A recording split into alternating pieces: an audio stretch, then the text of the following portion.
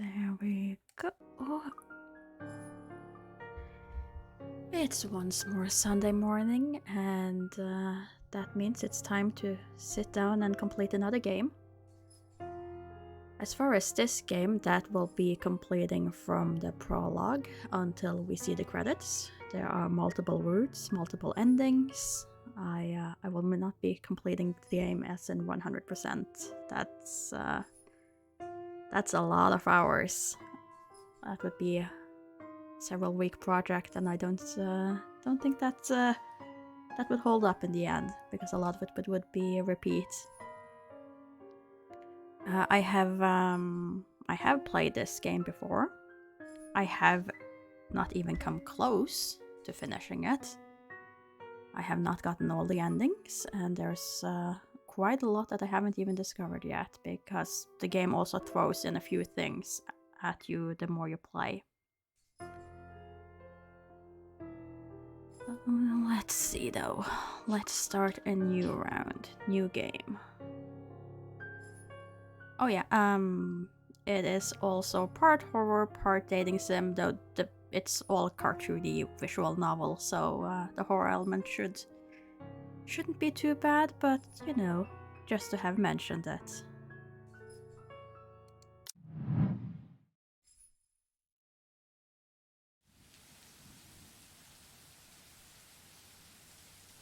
The Ermengarde Mansion. I'm not controlling my work. That's gonna be an issue. I don't want to do this entire thing with keyboard. Let's see. Nope. You should be fine with it. Well, guess I don't get a choice this time. Then this goes back, keyboard goes in. Very well.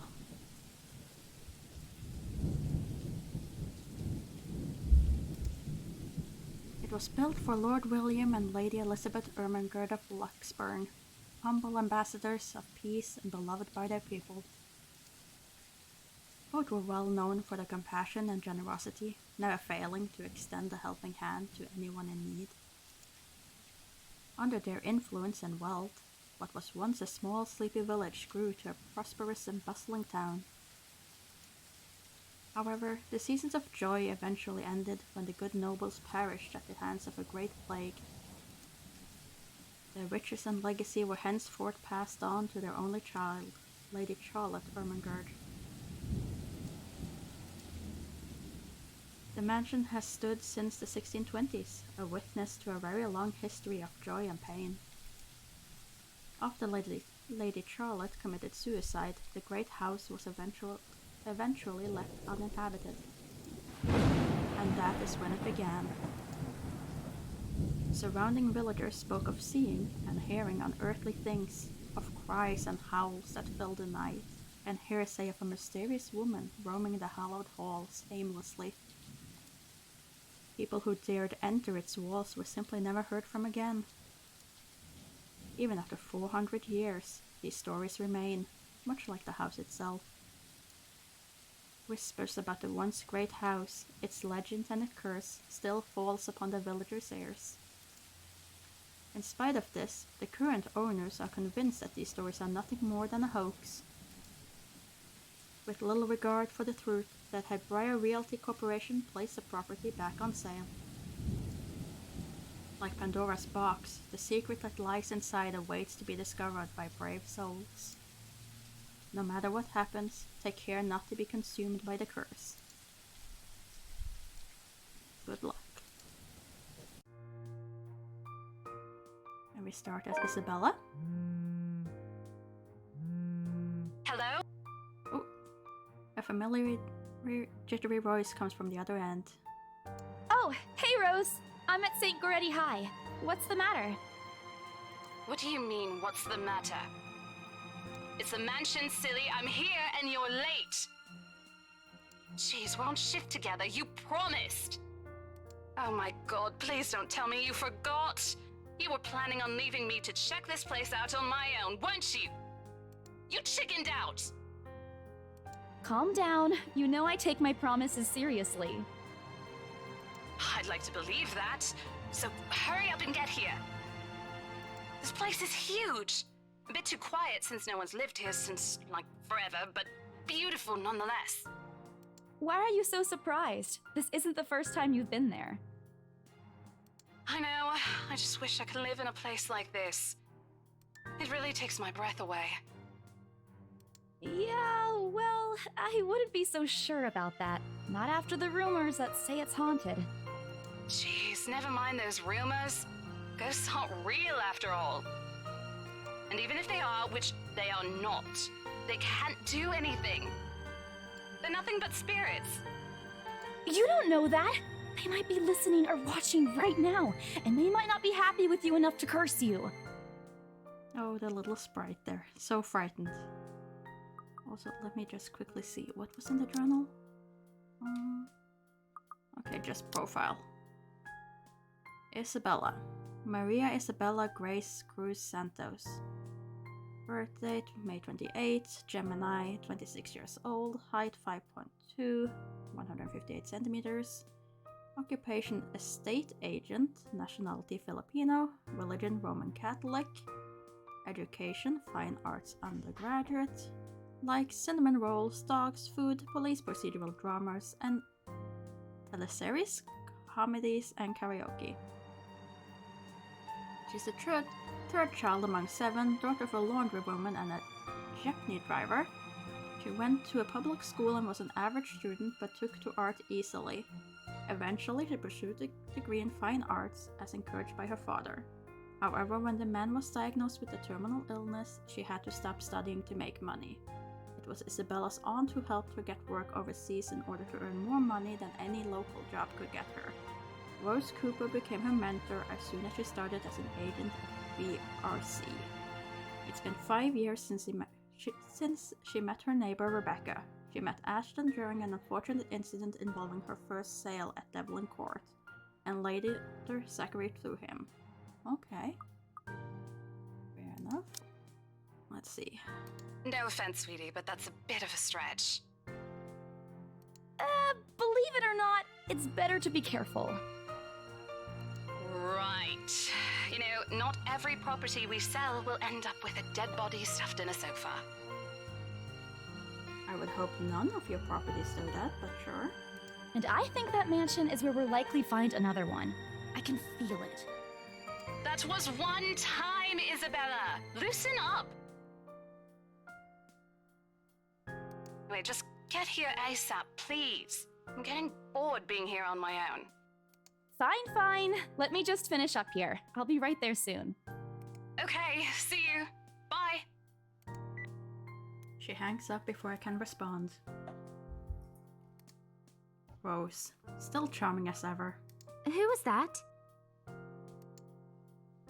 I look up from my phone to see Rebecca. Becca, giving me a questioning look. Oh, that? It's just Rose. The one who trained you? Oh, you're not gonna voice act the entire line? Rose, the one you said who trained you for your job back when you started? You're working together again? Just for this property. We've been scoping out that big mansion down Anselm Village after the renovations. Today's sort of its grand opening to the public. The RC wants to give it one last check before we let potential buyers tour it this afternoon. Hold on. Is this the same mansion you've been telling everyone about? Didn't you keep saying how it just gave you the creeps? You actually went there? And you're going back? Well, I did promise Rose I wouldn't ditch her. And besides, a job is a job. Gotta do what you gotta do to make a living. As soon as those words leave my mouth, Becca lets out a soft chuckle. What's so funny? Nothing. It's just that I didn't expect you to say that. Coming from you, it sounds so out of character. I mean, no offense, but you've been freaking out ever since you got assigned to it. Really would appreciate if you said the entire voice line, but I'll just leave it. I'll just accept that you won't read all of them, rather than reading it double. I honestly thought you'd back out. Not all the time. I could really use a huge amount of cash right now, and this is just the fastest way to get it. Plus, listen to this. Briar Realty wants it sold as soon as possible, and the agent who lands the deal is going to get a huge bonus. They never give bonuses like that. Getting that would make life so much easier. They're desperate, I'm desperate, it's perfect. A sympathetic look crosses her face. You know, if you're really in urgent need of money, you could have just asked me. Or Ashton. We can always let you borrow, and you can pay us back whenever. I have to keep myself from groaning out loud. In the years I've known her, I can already tell what to expect when she has that expression. Becca! I've noticed that you've been living off instant noodles these past few weeks. She crosses her arms and grimaces at the thought. Her voice slightly raises as she begins to scold me.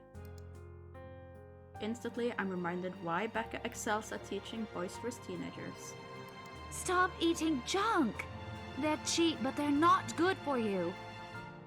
You'll definitely end up in the hospital if you keep at it. Okay, let's see. I eat other things too. You're not my mom. I eat other things too. Hey! I eat other things too. I fold my arms across my chest, mimicking a posture and giving her the best frown I can muster. The same one I've used with my younger siblings when they're being difficult. Let's see, relationship. Okay, so that was the good answer. Our relationship with Rebecca went a little bit up. You have Isabella, you have Hannah, Zachary, Marianne, Rebecca, Ashton, and Luke. Whose bars can be tangled with? Let's see.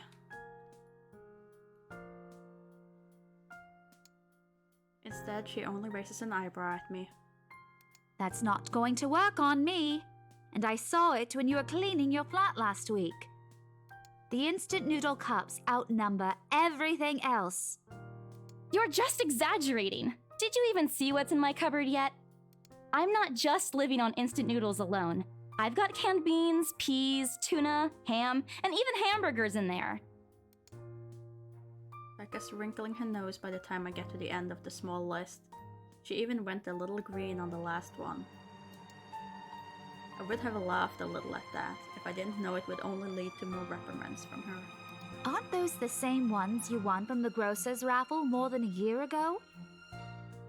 Oh, I sincerely hope you're checking the date stamps on those things before eating them.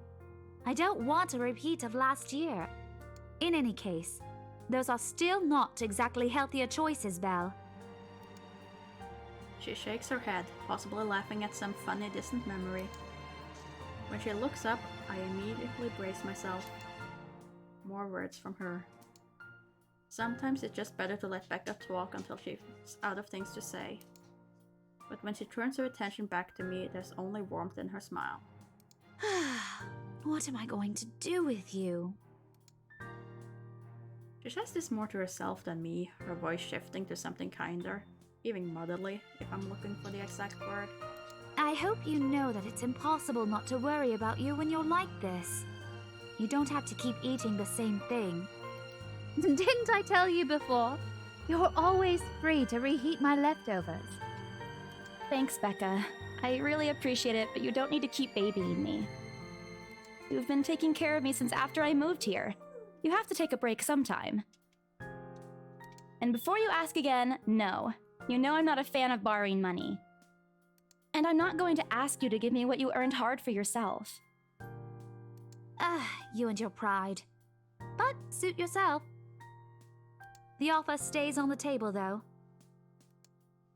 I nod in response, if only to get her to drop the topic. But I'm pretty certain I will never take that offer. Ever. It has nothing to do with pride. I've simply seen plenty of times how friendship can take a turn for the worse just because of a few unpaid debts. I don't want something like that to happen between me and Becca.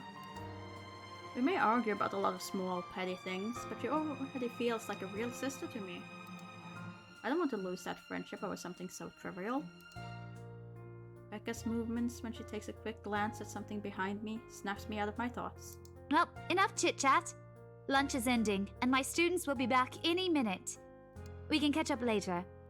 Good luck with your clients. You better treat us to lunch or something if you get that sale. You bet! With a small smile, she returns to her desk and begins shifting through the pages of a rather thick history book. She's probably working on next week's lesson plan. Or trying, at least. Her eyes are distant, and she doesn't seem too attentive to whatever is on the page. As if she heard my thoughts, Becca starts coughing heavily. Her hand hastily goes to her mouth to stifle the sounds. And this is precisely why I followed her here. For someone who makes a habit out of worrying about other people, Becca sure forgets how to care for herself. Hey, you sure you can manage on your own? I mean, you're still a bit feverish. Hush, dear. Don't you worry about me. I'll just drink some medicine and I'll be right as rain. I level her with a flat look. She has had a cold for a couple of days now. Something about the strange weather not agreeing with her lately. And despite my advice to take the week off and rest, I found her apartment empty when I dropped by this morning. She even left the medicine her doctor prescribed. Look who's being stubborn now. You shouldn't even be working right now. Seriously, you big baby. I'll be fine. For now, just go to work and stop making that Rose girl wait for you. I mean, we are getting really, really late here. We probably should have gone already. I'll call you if I still feel bad, and you can come pick me up if it makes you feel any better. She offers me a reassuring smile and I can only sigh. Why do I even bother? There's no stopping her once she has decided on something. Defeated, I reach inside my bag to pull out the same bottle of medicine she left earlier. She looks at it warily when I place it in front of her. Unfortunately for her, this is one thing I'm not letting her have her way. All right, but don't forget what the doctor said. Drink this on time. I'll see you later, okay? There's an amused gleam in her eyes when she shifts them back to me. Look who's playing the mother hen now. Rebecca! Okay. I won't tease anymore. I'll make sure to drink it, Mom. Before I can retort, she casts another look at the clock. I take that as a sign to finally end the conversation and my short visit. With a small wave, I leave her alone to her classroom and her thoughts. I hail a passing taxi to take me to the property as soon as I leave the school grounds. The mansion is some way out in the countryside, but I don't have trouble giving the driver directions. Apparently, everyone in Luxborn City knows of it, including every bit of rumor surrounding the place. In fact, just the mention of its name is enough for locals to give you cautious sidelong glances. I learned that the hard way the first time I commuted there, and it only boosted my belief that there's something more to the house. Even the news of it being renovated and placed back up in the market has caused quite a stir. Thankfully, it died down a few weeks later. The place would have become a lot harder to sell otherwise. I avert my eyes from the window once the building shrinks in the distance. We get a glimpse of the countryside soon, although a quick glance at my watch tells me we're still a few minutes away from our destination. Might as well get some work done. Rose did ask me to review the mansion's documents. I already looked them over last night, but you never know when things may go wrong. Life has a way of messing things up like that. Halfway through reading the papers, my phone rings again. I pick it up without looking, neatly tucking it between my ear and shoulder. Probably just Rose again anyway. Rose? Guess again. That voice. Ash. Bingo. Hey, what's up? Just checking if you're still cool later this evening. You mean that thing with Zach? Yeah. He even called in the middle of the night just to remind me. No, don't worry. I didn't forget. I'll be there. Cool. I'll see you later. What time do you get off? Around 6 p.m.? I don't know. It's the first day of the Ermengarde Mansion's open house, and we're expecting quite a number of potential buyers. I'll be booked the whole afternoon. Ermengarde Mansion? You know, the big Jacobean mansion at Anselm Village? I'm on my way there right now, actually.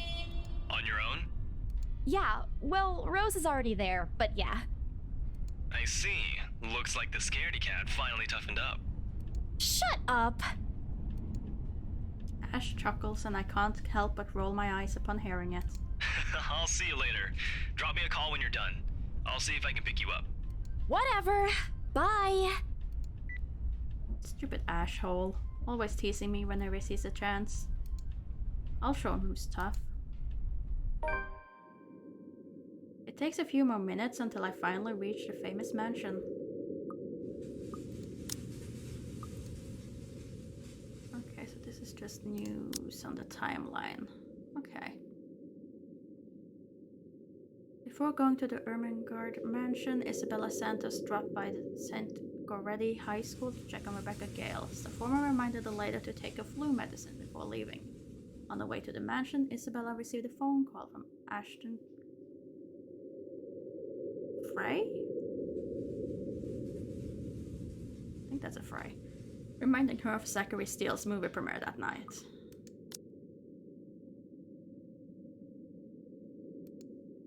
I have to admit, the entire property does look wonderful from the outside. Yet, despite all of this, it does nothing to hide that something is just wrong. The surrounding area is unusually silent, and only the rustling of the leaves can be heard as the occasional breeze passes. While Anselm Village is just a few miles away, everybody keeps their distance on purpose. Perhaps out of fear, the horror of falling under the mansion's curse. Somehow, it makes me feel sad. The lack of immediate human presence just makes this place all the more eerie than it has any right to be. It is uncanny in broad daylight. I can't imagine how this place looks at night. Are you planning to go inside that place, Missy? The voice nearly makes me jump out of my skin. Without completely taking my eyes away from the house, I give the driver a confused nod. A beat passes while I wait for him to say more, but his only answer is a non-committal hum. Belatedly, it occurs to me that he must have been waiting for my payment. I mentally slap myself for spacing out and promptly hand him the fare with an apologetic look. I expected him to leave as soon as I paid, but there's a hesitant expression on him, as if something hasn't been said yet. Is there something wrong? Look, Missy, I'm sure you've heard what the people are telling everyone about that place. Nobody likes to be disturbed when they're at peace, and I'm pretty sure whatever they say is in that house doesn't want to either. I admit they did a good job fixing it up, but there must have been a reason why even distant relatives of the family who used to own the house never lived in there despite inheriting it. No wonder they wanted to get rid of it. Maybe they just didn't like it? You never know. He drives off after, but what he said has left a foreboding feeling in my gut. I breathe out a heavy sigh as I approach the house. After hearing enough of the rumors, I should have expected the conversation to take that turn. But I'm already here. Backing out is completely out of the question. It's not like I have a choice anyway. If I want to get that bonus and commission, one way or another, I got to sell this property. The door is ajar when I get to it. However, while my own copy of the keys dangle uselessly in my hand. Rose must have left it open when she arrived. That's weird. We may be the only people here this early, but I've never known her as someone careless. Entering, what greets me inside leaves me gaping. They've cleaned every corner, waxed the floor, dusted the antiques, searched every nook, cranny and crevice, and made it spick and span. All for the sake of making the mansion more enticing to the modern-day lords and ladies. But no matter how hard they try, the mansion still looks as soulless as ever. As though it's going to eat you alive. If you ask me, they should have just listened to what other people have been telling them and leave this place alone. Some things in this world are better left alone, never to be disturbed again. Rose? I call out. Rose, I'm here. Where are you? My voice echoes softly throughout the hallways. Oh, who am I kidding? In a place this big, I don't think she'll hear me no matter how deafening the silence is. She could be all the way on the other side of the property for all I know. Quickly, I reach for my phone and dial her number. But The number you have dialed has not been recognized. Please check and try again. what do you mean has not been recognized? We were just talking a while ago. It's not like she was eaten by the house, right? Or maybe the ghost did hear us talking and spirit her away, right? Right?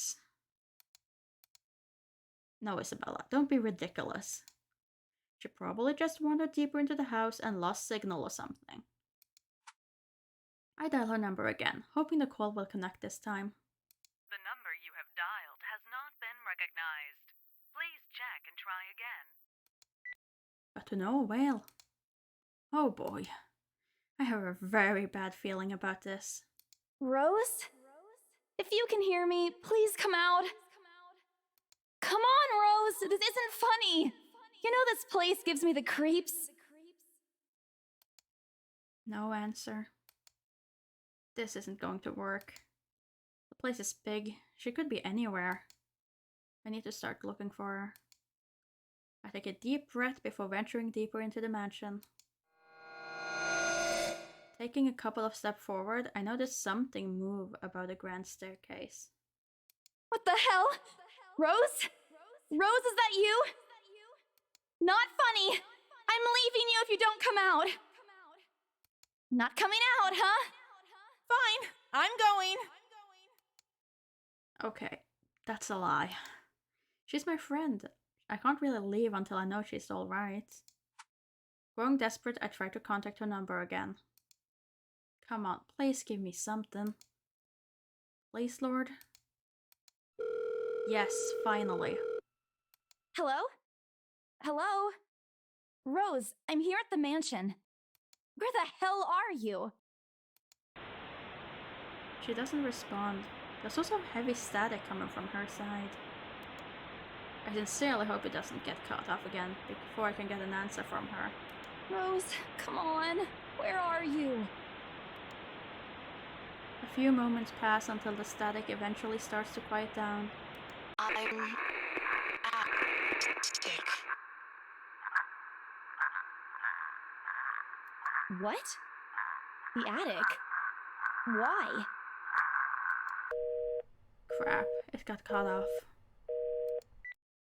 Man, do I really need to go there? With how deep inside the mansion the attic is, there's barely any signal there. No wonder I can't contact her. But why is she there?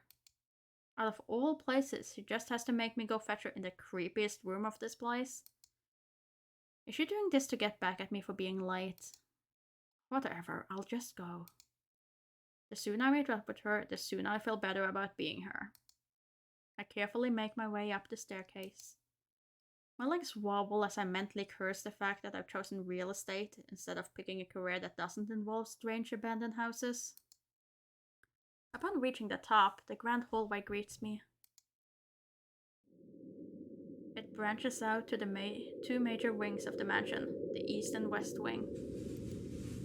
There are two attics here, one on each side, but the east one has been converted to a storage room of sorts, and somehow I find it the least likely for Rose to wander there by herself.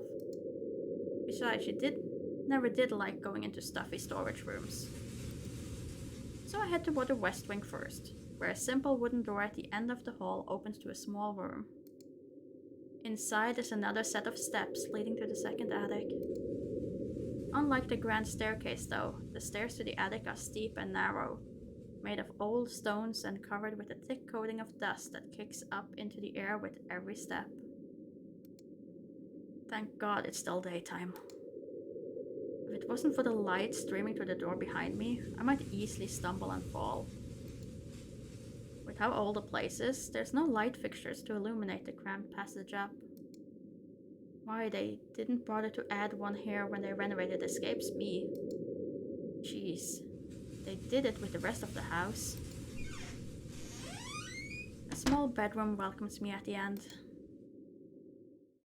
It looks exactly as it did since the last time I've been here, full of dust, worn out, and faded by time. Odd. I thought I cleaned everything. Did the crew miss this room? The cleanliness is the last of my concern right now. The more pressing matter is Rose. She's not here. Was I dreaming when I talked to her a while ago? Did I mishear her? No, it couldn't have been a dream. After all, the creepy ambience of this estate is doing such a remarkable job of making sure I stay alert and awake.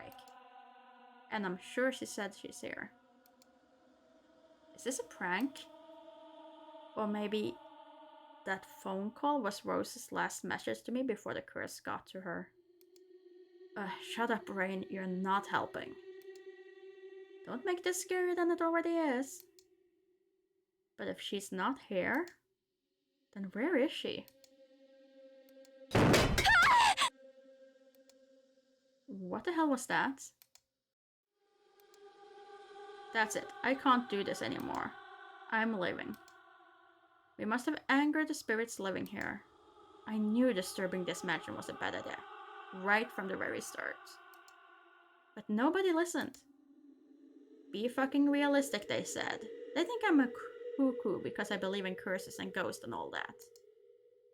Me and my outlandish backwater country beliefs. I always strive to be a model employee, but not this time. No. I'm turning back for the sake of my sanity. Briar Realty can find another agent who is more fucking realistic to tour people around this haunted house.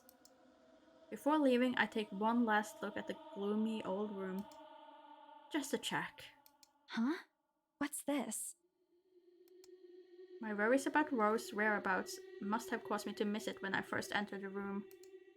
But there's clearly something on the floor. It looks like... A letter? Lying on the ground just a couple of inches away from my feet, out of sheer curiosity, I lean down and pick it up. Strange. I don't recall seeing this the last time I was here. A few days back, me and a few other agents inspected the mansion to prepare for today. I had been the last to look inside the attic and leave, and this certainly hadn't been there before. Someone must have left it in this room since then. Did Rose leave this for me? Was she here a while ago? I couldn't have missed her though, could I? There's only one set of stairs leading to the attic. The letter isn't exactly in pristine condition. In fact, it looks rather ancient. The paper is so thin and rough, I'm worried it will fall apart if I so much as touch it. But with great care I open it, and what I read shakes me to my core. What? Oh my god. Nothing but the word "help me" fills the page, all of it seemingly written with a crimson shaded pen. Or blood. I gulp. The same phrase just goes on and on until...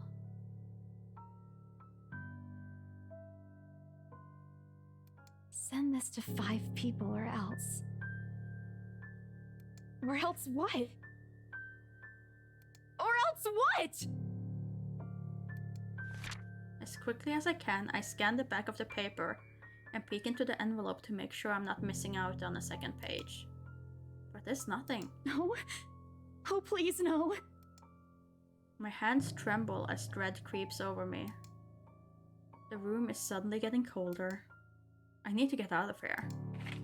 Folding the paper in half, the sight that greets me next has me frozen on the spot.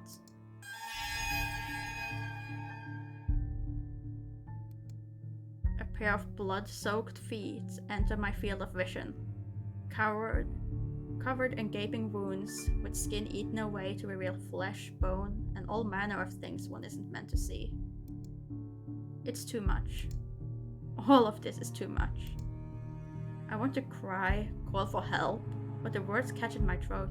Even my feet won't move, completely paralyzed out of terror.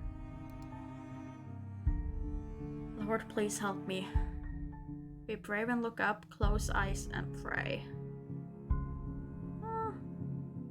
Let's see. Be brave, sure. What could go wrong here, right? I will not be saving at any point in this game, so if someone died, they're dead. I'm not allowed to go back and change things. I need to face it.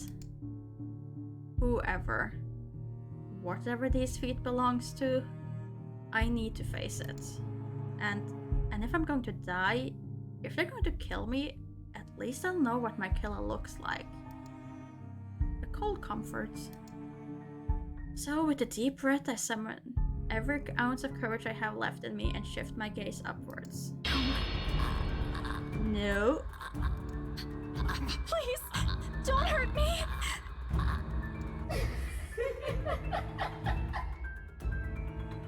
No! Without thinking, I scramble towards the door. I struggle to open it, but it won't budge. Stay away! Go away! Please, Lord! Make it go away! Why now? I want it open now. My heart sinks as reality dawns in. I'm locked in. Locked in with that thing? Let me out! Let me out! Lord, please, let me out! It slowly approaches me as I wrench the doorknob violently back and forth.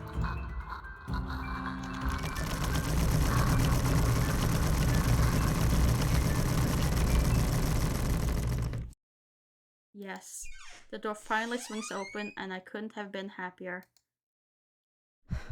Wasting no time, I leap out the door and don't look back. My feet pound against the floor in rhythm with the loud, fast beating of my heart. By the time I run past the hallway and find myself atop the grand staircase, my chest feels so tight like it's going to burst. But that's nothing compared to the feeling of hope the sight of the exit gives me.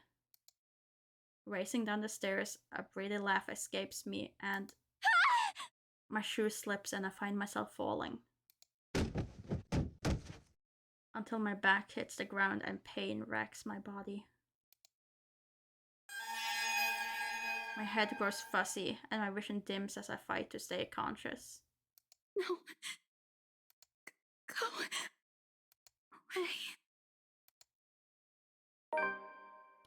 The last thing I see are those feet before all I know is darkness.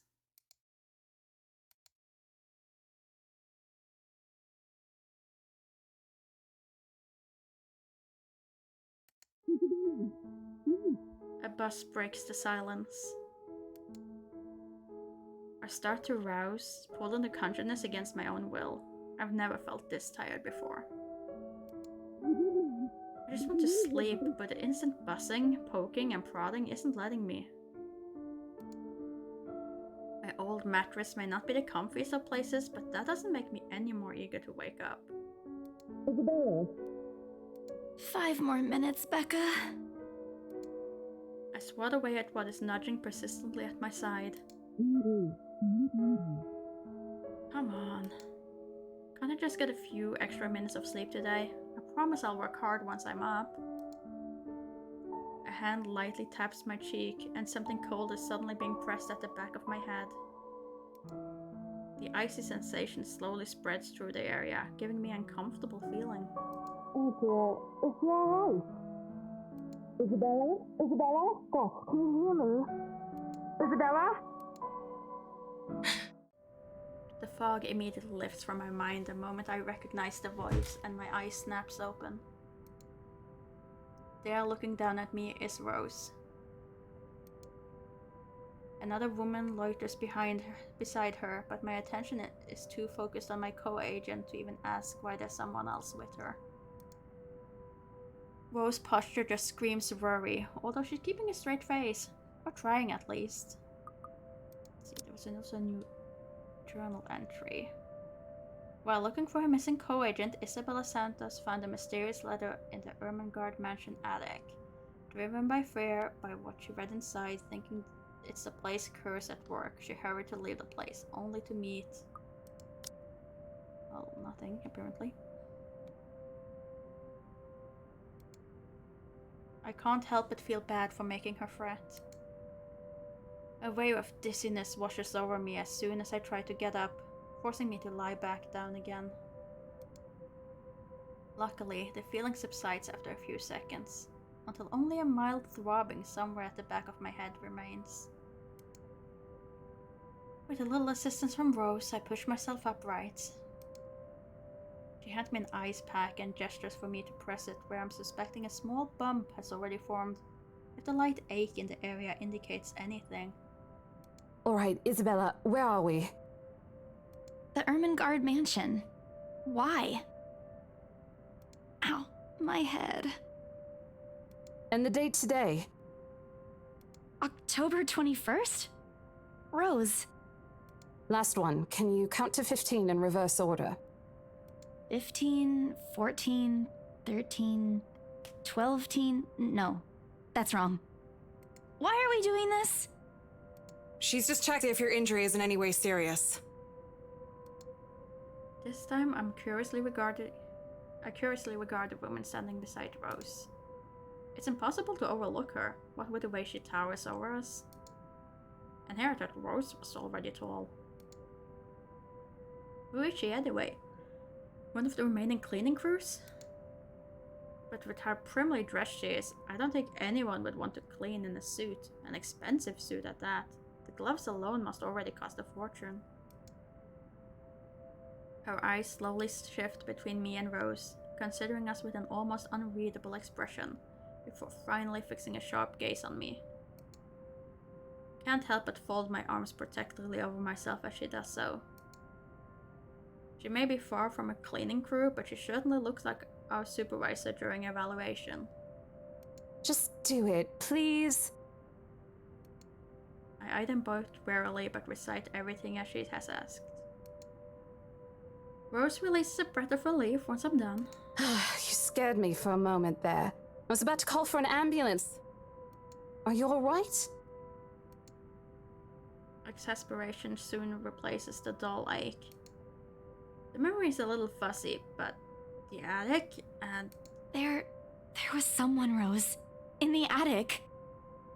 Someone? You mean a client? Oh, that's unlikely. It's probably just one of the cleaning crews. The boss sent a few of them back this morning for some last-minute... No, not any of those. I'm not actually sure. Wait, didn't I call you? You said you were in the attic when you answered. That's why I went there in the first place. Both Rose and that lady looks at me like I've just grown another head. Did I say something weird? Rose quickly casts an apologetic smile at the woman before awkward silence stretches on further. It's a saleswoman smile, the same one she taught me back when I was still her trainee.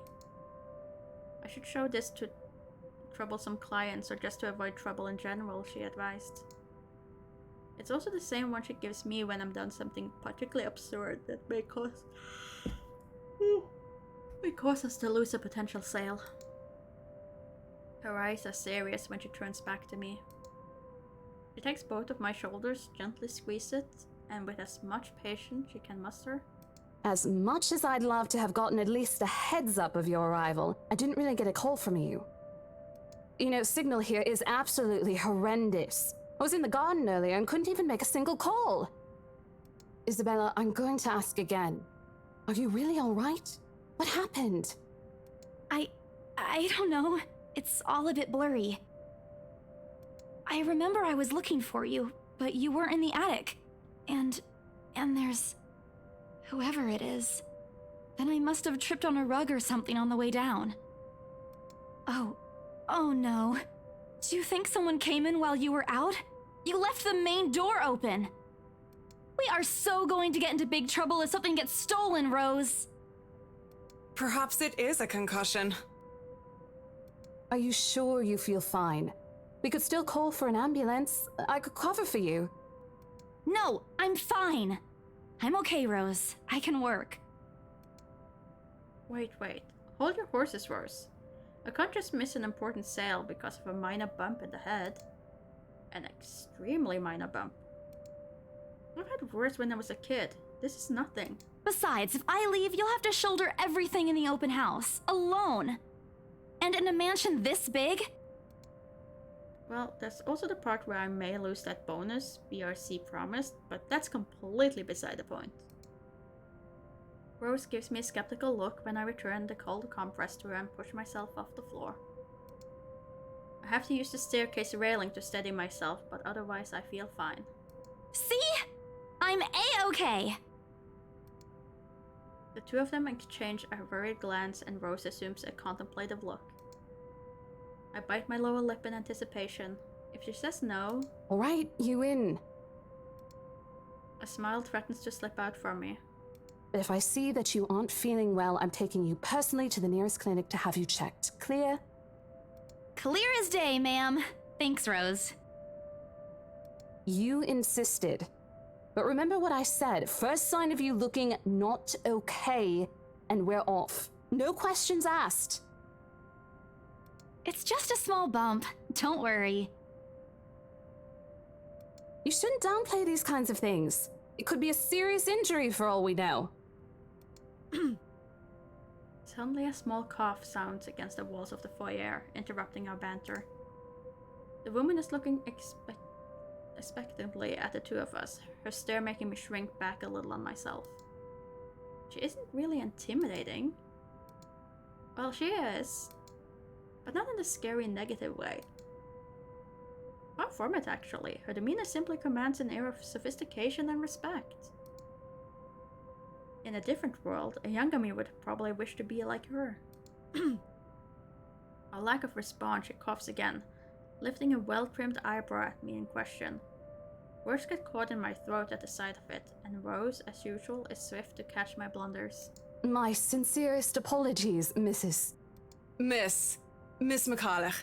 Marianne McCulloch. She hands Rose her business card. The word interior designer catch my eyes before my partner flips it over. Oh, probably someone interested in the mansion for its 7th century influence then? I won't hold it against her though.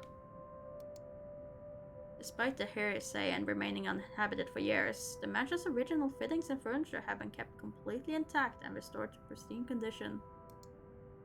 I suppose some people find that trip to the past feeling appealing? After all, with what it offers, this place could also be a haven for people looking to live somewhere with a classic historical charm. Miss McCullough, I'm Rose Cooper, and this is my partner, Isabella Santos. We're just ironing out a few things, but we'll be starting the tour soon enough. In the meantime, we've prepared some refreshments for you in the parlor while you're waiting. If you could please... Thanks. There's no need for it, though. I just dropped by for a quick survey of the place. I thought I should check the estate before I meet with the homeowners. Rose's confusion is impossible to miss when she glances at me, and I return with an equally perplexed look. And against my better judgment, I blurt out the first question that comes to mind. I'm sorry. Homeowners? I should have kept my mouth shut. A flash of irritation crosses her face, but it instantly disappears under a mask of professional detachment. Yes. Hannah Wright? She hired me to handle the interior design for their new home. This is the Ermengarde mansion, right? It is, but... She pauses, possibly trying to find the right words to fix the awkward situation without offending someone. Suddenly Rose nudges me with her elbow. We'll check with our supervisor, sounds the most professional. Those few moments have given me enough time to clear my head of any nervousness and confusion clouding it. And that leveled up with Marianne, so that's good. It is, ma'am, but we weren't aware the mansion has already been sold. What do you mean? I almost flinch when she turns her gaze on me, but I stand my ground. Besides, it isn't like I haven't dealt with awkward situations like this before. I may screw up at the times, but that doesn't mean I haven't learned a thing or two in the 5 years I've worked in the business. The mansion is indeed for sale, ma'am. Today's the open house, in fact. However, we haven't heard anything from the higher-ups that a deal has already been closed for this particular property. If you'd like, my co-agent and me can check with them right now. She nods, seemingly in deep thought after I finished. She appears to be a reasonable person anyway. Giving the proper explanation, she'd surely understand. I thought something looked odd. Excuse me, I need to call my secretary. Thank you for your assistance, Miss Santos. With a slight wave of her hand, she leaves us. That seems to be the end of it. Both Rose and I breathe a sigh of relief. Disaster averted. I also don't miss the thumbs up she gives me for doing a good job, and I can't help but swallow with pride. Still, I've already prepared myself to dial the number to a Luxembourg offer and check, even if she didn't ask for it. I'll be very frustrated if for some reason something has already been decided without my or Rose's knowledge. That's a whole new level of unfair. We've been working hard on this. Moments later, Miss McCullough returns, looking a little frustrated, but with an apology clear on her face. I feel a little sorry for her having to go through all this trouble. There seems to have been a little misunderstanding with my client. If you'll allow it, I'd like to stay and wait for them here. I was informed they'll be dropping by for the open house today. I figured it'd be a waste to just leave after that long drive. I might as well meet him here. Certainly. You could stay at the parlor in the meantime, ma'am. I'm sure it won't be long before our guests arrive. And, Isabella? I left a few documents in my car. You know where I keep those. Can you please get it for me? Rose takes a glance at her wristwatch before tossing me a set of keys. And hurry! We've still got a few minutes to double-check those papers. Okay, got it. The two of them disappear behind the parlor door. The departure brings with it a stillness to keep me company, neither welcoming nor comforting. Alone like this, it's impossible not to think of what really happened. I wish the memory isn't as elusive as it normally is. Then again, Rose already said she didn't receive any call from me. Was it just paranoia? A temporary lapse after having heard all those tales about this place? Probably. I want to think of it as such. Better think of it as such, so I can work in peace. Except a small part of my mind begs to differ. And if I'm going to be completely honest with myself, I want nothing more than to leave this place as soon as possible. I don't know what's in this house, and I don't want to know. The keys Rose have just handed me dig into my palm, the jagged edges creating shallow ridges on my skin from how hard I'm clutching it. It's a reminder of what I still need to do, and why I've taken this job in the first place. Hugging my blazer closer to my body, I exit the house to get what Rose has asked of me. Just a few more hours, Isabella. Sell the house, get the money.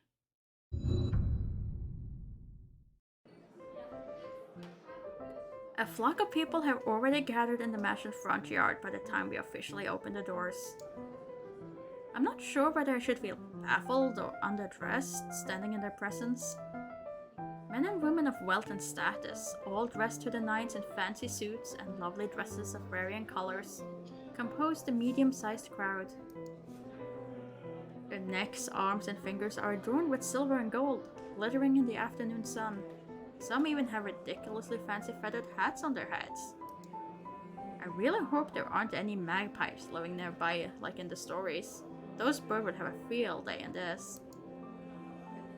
They're murmuring among themselves, looking at the estate's facade appraisingly, with some arguing about whose mansion has the superior architecture. But most of it stops as Rose calls for their attention. They don't look too pleased at being ordered around, but what can they do about it? Ladies and gentlemen, I'm Rose Cooper, and this is my partner, Isabella Santos. We'll be taking a tour of the mansion in 2 groups. Please make sure you filled up our sign-in forms before joining a specific group. Those who want to look around the first floor, please follow my partner. I'll be guiding the ones who wish to see the ground floor.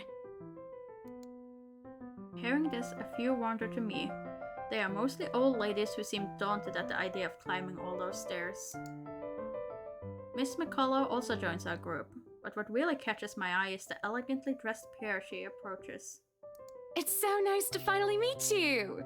When Chief Inspector Lee mentioned that a famous interior designer is in town, I knew I had to get you! Your confidence in my skills is very flattering, ma'am. I'm sure you won't disappoint, Marianne. Oh, you know each other? Not at all, ma'am. You mentioned something about a Marianne on our way here, darling? Oh, yes, I think I did. Ah, they must be the client she was talking about. I might have seen their faces somewhere before. Some magazine.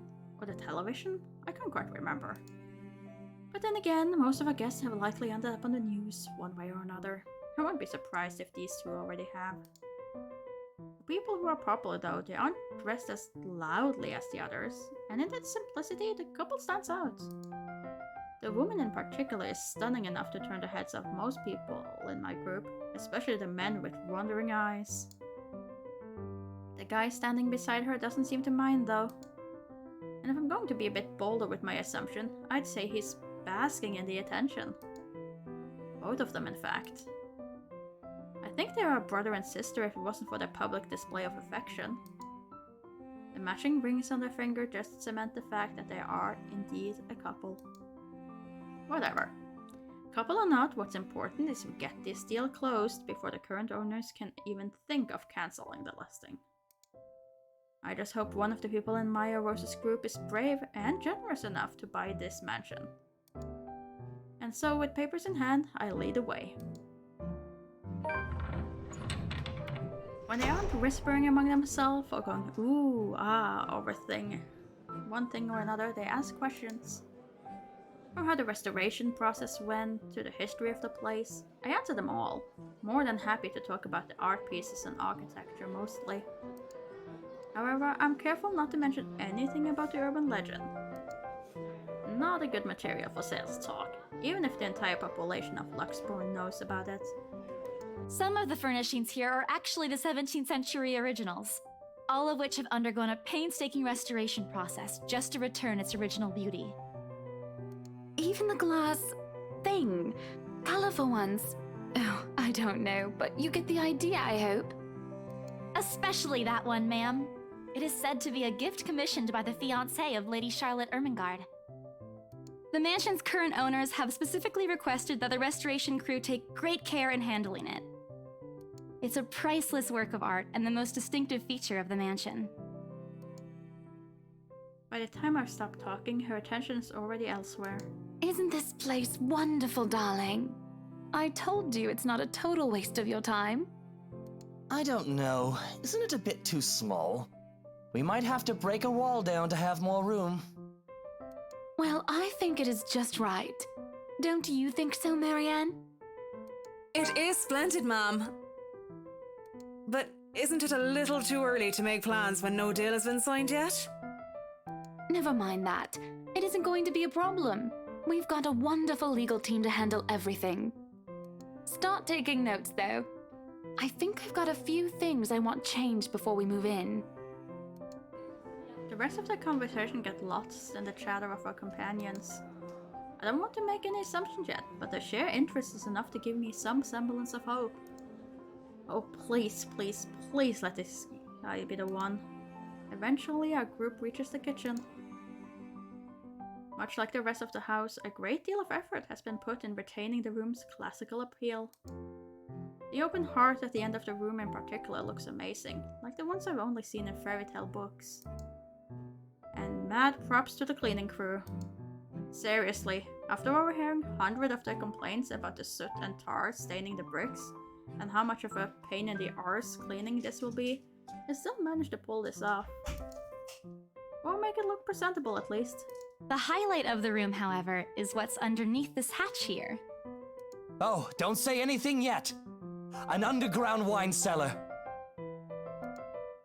This is the first time the guy in grey speaks up. Mr. Luke Wright, my memory supplies from the forms they signed earlier. His sudden attentiveness catches me off guard. Since the start of the tour, only his wife has shown any form of genuine interest in the place. But this time, something lights up in his eyes at the mention of the Undercroft. What's so interesting about the basement? I really don't understand rich people sometimes. Right now, he just gives me the impression of a child who has seen what he absolutely wants for Christmas. I've always found it cute whenever I see children act that way, my younger siblings especially. On a grown man, it's almost funny. Yes, sir. It could house around 7,000 to 11,000 bottles of wine. Truly? And the room? How was it built? The bricks that were used to build the cellar had been carefully picked for the purpose of maintaining and preserving a constant temperature and humidity in the room. It's a good place to keep your private collection in if you have one, sir. It keeps the corks in good condition. Oh, love. Didn't you say before that you wanted to make your own personal vineyard? Perhaps you could start one here. You know we're going to need space for that, darling. And this isn't big enough? If it's space you're worried about, sir, the Ermengarde mansion sits on a 46-acre lot. There's plenty of room for it. We were told that the original owners had a horse stable built here before, too. There's a contemplative expression on Mr. Wright's face, but he doesn't say anything further. His wife, however, seems really pleased that he has started to show interest, if only a little. I smile to myself. I may not completely understand how these people's mind work, but I'm sure as hell know how to spot a buyer with sincere interest. Score. I can't wait to tell Rose. The rest of the tour goes by without a hitch. After more than half an hour, we're able to cover almost every room in the ground floor and are heading to the parlor. Funny, the first time BRC has surveyed the property, I kept complaining to Rose how big it is. Now I can't even bring myself to care, no matter how much my feet hurt. Maybe this is just my excitement over a possible sale? When we reach the parlor, however, an odd feeling washes over me. It started with small goosebumps on my skin, a feeling of being watched intently. Whispers in my ear and shadows dancing, lurking in the corner of my vision. Dark silhouettes that are gone when I turn to look. A chill settles down my spine, making me feel sick, and I start to break out in a cold sweat. I can't do this. I need to sit down for a moment. The old ladies in the group have been requesting for a break. Anyway, if I can just... Excuse me, everyone? We will be taking a 15-minute rest here before we visit the first floor. In the meantime, please help yourselves to the refreshments and snacks we've prepared. If anyone has any questions, feel free to approach me. I'd be happy to help you. I let them sit while I retreat to a quiet corner to recover. It's not what you think. Don't think about it. It's not what you think. I probably just caught Becca's cold. Don't think about it. I'm left alone for a good while, the same words spilling out of my lips in a silent prayer. Until a hand taps my shoulder. Hello, you there? Yes, ma'am? Oh, look at you! Having to show a group around a mansion this big must be exhausting. Not a problem, ma'am. I'm just doing my job. What a hard worker! Anyway, Isabel, right? Isabella, actually. But yes, what can I help you with, ma'am, right? Please, just Hana. Call me Hana. I just wanted to ask, how soon are we able to move in? My brain completely stops. The sick feeling plaguing me is suddenly gone, replaced by utter bewilderment. Is this a joke? She looks at me expectantly as I struggle to come up with an answer. Wait, ma'am, you see... But we haven't even negotiated a price yet, ma'am. We haven't even finished touring the rest of the mansion. A sale would be great and all, but... She stopped me from speaking any further and puts a hand on my shoulder. For a moment, with her tight smile, she looks as if she has tasted a particularly sour lemon. Oh, please, sweetie, don't insult me. Money is not a problem. And just between you and me.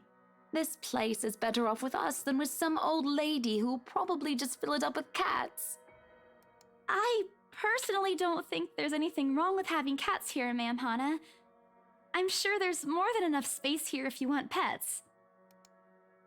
Perhaps I'm still not feeling well, but really, what's wrong with cats? More importantly, why is she talking about moving in already? Well, I'm more of a dog person. But you see, this is going to be a gift to my darling.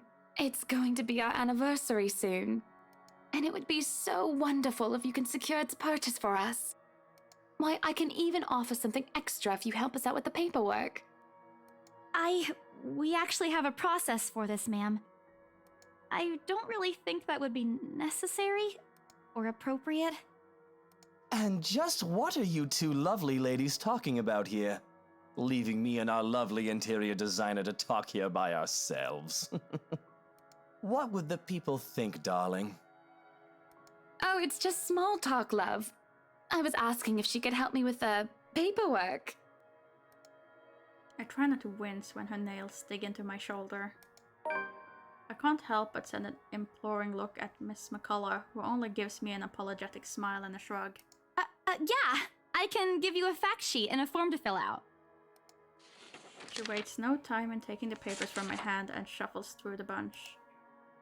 Oh man, Rose is going to be so angry at me for letting her do that. Wonderful. And Marianne, I'd really love to talk to you about those changes. You took some notes earlier, yes? I did, Mom. But I really hope that this time... Excellent. Hopefully you can help us out too, Isabel. Isabella. Right. It's a lovely name, Isabel. Really? We just corrected you. Oh well.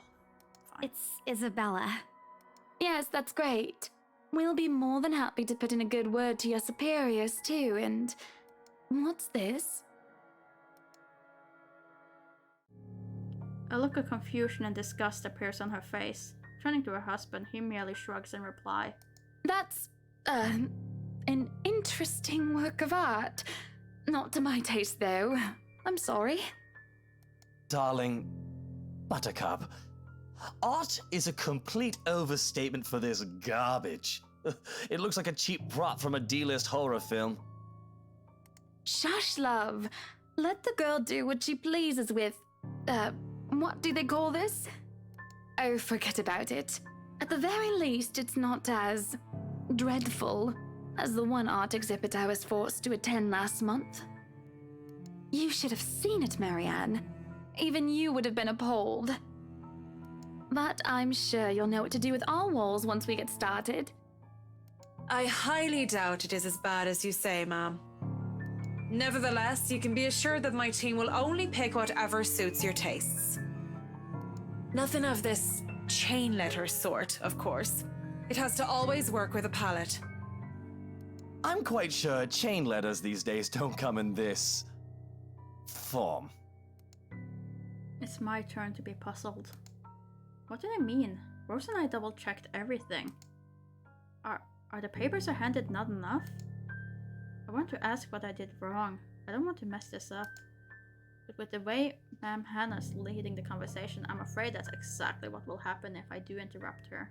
That's good to hear. See, darling, isn't she an absolute delight to work with?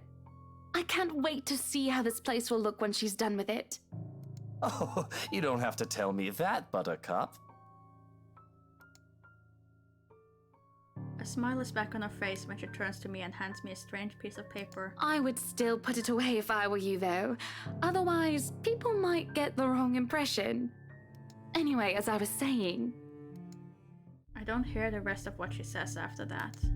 I can only stare down at the paper, at the letter in my hands. The sides crinkle in my grip, and my breathing grows labored. Dread quickly fills my mind. Isabella? Isabella? Are you alright? You're looking pale. I didn't even notice when Rose's group joined us in the parlor. I want nothing more than to say that no, I'm not alright. I want to leave this place. Because I remember everything as clear as day. This letter, And that woman in the attic. It's real. The letter. I'm sorry, I didn't know. Careless. I've been so careless. How do I even tell them that without looking like I've gone mad? Should I even tell them? Show the letter to Rose, don't show the letter. Let's be professional, we have a sale to do. Just don't mess it up. Rose, something happened there. Marianne went even further up, so she likes it that we're keeping it professional. That's good. Rose is stuck in my throat. I want to tell her, I really do. But is she going to believe me? She already dismissed me earlier. It's a concussion, she said. It's not. There really is something in this house, in that attic, in that letter. It's going to go after us. Please believe me. Dear me, is Isabella alright? Ma'am Hannah's voice breaks through the haze, beginning to cloud my mind. Rose is looking down on me, very etched on her features. I didn't even notice when she removed the wrinkled paper from my hands and pushed me down to sit on a nearby chair. From the edge of my vision, I can also make out Miss McCullough asking a passing food server for a glass of water. Through it all, Mr. Wright stands in the sidelines. Although curious, he appears more inclined to watch the scene than help. They are all as likely to believe me as Rose does. To everyone, whatever's in this house is just a hoax, a cautionary tale for children. Isabella, do you need me to call that ambulance? She offers me a drink, but I push it away. I need to get out of here before I cause an even bigger commotion. Clear my head, take a breath of fresh air. Anything to take my mind off things. No one's going to believe me anyway. No, I'm just feeling a bit out of it. Excuse me, I'll be back. I just need to catch my breath. Bowing my head, I mutter a quick apology and gather my stuff to make a quick exit. It doesn't matter if this place is haunted or not, I've caused trouble and Rose can be quite unforgiving of behavior like this. I'm almost at the door when she catches up to me. Isabella, wait! The apprehension must have been quite obvious on my face because her expression instantly shifts to something gentler. Eyes softer, a fond smile spreading on her lips. Hey, I'm not angry. I know. I'm sorry I ruined this for you. Come on, you didn't ruin anything. It's not like we haven't ran into any problems before. If we don't get a deal today, we can always try on a different day. And look. She hesitates, completely trailing off before shifting her gaze down to her hands, a small gesture to stall.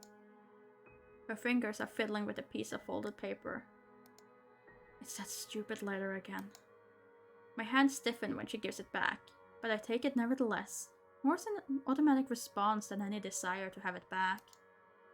I'll throw it away if I can, but I have this nagging feeling that, one way or another, it will find its way back to me regardless of what I do about it. Rose, this is... You have to let them know about... I know you want us to get this sale so badly, and we've made a lot of plans on how to go about this. I mean, who wouldn't?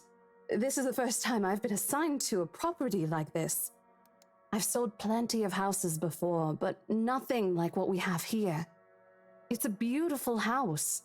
I'd love to get one of my own if I ever win the lottery. But I think...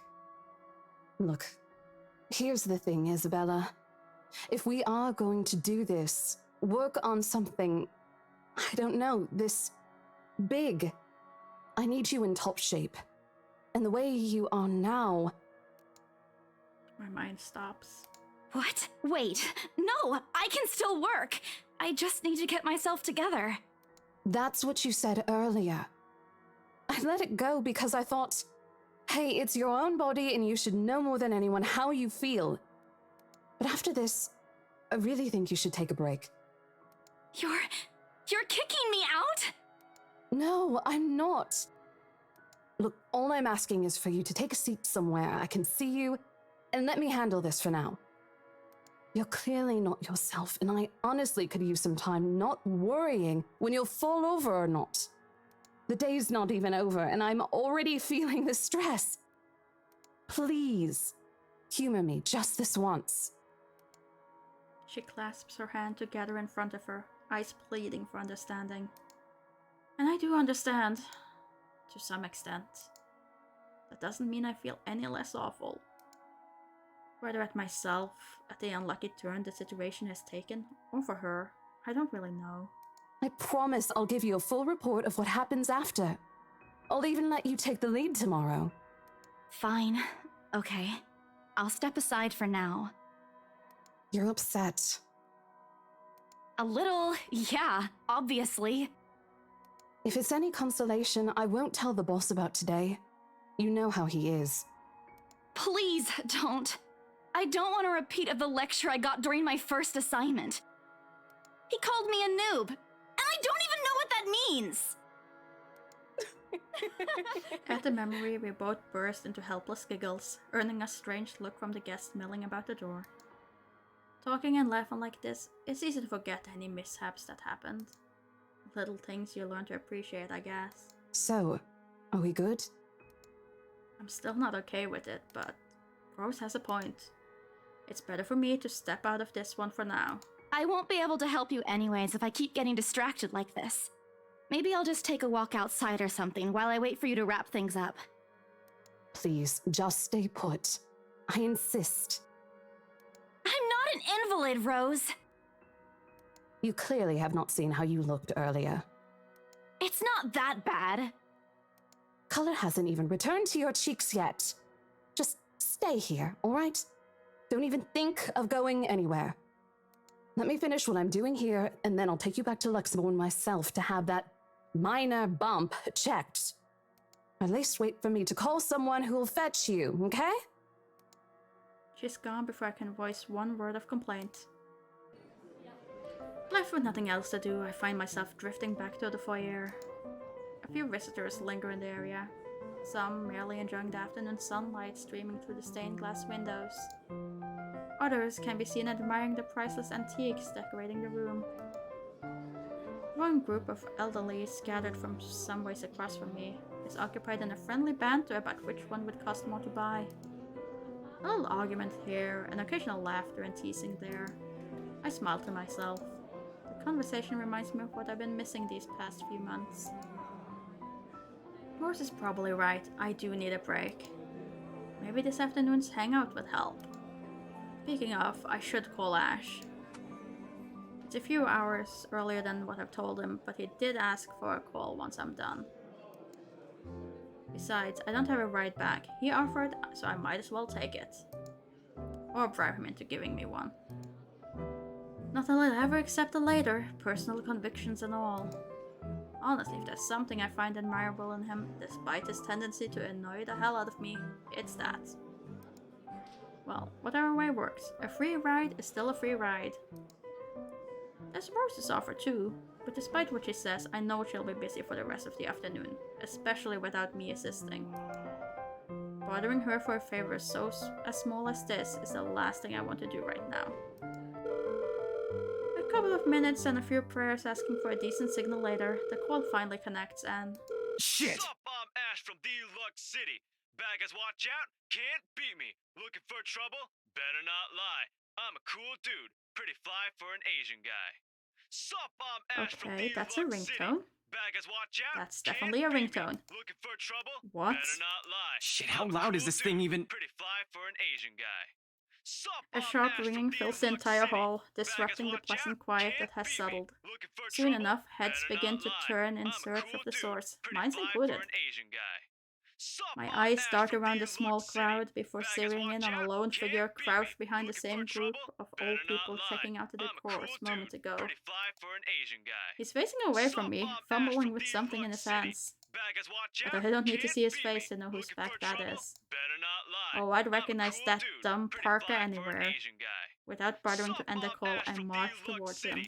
Baggers, watch out, After what happened can't today, beat me. I'm Looking really for not in the trouble? mood to deal with Better this. not lie. Of all the I'm a times cool to- dude, pretty fly. Ashton Frey! What happens next is something I'll surely regret later for having not recorded. He jumps, lets out an indignified yelp, followed by his phone slipping out from his grip. It bounces from one hand to the other in his poor attempt to catch it, before unfortunately falling flat on the floor with a resounding clack. I kind of feel sorry for the phone. And the floor. But it's not every day that you can catch someone like Ash off guard and get a reaction. Damn his stupid detective senses. I'll take every ounce of victory I can get, no matter how small. An awkward pause passes between us. A blink. A cough. He makes a face. And then, in a too-quick motion, he ducks and retrieves his abused gadget, while a grin threatens to break out from my lips. He doesn't meet my eyes when he straightens, but a flush has crept up his neck and cheeks. In another universe where we haven't known each other for 5 years and suffering through his teasing isn't a day-to-day occurrence, chances are I'd find that adorable. Endearing even. Unfortunately, this isn't that kind of world. The way things are, I'm already content to see him out of his obnoxious, calm and collected disposition. Hello to you too, Scaredy Cat. I could stand to be greeted like a normal person, you know. What? And miss that look on your face? No way! Oh man, I should have taken a picture. I am so honored you find this funny. Is that how you treat your guests? I think I need to talk to your supervisor. Talk to yourself. You aren't even a guest here. What are you doing here in the first place? For a moment, he looks like a cat that swallowed a canary. Suddenly, checking every nook and cranny in his phone for any damage or scratches seems to be a more interesting activity than explaining himself. Ash? I could be looking to buy a house. A mansion? Yeah, why not? Did you see the view outside? It doesn't look haunted to me at all. He's messing with me. Ashton, I am not in the mood. What are you doing here? He chances a glimpse at some point behind me. The parlor? Curious, I follow his gaze, but before I can figure out what has caught his attention, he places a hand on my shoulder and turns me back to face him. I just finished working on something, so I dropped by. I still don't see how his work has anything to do with why he's here. At my confused look, he drops the hand resting on my arm, like he's touched something particularly hot, and casually rubs the back of his neck. And I said I'll see if I can pick you up. Turns out I can. Free time and all. So here I am. Figured you'd still be busy, and so I roamed around for a while. Oh, you should have mentioned that sooner. I was about to throw you out. Throw me? Hey, I was given a pamphlet. I think that makes me a legitimate client. We have mandatory sign-in sheets for clients, Ash. I didn't see your name on it. And you can't just roam around because it says open house. Normal people actually follow an etiquette here. Right, okay. I think I'll just go ahead and... No, wait. I wasn't really going to throw you out. Rose said... Never mind. I was just about to leave anyway. Wait, what? Now? Something must have shown in my face, because he pauses and gives me a long, hard stare. Sometimes I forget how easy reading people is for Ash, given how he often looks as if everything around him is a chore. I avoid his eyes, hoping he'll drop the subject and won't ask any more questions. The last thing I want is to tell him what happened, especially the part about the letter. In fact, he's the last person on Earth I will ever think about telling it to, if I can help it. Sure, he's a dependable guy. God knows how many times he's helped me, even without me asking for it. But stuff like ghosts and the supernatural? He'll never believe those, even if he hears it from a friend. Except maybe if it's Becca. On a good day, the most harmless thing he'll do is give you an explanation why those things have no chance of ever being real. At worst, he's insufferable. He'll poke fun at you at every single chance he'll get. Asshole. What did I ever do to him? He never does that to Becca or Zach. I can already imagine how things will go down the moment I spill a word of what I saw. Nope, over my dead body. Before it catches his attention, I shove the letter deep into my bag. What's wrong? Nothing. Let's just go. Doesn't look like a nothing to me. We still have Zach's movie tonight, remember? It's still early. And didn't you say your shift will end around 5 or 6? What about... Hey, Isabella, wait up! A rush of air greets me as soon as the main door opens. Not the usual autumn draft, but still a welcome change from the stifling atmosphere inside the mansion. Ash footsteps are quick behind me, the soles of his shoes thumping hard against the polished concrete in an awkward cadence as he rushes to catch up. He calls out once, twice. The mansion still looms in the background. Whispers calling me back, shadows beckoning. Help me. Help me. I don't look back. We spend a ride back to Luxembourg City in a relatively quiet manner, with only radio's disjointed hum in the background to fill the silence. Occasionally Ash will reach out to fiddle with it until the signal settles or it's a respectable volume, but otherwise he doesn't say anything. Neither do I. However, if the furtive glances he's been sending my way are signs, I know there are things he's been itching to ask since we left the mansion. I keep my eyes trained on the passing scenery outside, in a small hope that my disinterest will dissuade him. Here. All of a sudden, he tosses something at me from a small compartment at the side. It hits me cleanly on the chin before I can make a move to catch it. The small package makes a soft landing in my lap instead. Sorry. The glare I send him wipes the smirk about to form cleanly off his face. He clears his throat, focusing his eyes on the road again. I swear he did that on purpose. Ignoring him, I flip the half-forgotten package on my lap. I won't say no to free food, but why are you giving away cereal bars? I always have one on my person, and you look like you're about to pass out back there. Have you eaten lunch yet? I don't even get a chance to deny it, because right on cue, my stomach rumbles loudly, and an empty, gnawing feeling in my belly becomes noticeable. No surprise there. I did skip breakfast and lunch so I could catch Becca while she was still on break. I was hoping to get a small meal after. I guess with everything going on, I just forgot until Ash mentioned it. It's not like the hollow feeling's new to me though. If anything, it's just one of the things I've gotten used to ignoring over the years growing up. Thanks, then I tear open the package and start nibbling on the edge of the bar. Apart from an acknowledging nod, Ash doesn't say anything after the small exchange. For that, I'm thankful. After getting an earful from both Becca and Rose, it's nice to be able to just sit down with someone who's not going to nag at you. How'd the open house go? The usual. We got a bigger crowd than normal because of the property's fame, but really, no different from the typical open house. On second thought, it actually looks like a fancy party more than an open house. I've never felt so underdressed in my life. Weren't you there? I wasn't really listening. I should have asked someone to kick you out. No, you won't. And what makes you so sure? One, ever since you got assigned to this property, you've been freaking out about it. Rebecca's words, not mine. She's been complaining to me about how you talked your ears off, by the way. Two, despite your initial qualms about the place, you still took the job. Which brings us to three. It's been months since you last settled a deal, and you're short on money right now since you're back to your instant noodle diet. How do you even know about the last one? Rebecca. Rebecca needs to start talking less. Anyhow, you're hellbent on selling the mansion. Even if someone you know personally is in the tour group, you aren't going to just kick them out.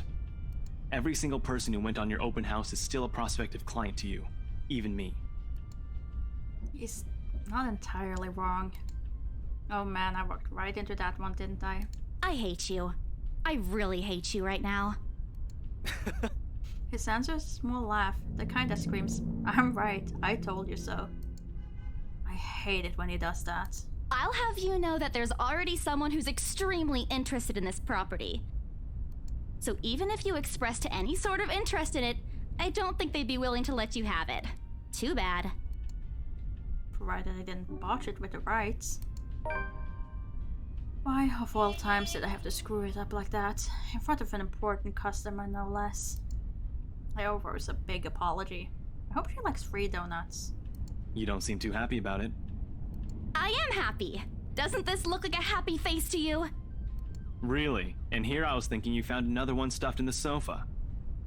Or is it the wardrobe this time? He meant that as a joke, but how close it is to the truth made my blood run cold, and my own heart beat a heavy weight in my chest.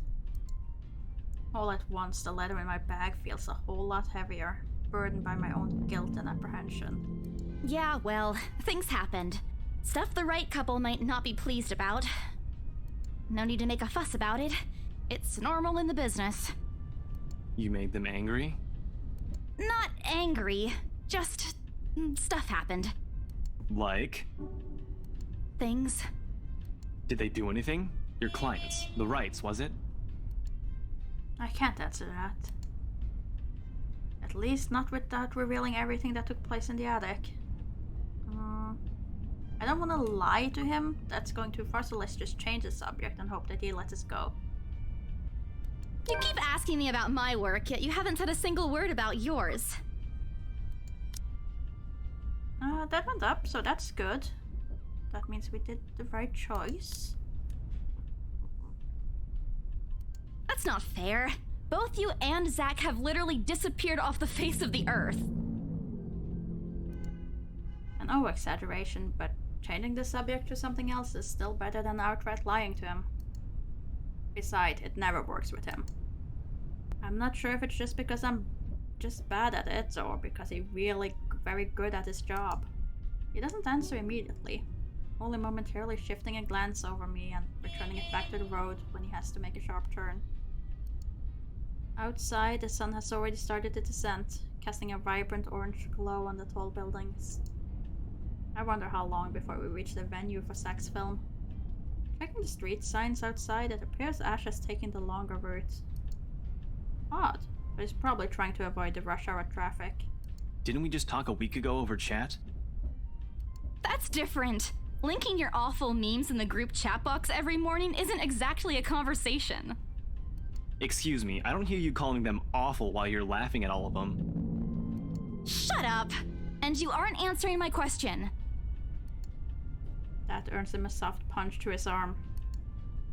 I did laugh at them, but I'm not going to give him the satisfaction of knowing that I find most of them funny. It only makes his head bigger. Stupid Ash. Alright.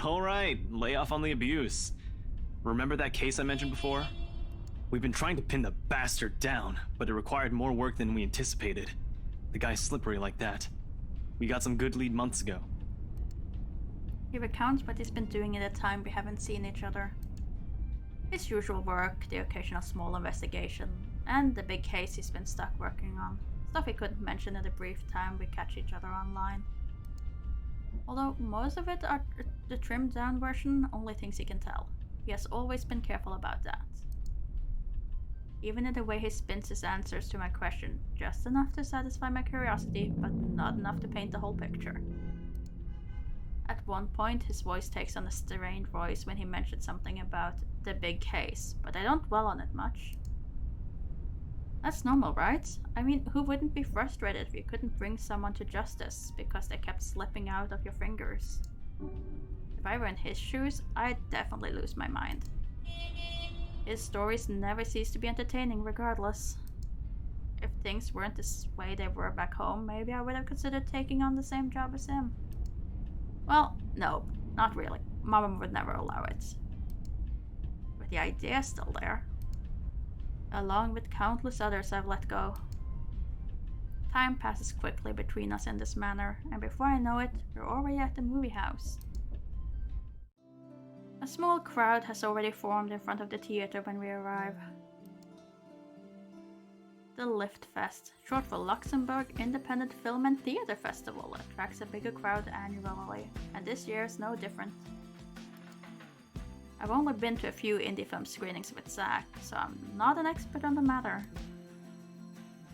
But I know that for people hoping to make a break in the industry, getting a film recognized by a local event like this is already a big deal.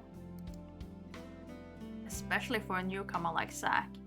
He hasn't even won an award, but just getting a confirmation letter that the festival committee wants to include his movie in this year's lineup already puts a grin on his face for weeks. Speaking of the guy, he's impossible to miss.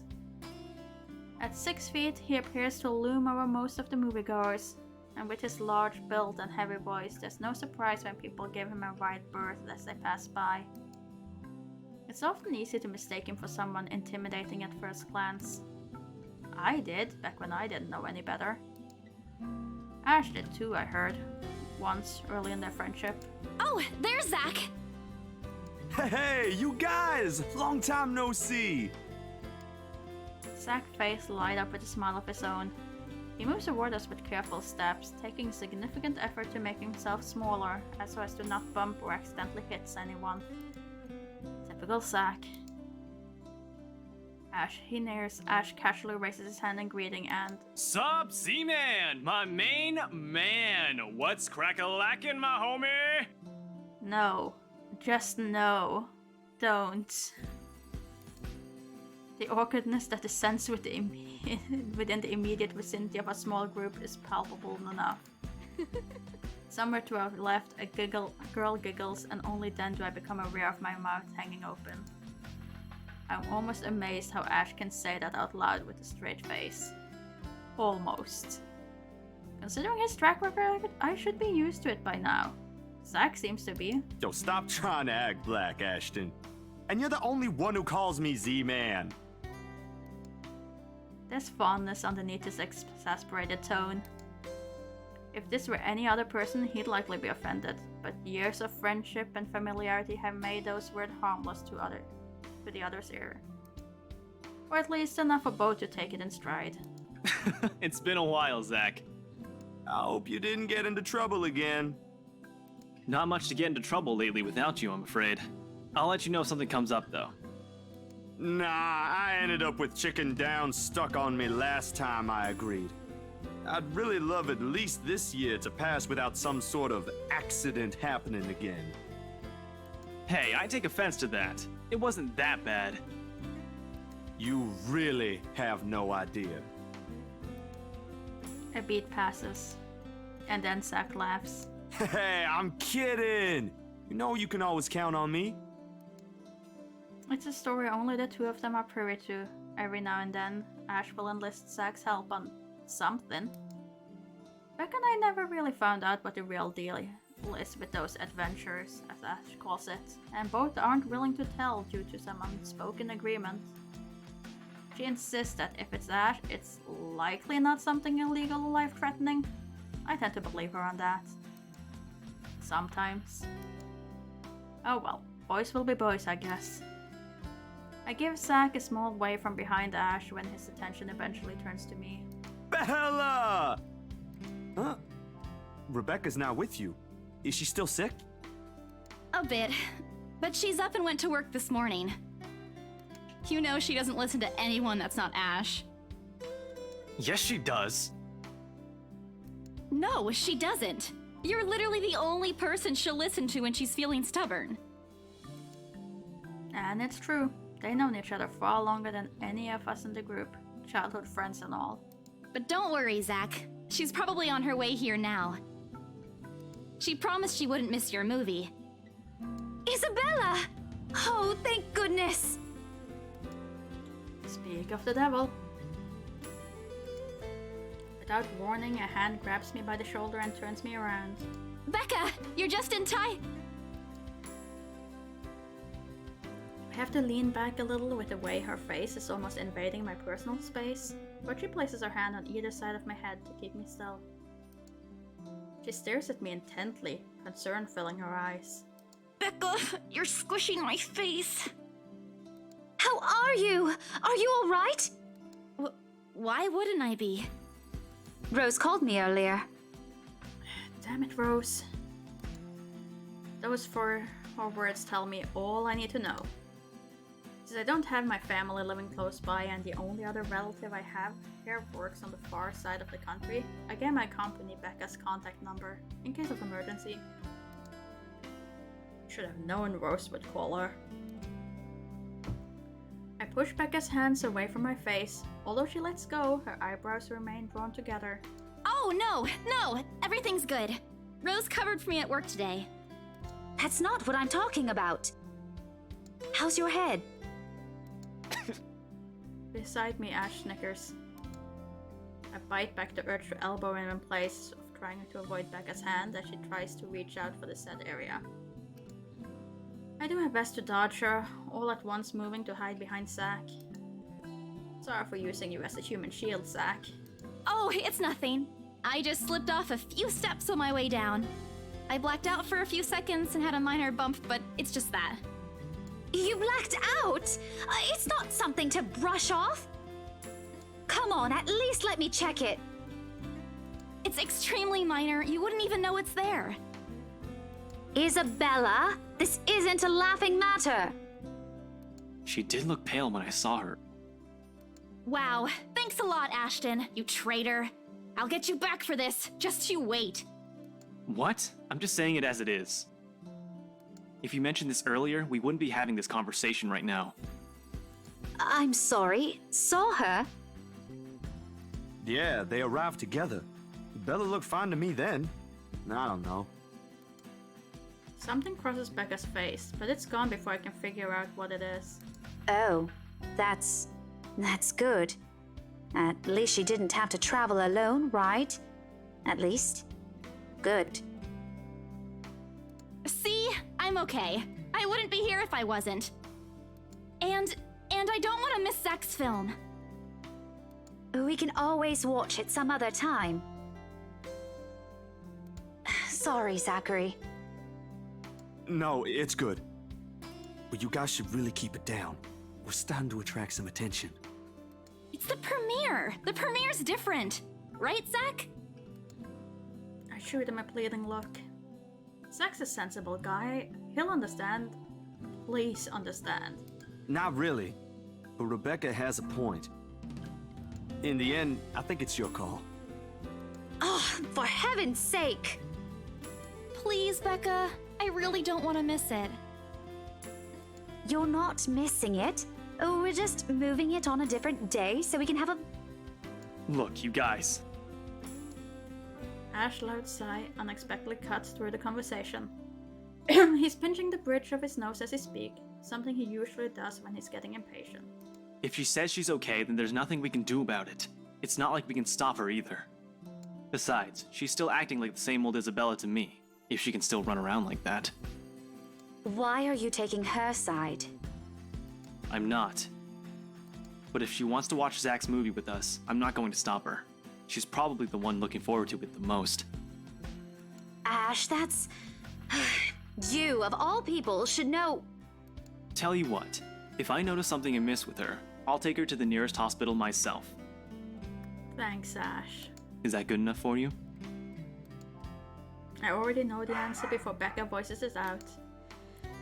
When, at last, she releases a deep breath and nods, albeit with great reluctance, I immediately tackle her into a hug. Thanks, Becca! It's always been you with him, isn't it? Did you say something? Me? Nothing. Don't mind me. If you say so. Okay, guys, showtime's close, so I think I'm gonna get us some snacks. My treat. And then let's head inside. Anyone here has a smaller bill? I think I do. Hold on. I pull myself off from Becca to get my wallet from my bag and... What's this? It's already in Ash's hands before I can even react. Behind him, Becca and Zack are both giving the piece of paper an intriguing look. No! Give it back! It's just a paper. I don't care! Give it! Looks ancient, too. Why do you keep this around? I try to reach for it, but he holds the paper way above his head. I've never been particularly sensitive about my own height, but right now I really wish I had that advantage over him. Don't open it! What's the big deal? It's not like it's a love letter. I don't see any reason to... Hold on a second. This is, isn't it? Even if it is, it's not for you. Okay, now I'm curious. I'm telling you, it's nothing like that. It's... The rest of my words are lost when he unfolds the paper. I can't breathe. My heart feels stuck in my throat, pounding, threatening to burst out. Vaguely, I note how my hands are trembling at my sides. Clasping them together doesn't do any good. They're still shaking, but I hang on to them regardless. The awful, sick weight that has taken its core on my stomach back in the open house returns full force. How do I fix this? How do I fix this? How do I fix this? Someone, please. Today's turning out to be a horrible nightmare. Send this to 5 people or else. Well, that's interesting. Guys, I think we should listen to Bella first. Aren't you a few days early for Halloween? Ash waves the paper in front of me, giving me a fleeting glimpse of its content. I don't need to see. I don't want to see. The letters, the words, every stroke written in blood is already embedded in my mind. Maybe I should have just thrown it away when I had a chance. That way... It's not a prank. It makes all of them stop. Even I'm surprised with how steady my voice is. What did you say? This isn't a prank! I saw something! Hold on. Are we still talking about this paper? Or is it about the urban legend again? Both. I know it sounds ridiculous. You're saying this is a primitive version of a chain letter, and now that we've seen it, we're now cursed. You've got to be kidding me. See? This is why I didn't want to tell you guys. Isabella, aren't you taking this a bit too far? It's not a joke! Will you guys listen to me first?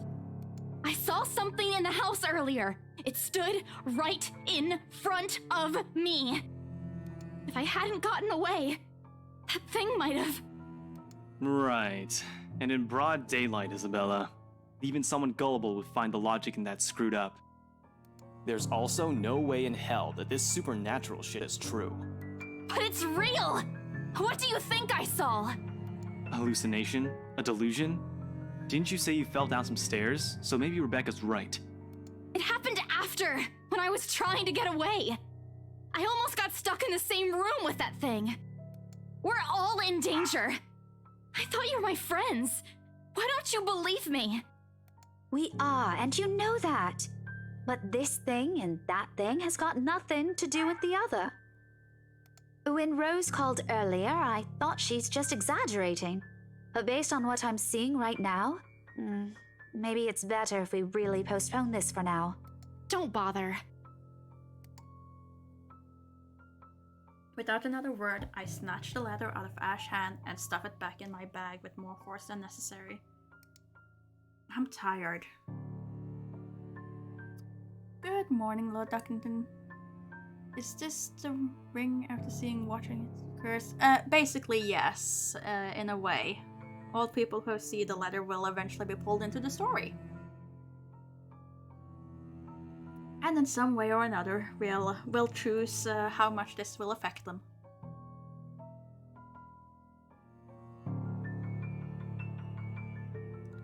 I'm tired. I got cursed, saw a ghost, probably lost a sale. Got kicked out of the open house I'm supposed to be hosting. My own friends won't believe me, and all of them think I'm crazy. To top it all off, there's a dull ache in the back of my head, begging for a little attention.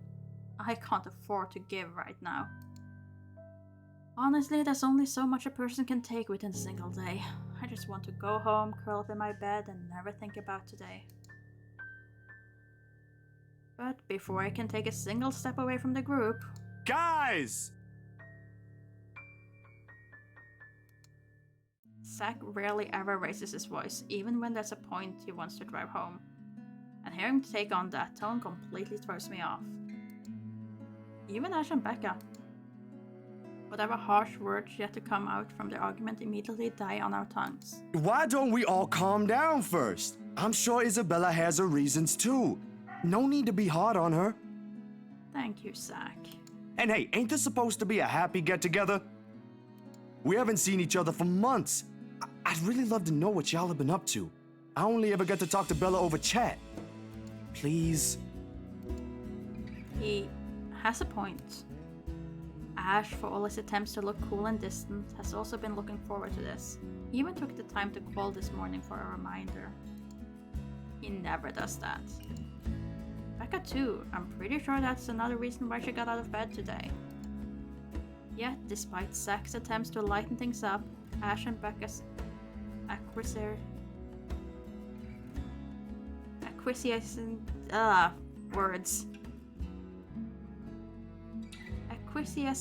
gesture, the tightness in my chest remains. I should have just kept it to myself, or at least went with the idea that it's a prank. If I did, things might not have turned out the way they had. No sour mood, no bad vibes. Careless, so careless. Maybe leaving is the better decision for all of us. No, we are staying for that movie. We need to relax and unwind. Also, going home on our own does not sound like a good idea. Oh, that changed something. Okay, so plus with Zachary, minus for Rebecca, and plus with Ashton. Okay, so our relationship with Rebecca took a hit. But that will just have to be. Any other day, I'd excuse myself and go straight home. But this is something special to Zach. Something he worked so hard to bring to life. I should know better. I might be having a bad day, but being with the few people I care about far outweighs the idea of spending the rest of the day throwing a tantrum alone in my room. And what if the thing in the attic follows me home? I don't want to be left with my thoughts either. I can still see it whenever I close my eyes. And maybe if I stay, let our heads cool down first before telling them what happened, they'll listen to me? There's nothing you can't solve with a calm head. One step at a time, Isabella. That's what Mama used to tell me. Besides, I don't have the heart to ditch Zach. A smile is back on my face when I look back at them. If we keep arguing here, we're going to miss the first few minutes. All right, that's the Isabella I know. Oh, good. I thought for sure you were going to cry.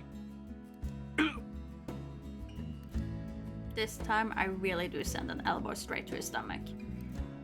Stupid Ash. Being vertically challenged has its perks too. What was that for? Stop calling me a crybaby! I'm not one! Aw, don't cry. Stop it! Okay, scaredy cat then. That too! If you repeat that, I swear I'll... Let's just go. Without another word, Becca goes inside. She doesn't even stop to wait for us when I call after her. Ash and I exchange look at that. The same question likely swimming inside our minds. Did something happen at school after I left? Is she having a bad day too? I'll try asking her about it later, I guess. So, you guys go catch up with her. I'll go get us the food I promised. But you'll miss it! Didn't you say watching a movie without food ain't fun? And it ain't like I haven't seen it. I made it, remember? I'll be in there soon. One friendly tap on my shoulder and then he's gone. A few moviegoers are still milling about. Some are still waiting in line for tickets, but otherwise most of the crowd are already inside. There's nothing much for us to do here now. Not a word of protest comes from me when Ash gestures for the two of us to head inside. And then? Are you sure it wasn't one of the cleaning crews? Absolutely sure. Somehow, halfway through the movie, the conversation steered toward what happened in the mansion. To be fair, Zach was the one who brought it up again, in his own movie premiere. Now the film's just serving as a background noise while we're speaking in hushed tones, careful not to disturb anyone inside the small hall. Well, except for Ash. I just hope we don't end up arguing about it again. We know we'll get kicked out for sure. Though, with how loud Ash's voice is, will probably get thrown out way before any argument happens. Only Becca still remains engrossed in the movie, completely ignoring us. She's been quiet the whole evening, speaking only when referred to. If I didn't know any better, I think we did something that offended her. Did we? And then I ran. You heard what happened after. I still think it's something else. It was standing right in front of me, Ash. He's one of the smartest people I know, but geez, you should learn to listen. Plus, didn't he say he doesn't believe in these things? Why is he in this conversation again? I heard what you said, but it's a small room. There are a lot of things someone else could have done there without your knowledge. If I could see it up close, maybe I can... I am not going back there. Ain't that a problem if you're hosting an open house? Kinda, but... Rose does the first floor tour.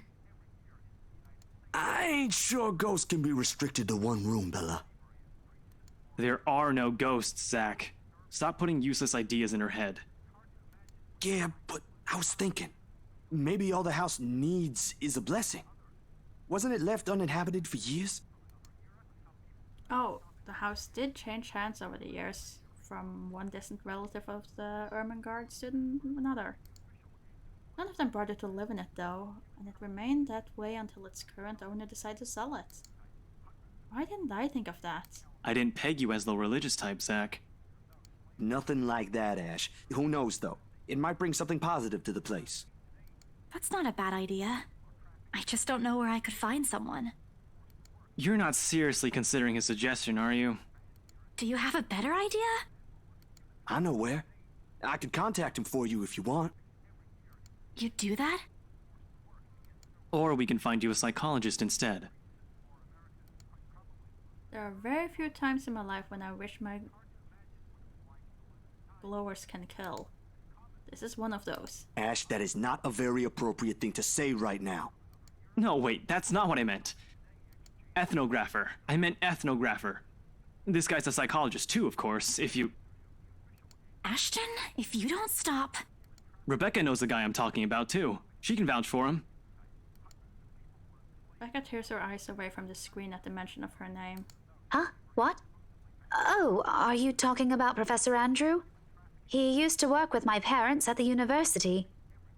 And can you guys keep it down? Sorry, the scaredy cat here mentioned curses. Not that I'm saying this is one, but talking to him is a better solution for me than getting a random priest to bless an old house. He'll even help you figure things out, teach you a couple things, and probably put your fears to rest since this looks to be bothering you a lot. Ash might be right too. However, when Zach suggested what Zach suggested is something I'm more familiar with. Granted, they don't believe me. They're only giving me the suggestion to put my mind at ease. But it's better than being ignored or being laughed at. I can take comfort in knowing they're willing to hear me out. So, what do you think? It's your call. We'll go with whatever you want. I don't know.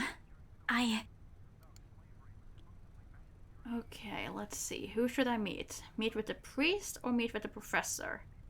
So we're either going with the spiritual route or with a logical study route.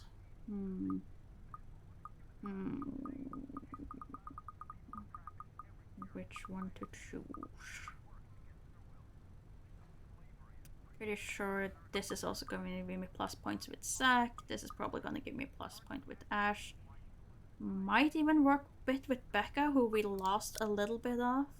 Yeah, she's below the bar now, so I'm sure she would also appreciate us for being more reasonable about it, so let's go with that. If I want to keep everyone at least above medium. I'll think about it, but if ever, I'd like to give talking to Andrew a try. Damn it, that only went up with Ash. She doesn't care. Is that okay?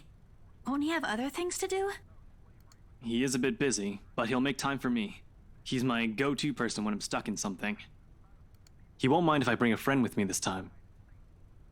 If you're sure. I guess that settles it then. Guys, I said keep it down. You keep insisting that we still watch it. You're not even paying attention yourselves. It ain't a big deal, Rebecca. I'm the one who broached the subject in the first place. It's still your film, Zachary.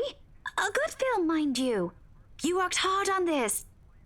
The least we could do is watch it with you. And that's what y'all doing. I really appreciate all of you making time for this. Sorry, Becca. We'll stop now. I throw her an apologetic look, even if Ash the only one she should be reprimanding, but her attention is already back on the screen. She's ignoring us again. When Becca's acting this way, there's a big chance something's nagging at her. We really need to talk. We all fall into a comfortable silence after, the kind only you can share with people you're most at ease with. For the first time today, the letter lays forgotten in my bag, if only for a few hours. Night has fallen by the time we exit the movie house. Despite the late hour, the streets are still bustling full of people, those about to head home, those set to meet someone, even those simply wandering about. Walking in the sea of unfamiliar souls, it strikes me how easy it is for one to get lost in a city as nondescript as Luxburn. I was afraid too, at one point back when I was new and had just set foot in this place. Now, with familiar faces walking with me, it feels a little like home. Zack and Ash bid us goodbye shortly before Becca and I crossed to the other side of the street. The former claiming he's got a few freelance jobs to take care of before the day ends. And Ash? Who knows, he never tells. Sometimes he'll just randomly appear at your doorstep, looking for a place to crash. He does that to Zack a lot, much to the later's frustration. But he's a busy guy too, in spite of the laid-back air he gives off. Thanks for today, everyone! No problem, Zack. I'm sorry for what happened earlier.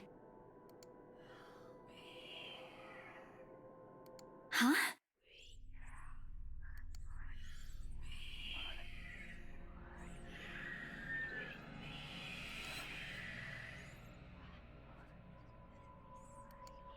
A sensation. Cold, sickening, drowning. My chest tightens, breathing becomes labored. I can taste blood in my mouth. The edges of my vision blurs. In the distance, amidst the countless nameless people going about their lives, a voice reaches out to me. Help me. Pleading even as I clench my eyes tight and clasp my hands over my ears. Whispering and whispering and whispering. Calling out.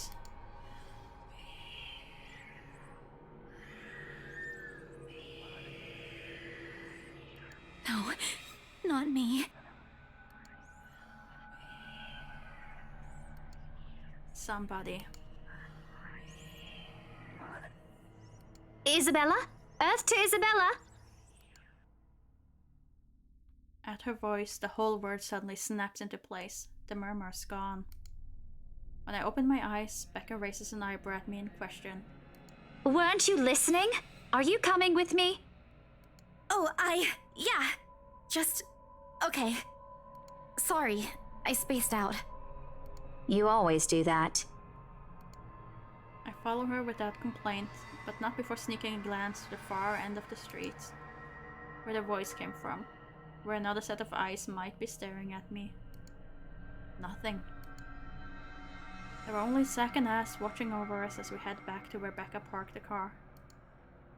I'm expecting to see something, or someone there. I try not to let it show. Try not to think of the tiny pinpricks of fear crawling at the pit of my stomach. See you guys some other time. Yeah, see ya! Another glance, and with a final wave, we go off our own ways. I don't know what I saw. I don't know what I heard. I don't want to know. And if this is what would help me sleep tonight, what would give back that normalcy in my life, then so be it.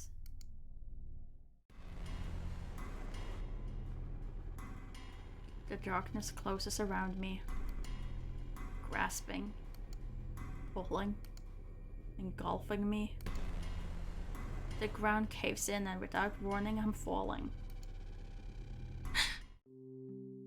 My eye snaps open. For an instant, it doesn't immediately register where I am.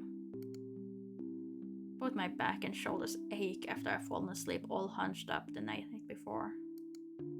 Drenched in sweat, the nest of pillows I often keep around me feels more suffocating than comforting. I let my eyes adjust to the bright morning light streaming through my window and allow my breathing to slow down before untangling myself from the pile. I haven't had a single dream since coming to Luxborn, or at least none I can recall having.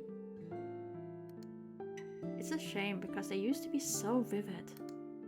Not the crazy vivid, but the more pleasant kind I tell my siblings about. Maybe it's just the stress of living alone. The knowledge that I'll always wake up in an empty apartment with no one to tell stories to.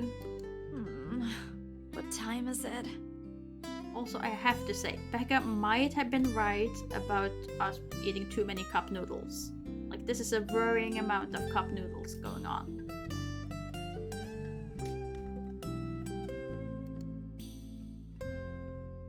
Habit forces me to look over at the clock, even with the soreness weighing heavily on my shoulders and the compulsion to never leave my bed for the day. In a heartbeat, I'm up. Oh man, of all the times to oversleep! Towel! Where's my towel? Admittedly, it's a weekend. As an unspoken rule, that entitles me to extra hours of sleep. But if Rose didn't kill me yesterday, she sure as hell will now.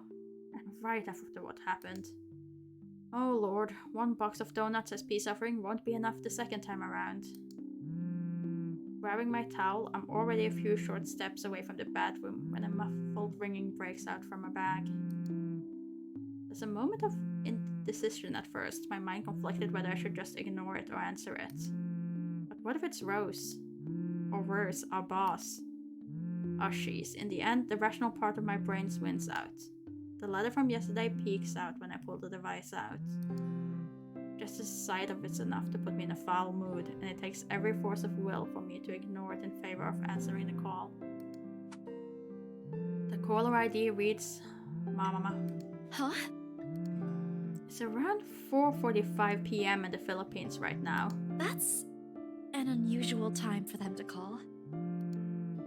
Usually it's around noontime here, and I'm the one calling, not the other way around. Ready for them to use that money on something else than an international call.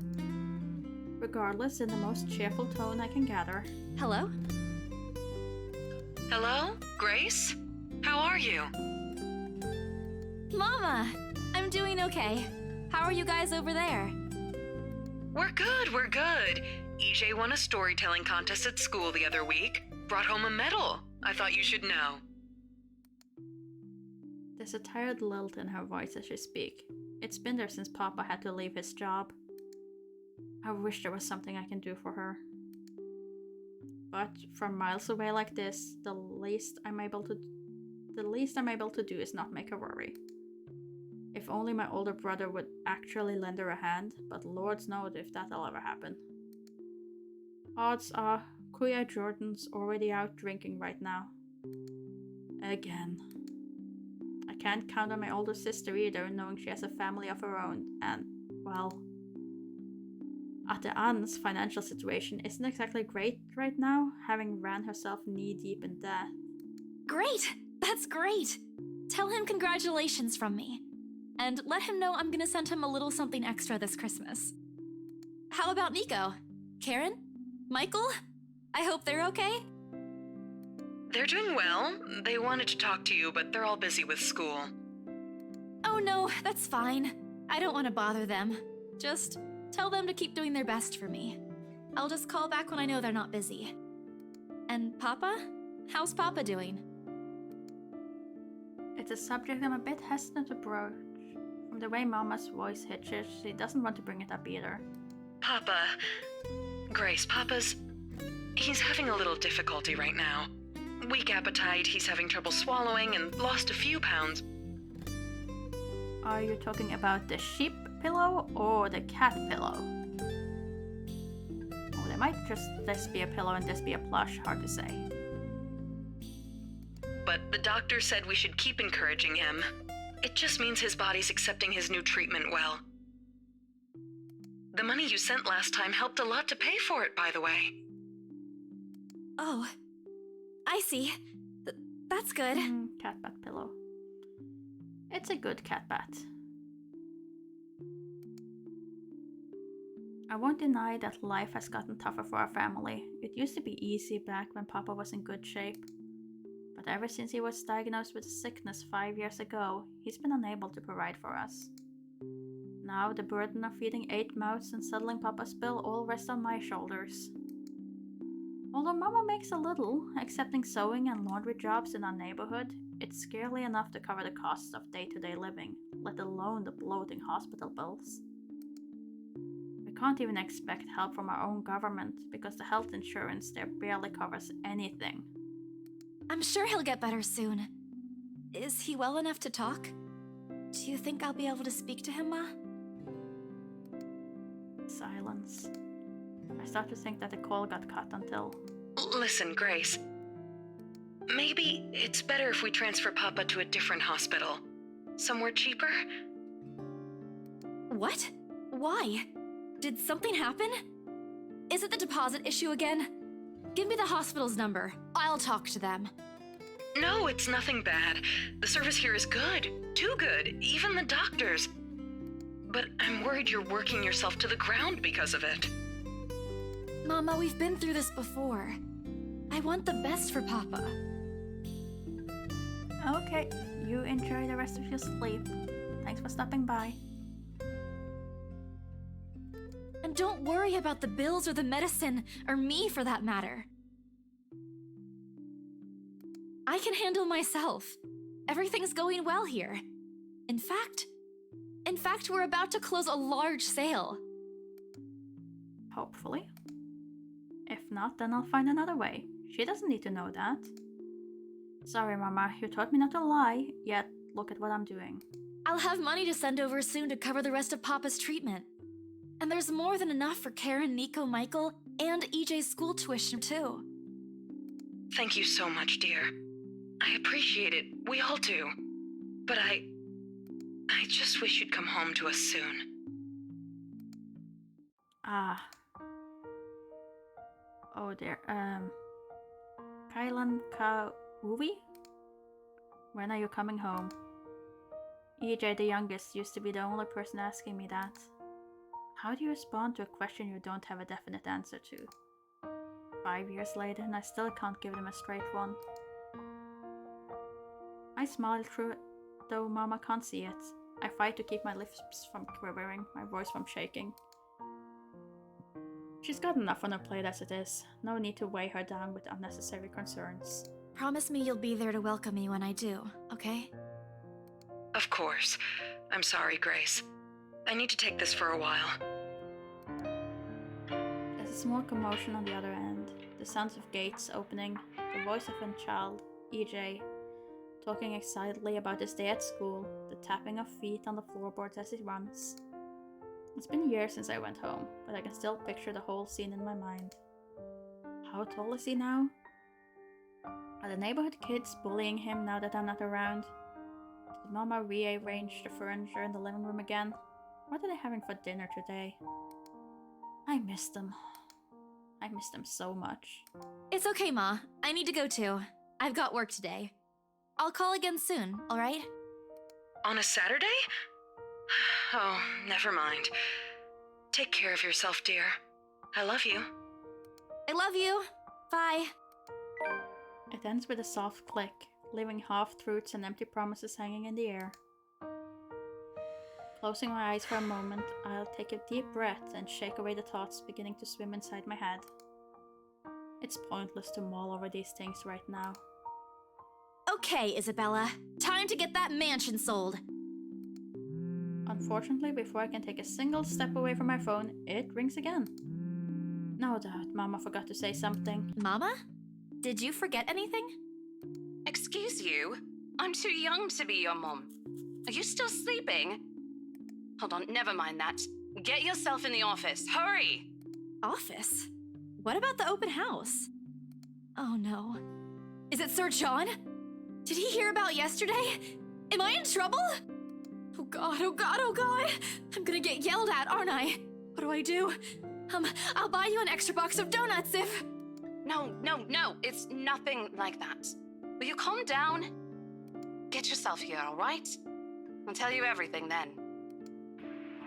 There's a telltale din of several feet shuffling against the wooden flooring and an indistinct yelling in the background before Rose cuts the connection. That isn't in any way comforting, but it's enough reason for me to hastily discard my phone, finish my shower in record time.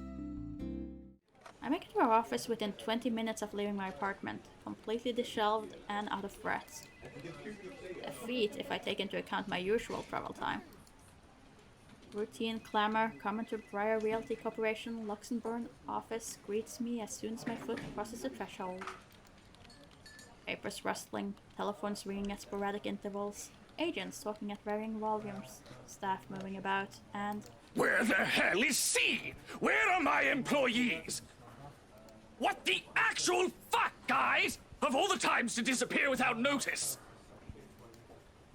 My boss word turns muffled as someone else closes the door to his office. Likely the work of our HR management. Throughout the past weeks, he's been in a bad mood over a few employees who had failed to report to work. I hear they're still trying to get a hold of them, but to no avail. The result is, half their workload have been shifted to all available staff, so to not lose clients. Not that I mind the extra work. If anything, it means I'll have more to send my family back home. Although the rumors of a branch closure circulating because of this is indeed a bit worrisome. My bag barely touches the top of my table when Rose pulls me over. Here, I need you to help me with these papers. If you could also get these signed and photocopied before lunch today, that would be great. One after another, she thrusts a bunch of paperwork in my hands without explanation. A page flutters away from the top of the pile and I lean down to pick it up, my eyes scanning the top of the page as I straighten. A purchase and sales agreement?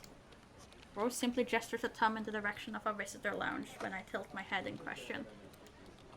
There, seated on the sofa and looking completely out of place in the humbly decorated room, is the same couple from the day before. The Wrights. Something bubbles up in my throat. Their presence in the office can only mean one thing. They're buying it? We got a deal? She swats at my hand, tugging her sleeve, although her eyes are alight with something akin to joy.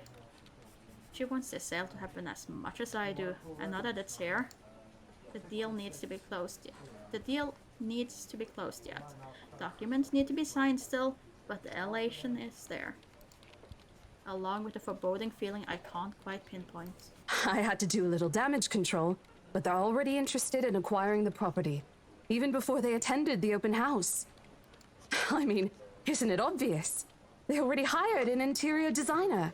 I've never seen a buyer as aggressive as Madame Wright. She didn't even try to negotiate a lower rate. One at a time, Rose. I can't process everything you're saying at once. What do you mean? They're paying 15% higher than the listing price, as long as we get the paperwork done as soon as possible. I think if we allow it, they'll be paying up front, too. Even with that urban legend? Rose nods. Oh, I was so sure we lost the sale after yesterday. Don't look so surprised. We still have to conduct some last few checks before we completely hand it over to them. Please. I'll happily do the paperwork duty, Rose. I'll even go to the land registry myself and make sure the property changes hands with every single legal blessing. Don't they have better things to spend money on? I'd haggle it down to the lowest possible price if I were in their place, especially with the stories attached to it. Not that my opinion matters one bit here. We're just their agents who are going to receive the hefty commission after all, nothing more. Good morning, Neemblub. Green hair is a very, very difficult one to get right. I've seen a couple of real-life examples of where green hair looks proper green, but it's hard maintenance and it only looks good right after you get it done. A few washes and it starts losing its shine often.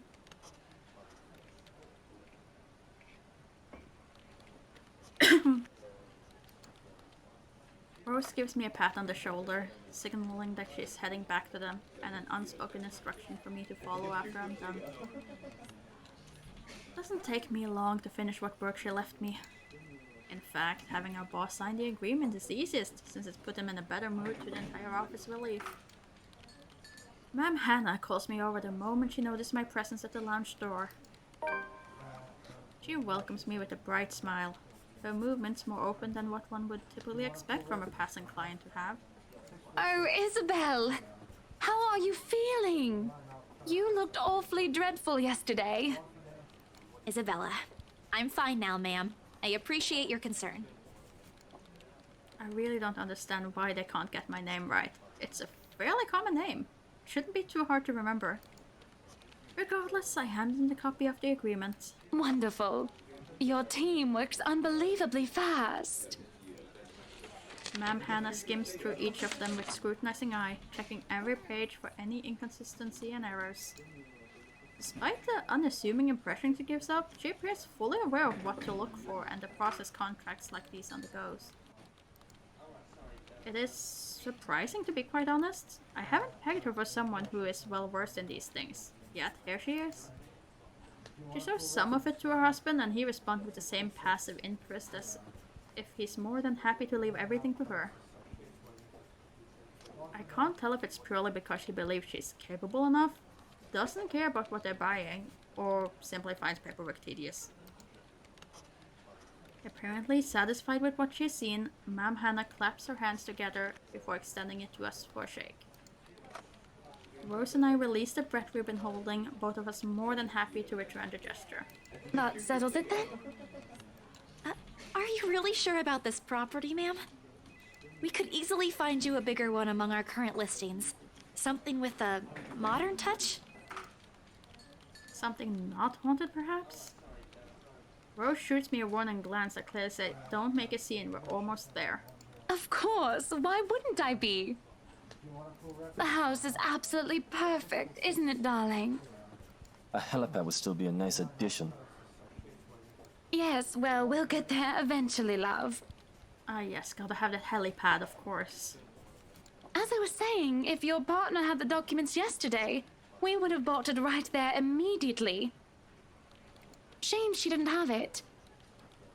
Well, there's still a few necessary documents we need you to sign after, but we'll let you know once we have those finalized. We'll be handling the process for the rest, so don't worry about it, ma'am. Within a week, I hope. We still have a housewarming party to plan, after all. You know how much thought should be put into those things.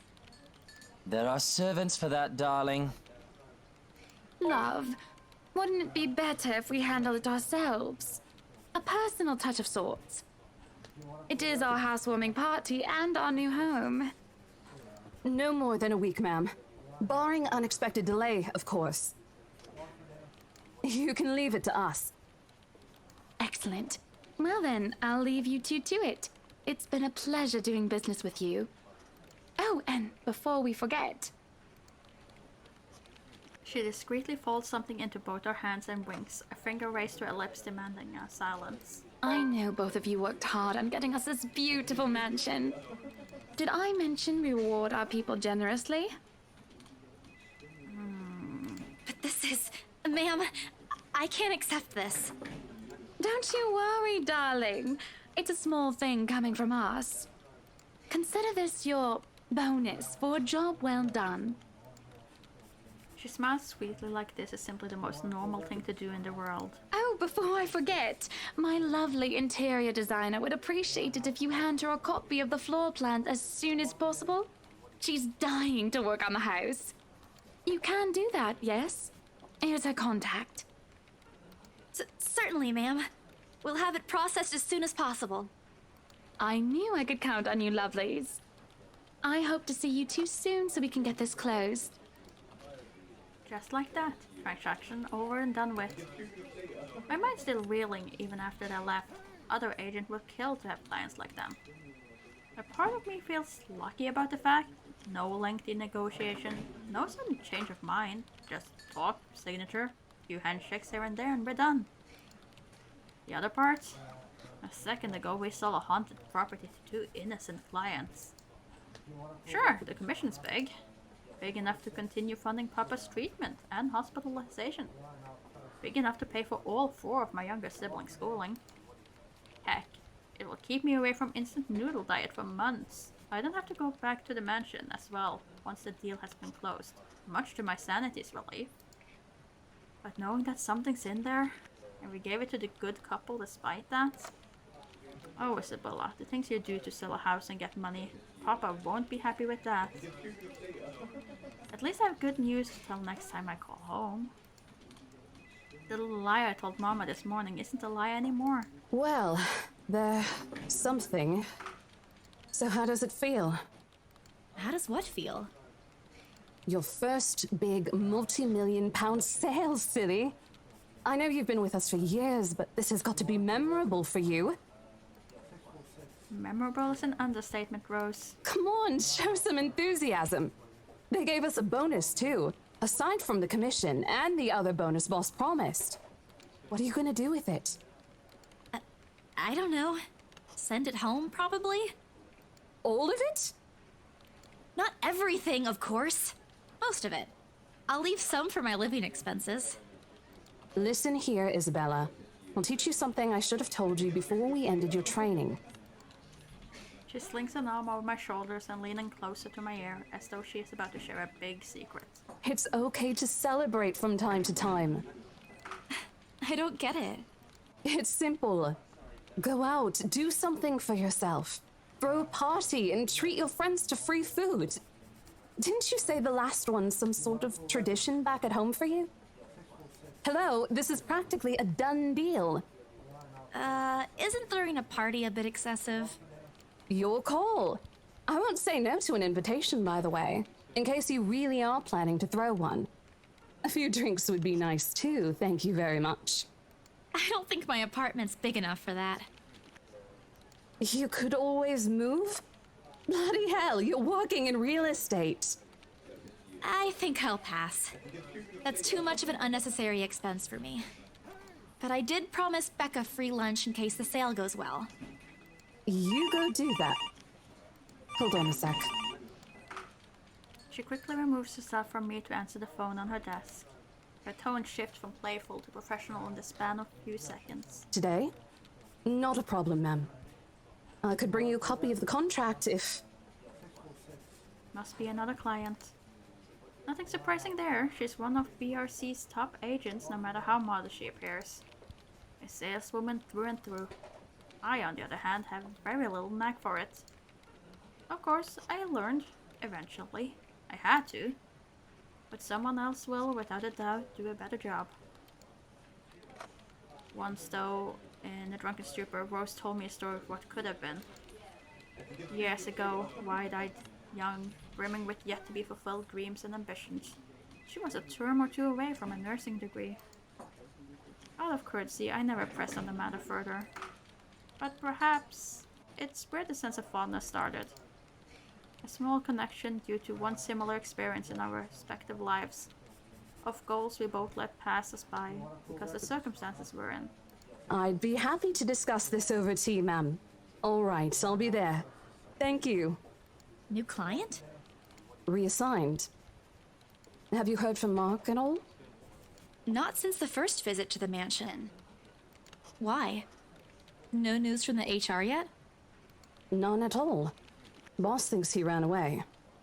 I doubt it, though. He's too much of a wimp for that. There must be another reason. Who knows? Anyway, I've got to meet this one. I'll see you later. She throws a wave over her shoulder as she rushes out of the office. The lunchtime bell sounds shortly after, followed by the chatter of fellow agents also heading out for a much-needed break. Ordinarily, there's no need for me to go out, but oversleeping didn't allow me the luxury of packing my own lunch today. If one considers taking an instant noodle cup from my pantry packing your lunch. Time to make good on the promise I made Becca, I suppose. Maybe invite Zack and Ash too. In the end, only Becca and Zack could come.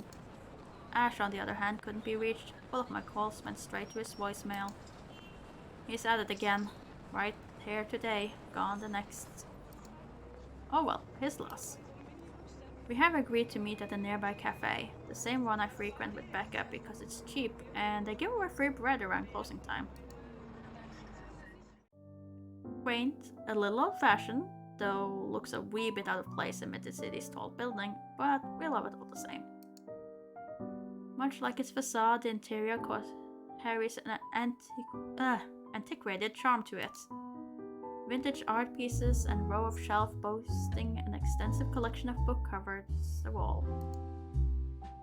It could have been nice to hang out here for hours on end, but even on a weekend, the place is still packed with people. Thankfully, Becca and Zach have already found seats and are engaged in some casual chatter when I arrive. It's strange seeing the two of them without Ash accompanying the other. They've never been particularly close. Sure, they talk when they meet, laugh at the same things when there's something funny, but there's distance, the kind born purely out of different interests. That, or Zach's simply afraid of Becca. It's not impossible, and I won't blame him if he is. He might be the tallest in our group, but everyone knows that it means nothing against Becca's temper. Even I'm a little scared of her. Zach! Becca! Well, you seem to be in a better mood today. What happened? I know that smile, Belle. Come on, still. Don't rush me. Let's order food first, okay? A waitress comes by to take our order. On a normal day, me and Becca will order a hearty serving of the special vegetarian stowies. Zach takes anything with a good helping of meat, sausage, or potatoes in it. But today's a good day. Great even. It's not wrong to indulge a little, right? Today's special. For the three of us. Even the person jotting down our order looks surprised at today's meal choice. She writes it, nevertheless, and leaves without a comment. Becca furrows her eyebrows, her mouth halfway open, ready to let loose what's likely a string of reprimands. Don't worry, it's my treat. The glare she sends my way reminds me of the one I received from Mama when I punched a kid bullying my younger brother 18 years ago. Naturally, I never did it again after she made me apologize the next day. But Becca's far from being my mom. A small, sheepish grin is enough to turn that frown into a defeated sigh. Food arrives in the middle of a funny story from Zach, putting the rest of the conversation on hold as we each served our order. It isn't anything fancy. Pan-roasted sea bass with citrus-dressed asparagus and a portion of mashed potatoes on the side.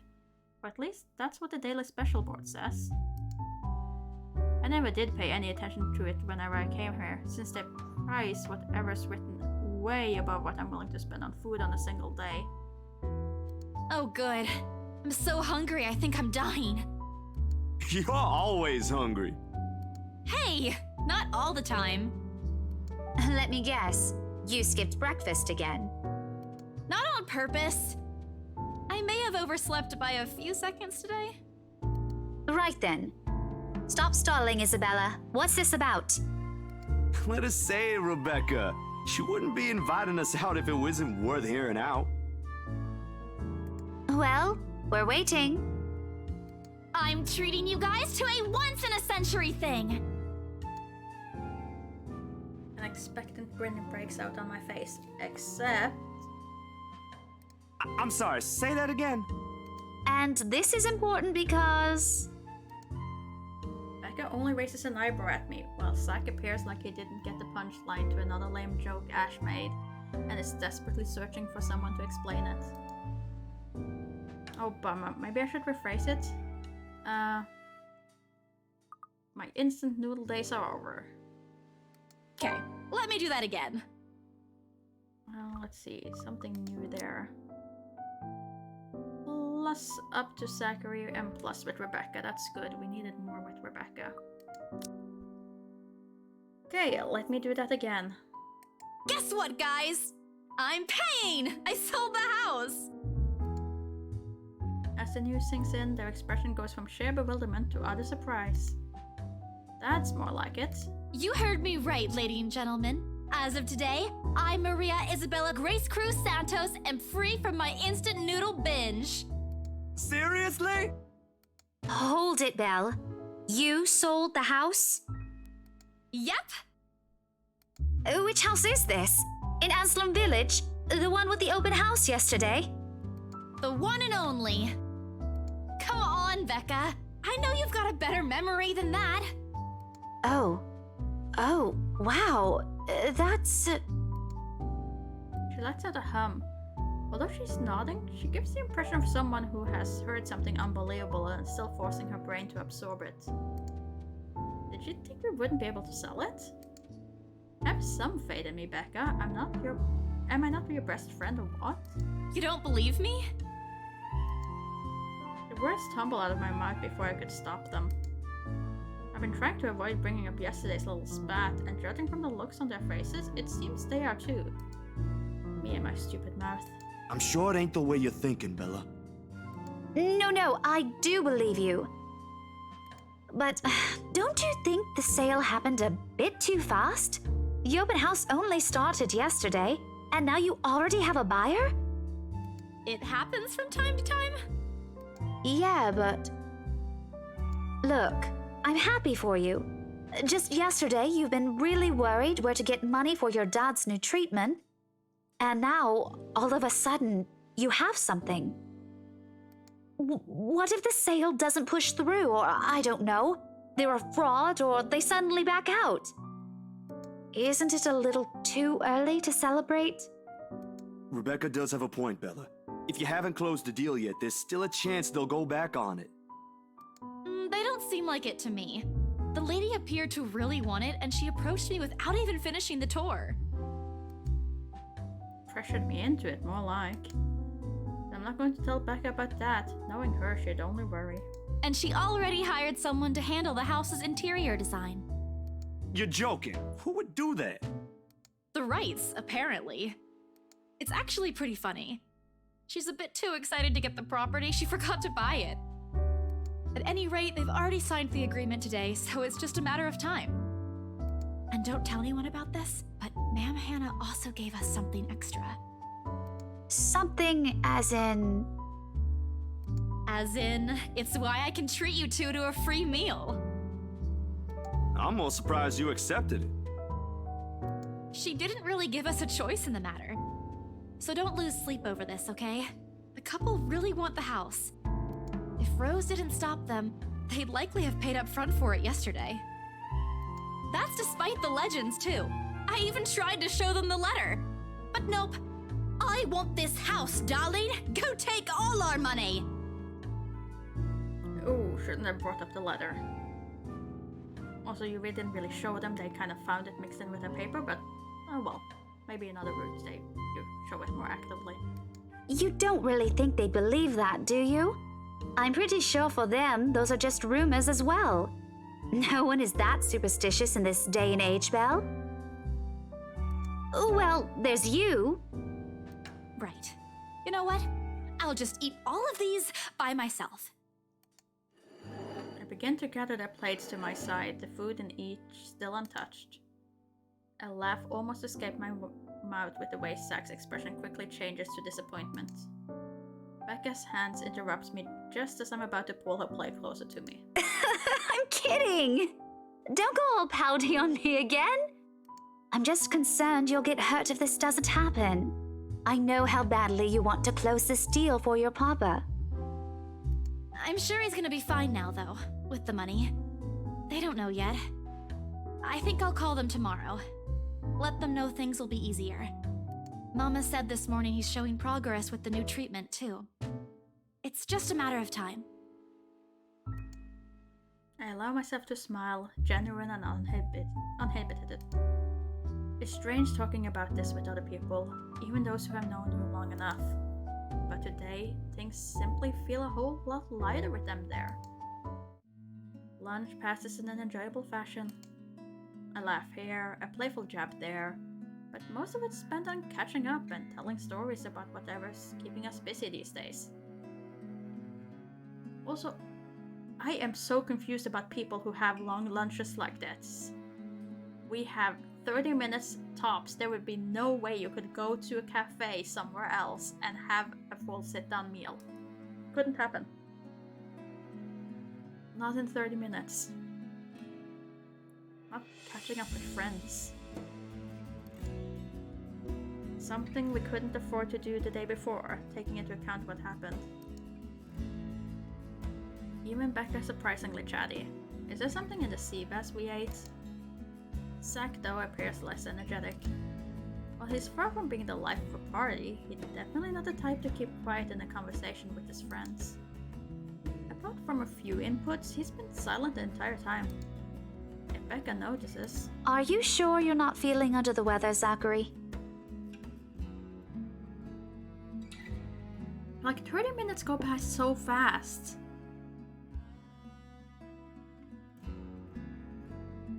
I mean, yeah, sure. Of course, if you deduct into the full work day, hey, it's fine, but there are times where I definitely do wish that I could choose whether I want to go for 30 minutes or say an hour lunch. Because there are some times when it would definitely be useful.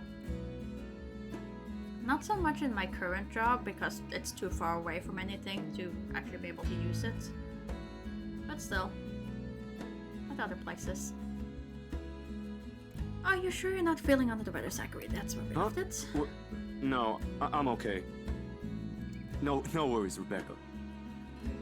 Doesn't sound okay to me. It's okay. I might be feeling a little bummed out today, but I'm sure this will pass. Is it about the reviews this morning? Oh no, did you get bad reviews? A pained expression crosses Zack's face, and almost immediately Becca retreats in her inquiry as though the man's look is enough of an answer for her. I look between the two of them. Did I miss something? What happened this morning? Did I stumble on a big secret? This is why I don't like waking up late. You heard about those, huh? Sorry, I just happened to check on some sites this morning. Nah, it's a very sensitive topic in the first place. I should have expected it. What reviews? Becca glances at Zack. Emotions unsure, eyes asking for his consent on the matter. Although there's a small desire to keep asking on my part, I don't dare voice it out. With Zack, it has always been better to wait, let him speak on his own. Becca too, to some extent, although with her, explosions of tempers are more common. In the end, he simply answered with a shift of his shoulder, gesturing for to go on with a tilt of his head. It's his movie. That doesn't explain anything. Stop dangling the information, Becca! Zachary, I'm not the one supposed to be telling her about this. It's still your documentary. Is it something bad? Not bad per se. You guys don't need to dwell on it much. Bad? Listen here. I wouldn't trivialize what those bowheads wrote if I were you. They're ruining other people's jobs. From how her tone rises in anger, it seems like she's the one slighted and not Zack. A snicker escaped me, which I promptly stamped down on as soon as she sends me a hard look. This isn't a laughing matter, Isabella. Some bowbag just insulted him. Calm down, Rebecca. Those are just reviews, and it happens a lot. I do not ken about you two, but calling the entire film an out-and-out drivel, you're better off watching an educational kids' TV show, and worst 1.5 hour of my life, among other things, isn't exactly a critique any decent movie reviewer would say.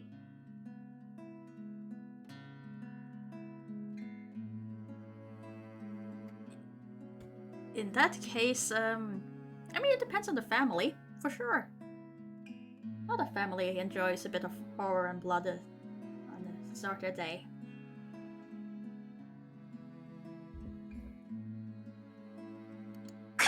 If you could call that a critique!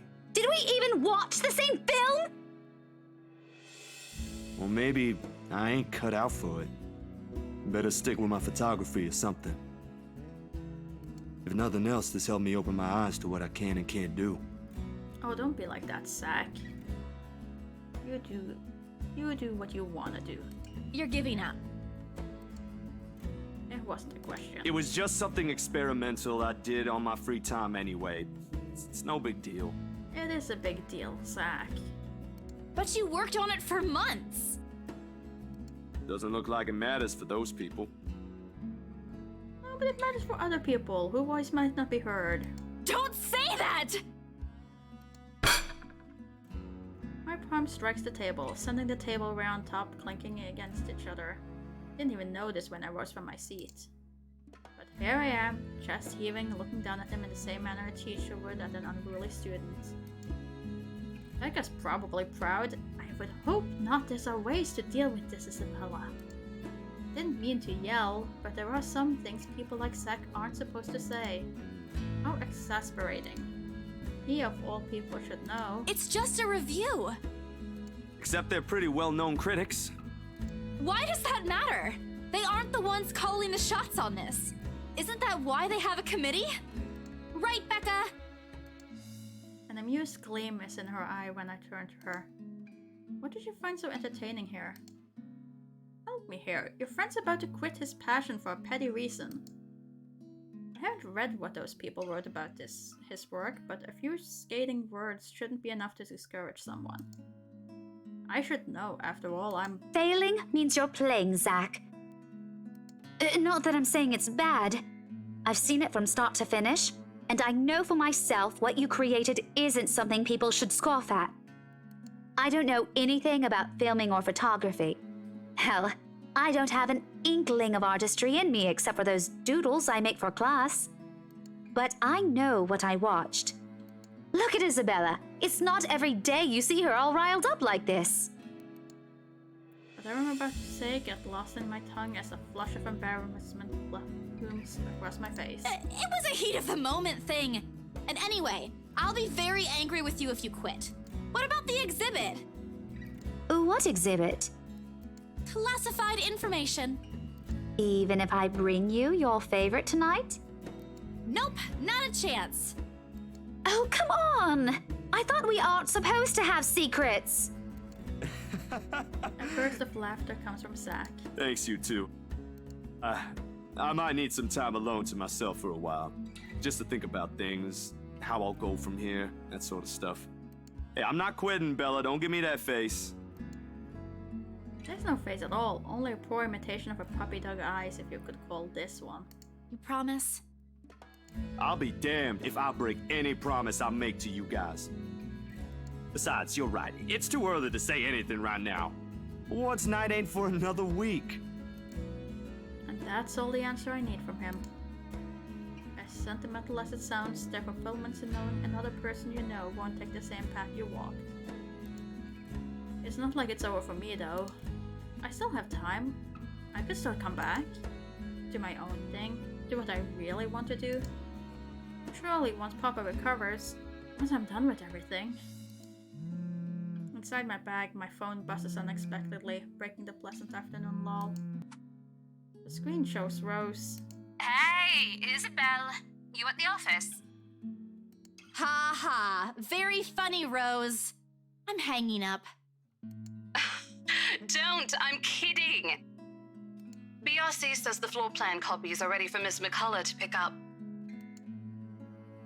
She states that as if it already explains everything.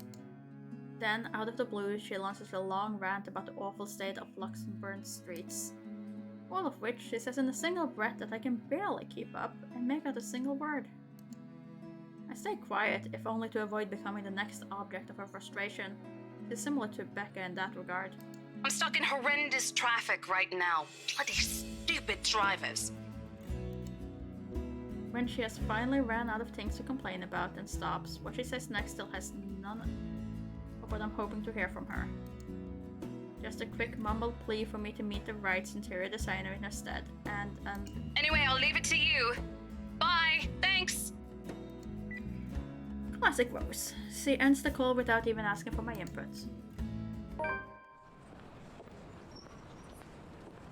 The sky is cloudless and the noontime sun is beating down on the hard concrete when we leave the cafe.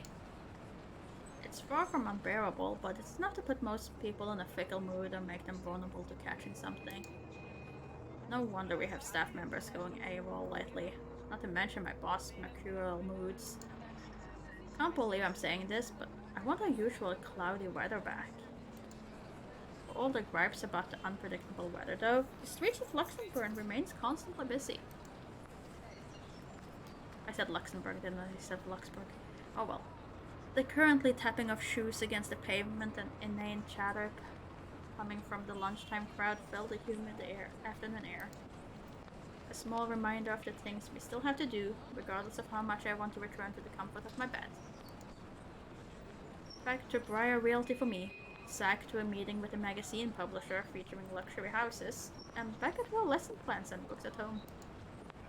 But more than once I catch her sneaking along and glance over something displayed in a shop window. Did she want to buy something? Maybe I can get it for her this Christmas. I turn my head at the last shop she checked out. A fleeting glimpse. The world stills. She looks at me, eyes hollow, gaze piercing, and burrowing into my very soul, like a set of chains that keep my whole body still. There are no shadows or whisper this time. Only a plea. A hum, low and indistinct, compelling me, beckoning me, intent on dragging me to the void beyond the glass. I don't dare move. My heart hammers against my ribs, each beat, every thump screaming at me to look away and make a run for it. But I can't. I couldn't. All of my limbs feel heavy, while my own breathing strains in the face of her call. Leave me alone. Her mouth is stretched in a grin, wide and unpleasant. The panic building up in my chest forces me to take a tentative step back. I try not to stare at the decaying flesh, the blood streaming from the gaping wounds on her arms and her nailless fingers. I don't want this. Not like this. Not after I got what I wanted for Papa. No, stop. Leave me alone. Her face contorts and she lights a veil, sharp, utterly unforgiving. Rage. There's only hatred and bitterness, as if the very notion of turning away from her is an offense in itself. Please! I don't want this! Before I know it, I'm stumbling backwards, my own throat hoarse from the screams I didn't even notice already coming out of my mouth. The back of my feet catches on a loose stone, sending me sprawling on the ground. The resulting pain completely jolts me out of the haze, blurring my mind. For a little while, my surroundings appear unfamiliar until Becca's face swims into my vision. A look of concern is on her face, and her hands are gripping my arms tight. Even Zach appears beside himself with worry, while he stands behind her, acting as a shield against a small crowd of onlookers already forming around us. What happened? Bella, you okay? My mouth opens and closes, but nothing comes out. The word refuses to form. On impulse, I sneak a swift glance at the display window. Oh, come on! Stupid bot.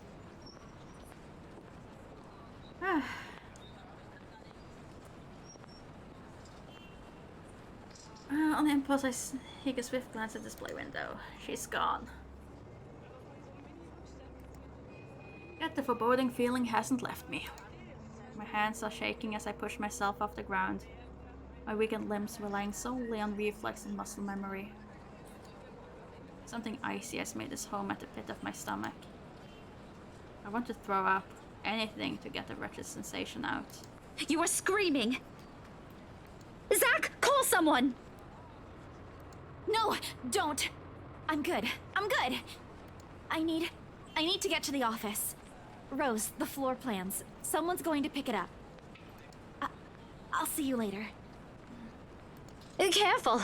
Don't stand up yet. Stay put, Isabella. Zach, you watch over her for me. I'll call for someone. I attempt to smile to put her at ease, but likely comes off as a grimace. Gently, I pushed her hands off my shoulders. My knees are still trembling, but I can stand. Leave. Leave me. Stay away. Away. The humidity is stifling, everyone's stares are unnerving, and Becca and Zach's concern are suffocating. I don't want to be here. No more. I break into a run. I wish I hadn't left my bed this morning. Here with only the occasional drips of water on the sink and the whirring of the fan blades to keep me company, it's easy to fall into a cycle of negative thinking. But even with the clutter to keep me company, the room still feels a whole lot bigger than usual. I hug my knees closer as a group passes by outside. Loud. So loud. If only there was a way to tune everything out, to keep my head from replaying every image, every sound of her. Her screams, her awkward gait that she reaches for me, her bone-chilling smile, her pleas for... Enough. That's enough. A shiver passes over me, the thought it's not from the hair still hanging damp against my back, nor the draft that enters the room from the windows I left wide open. My gaze shifts over to the leather sitting on the coffee table, its edges flutter innocuously as the wind touches it. Funny how an ordinary looking piece of paper can bring this much trouble. The impulse to throw it away or rip it to pieces is still there. I can easily do it, but after that, what? Will she leave me? What about those people who have already seen it? Will they be okay? This uncertainty gnaws at me. Knowing that she is real and might also go after the people I care about. I just wish someone would listen. Believe me. The abrupt break in the silence nearly makes me jump out of my skin. Blindly, I fish out my phone from under the mess of papers and cushions, where I carelessly thrown it before taking a shower hours ago. Ash's name flashes brightly on the screen. Is he calling because of this afternoon? Thank you so much for spamming my inbox, Scaredy Cat. Hey, Ash. What's wrong? I just had a long day. The couple who bought the house wanted us to finish processing the papers within the week. It's a little hectic, but we'll manage. Really? You sold it? Don't sound so surprised.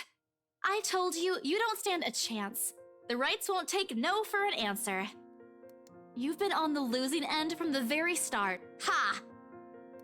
Whoever said I was interested in the house in the first place? But you said... Despite his laugh tone, his snicker only comes off as annoying to my ears. I have to fight the urge to end the call right then and there. Stupid Ash. You're such an ass. And just so you know, I'm not treating you to a separate celebration. Or ever. No, that's just unfair. And here I was looking something up for you. Didn't you say you wanted to talk to Andrew? I pause.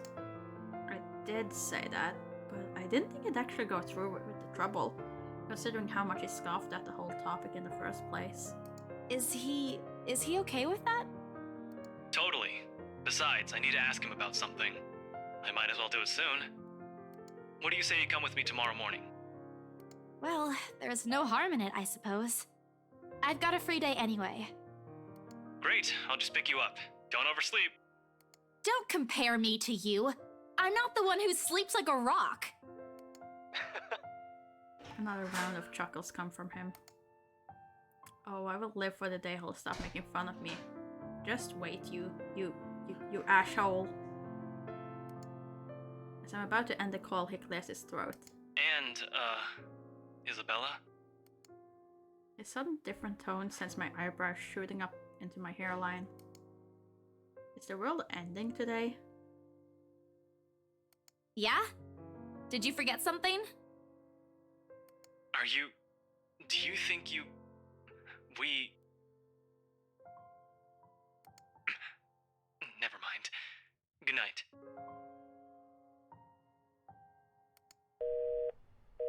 He hangs up instantly. Rude. Completely rude. Didn't even get to thank him. The busy tone, the muffled, echoes through the receiver. No one is saying this will work. Even I am doubtful it will. But right now, I'll take anything. Girl, how oblivious can you be? I know that they'd make make you this on purpose, but oh, every single time I play a dating sim with oblivious female protagonist, it just hurts. Anything to get out of this nightmare. Sleep come easily tonight. For the first time in a long time, I dream of clear skies, of unrestrained laughter from children playing in the streets, and of small cramped dwellings. To an outsider, the sight does not paint a pretty picture. However, this is home to me. October 23rd, Sunday. Morning dawns bright and clear the following day. Although the air still feels muggy and I miss the chilly autumn's weather, it's one of those rare weekends when I'm up even before my alarm rings. If it wasn't for Ash call last night, I'd probably sleep in. When 9 AM rolls around and I'm already heading downstairs where Ash is waiting for me in his car. His hair is a disheveled mess, eyes drowsy, and overall looking like he hurried to get out of bed. Or fell out of it. Or both. He only looks adorably rumpled this way. But I'm not going to tell him that. It will only bloat his unbearable ego. Good morning, Ash! He makes a motion with his finger around his ear. Tone it down. Can you even drive? He answers me with a slight raise of his hand, a yawn and nothing more. He has never been particularly fond of mornings, and for that I am thankful to every god in the universe. Less mental capacity for him to make fun of me. There's a reason why mornings are my favorite. It doesn't take long for us to reach our destination. The small cafe situated in Luxburn's busiest street, the same one I often visit with Becca for cheap food. I've never gone here on a Sunday, and it's striking how different it appears without the usual weekend and Saturday rush. The atmosphere especially reminds me of something we also have back home, near the university I used to attend. I wonder what happened to it. It was being renovated before I left, so I never got to visit one last time. The place has always had a calming effect on me. But today, despite standing in a place similar to it, anxiety easily washes over me as soon as I step out of the car. I'm quite used to dealing with people I've never met before, thanks to my work, but still, I don't know him. In spite of the fact both Ash and Becca have vouched for him, what will he think of me and my story? What if he thinks I'm crazy? Hell, even my own friends thought so. I draw in a breath to quell the panic beginning to rise in me. Oh well, only one way to find out.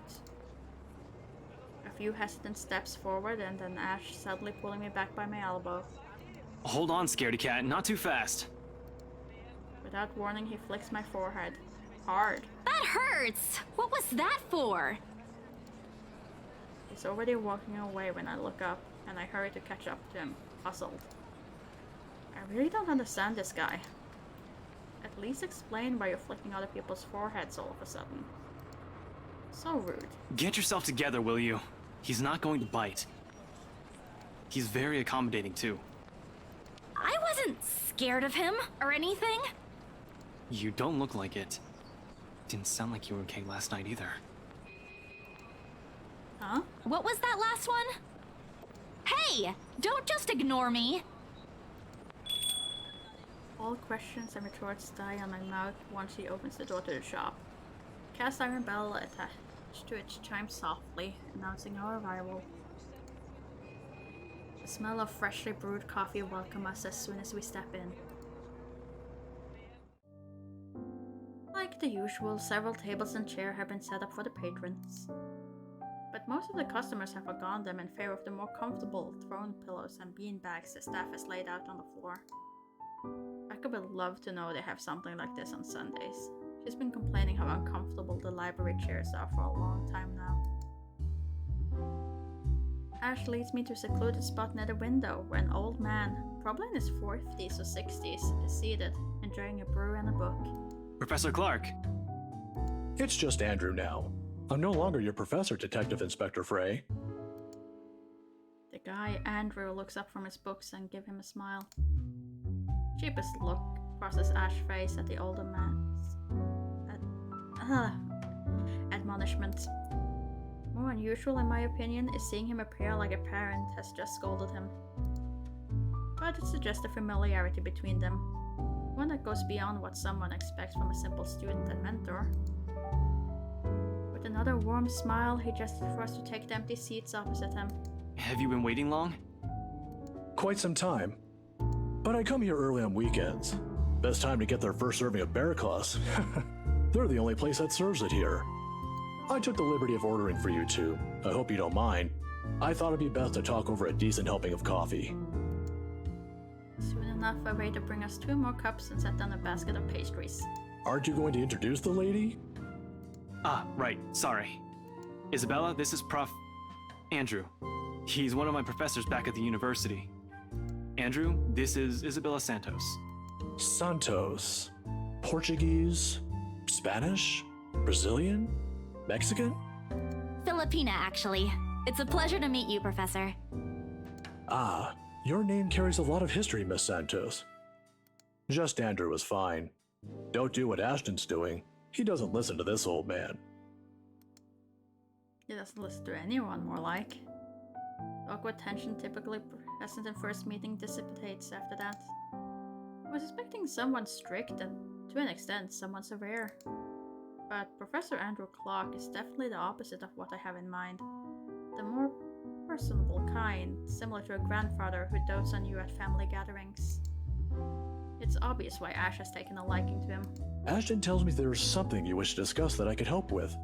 Let's hear it then. I give Ash a hesitant glance, but he just nods and gestures towards Andrew with his head. He's leaving this to me. It's my story to tell, after all. I keep it short and concise. I found a letter in this old mansion. Now I'm cursed. Exactly as I told Ashton and Zach when they asked about it. I don't mention the name of the place. No use saying it now that someone else legally owns it. No use dragging other people into my own problems. I'm sure it's that letter I found. But I don't know anymore. I just want to know how to escape this nightmare. Of course. We're talking about the one in Anslem Village, aren't we? How did you... Don't look so surprised. There's only one place popular enough here if we're going to talk about hauntings. I once had a colleague who wrote about it and the urban legends surrounding the place. Years worth of study, but fascinating. It's a shame he passed away at such a young age. He would have done a much better job at explaining topics like this one compared to me. Ashton here might disagree, but it's an interesting topic in sociology, if you care to have an open mind. Studying the science and theory behind it is completely different from outright believing in it. You don't believe in those stories, sir? Now, this isn't a question of belief. All I'm saying is things like these speak a lot about a place's culture and history. And it's not just limited to ghosts. Monsters, gods, you name it. Even you, Miss Santos. What about me? How you respond to these stories. It tells a lot about you and your upbringing, in the same way it tells me why our detective inspector here finds such topics absurd. Interesting, isn't it? My head is starting to spin from all of this. I'm not the smartest person around, but I understand what he's trying to get at, I think. Still too much to take in at once. Look to Ash for help, but his eyebrows are drawn in a frown. If he keeps staring at like that at his cup, I'm pretty sure it will crack it. There's still something you're not telling. Didn't I tell you everything the other day? Yeah, but you mentioned the rights, then you proceeded to drop the topic right after. What's with that? They don't have anything to do with this. Rights. Luke and Hannah, right? Yeah, they're the ones who got the place. I'm not surprised. They're the kind who gets what they want once they set their eyes on it. From what I've heard, word gets around. A heavy sigh escapes my lips. Popular or not, they're just my clients. A little pushy, but just clients. End of story.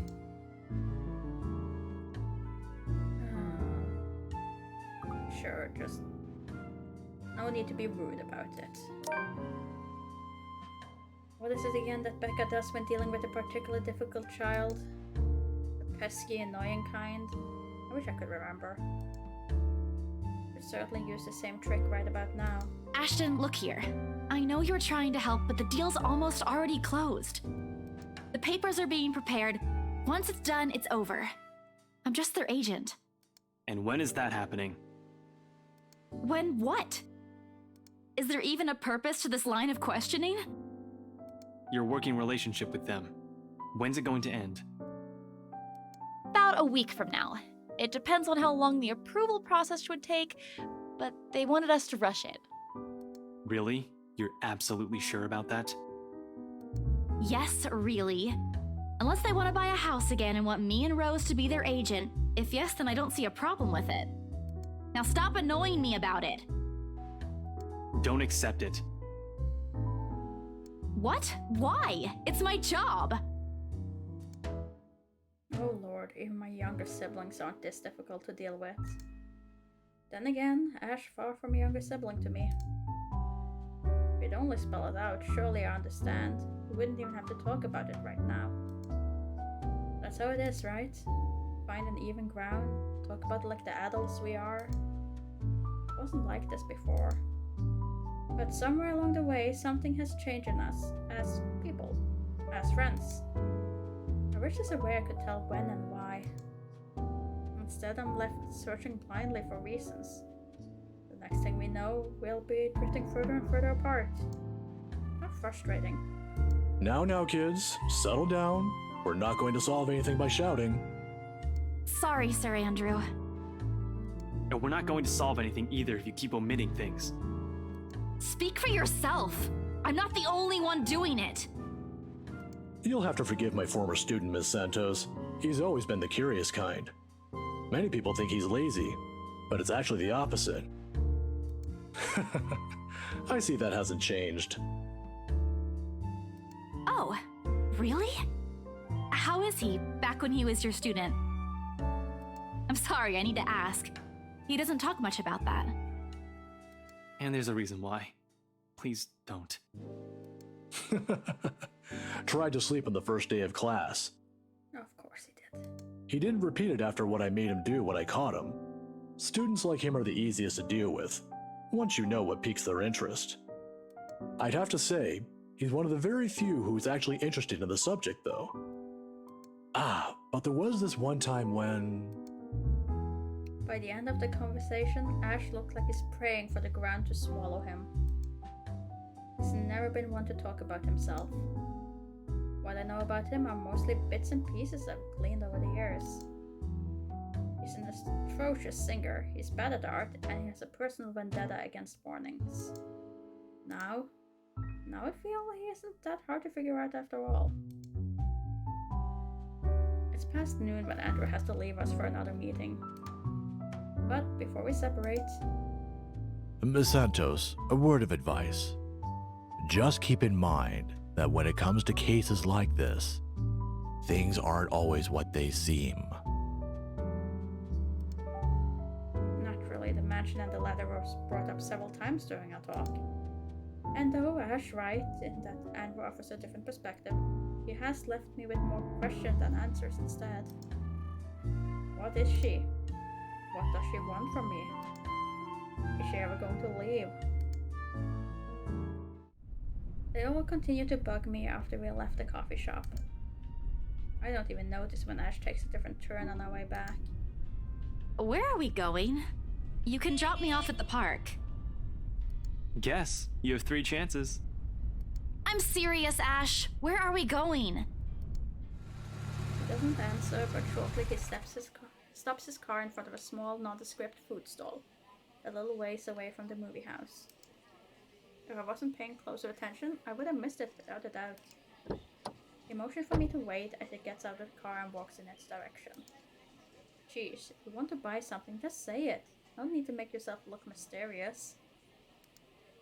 Makes you look more like a dork than cool. The wait isn't long, however.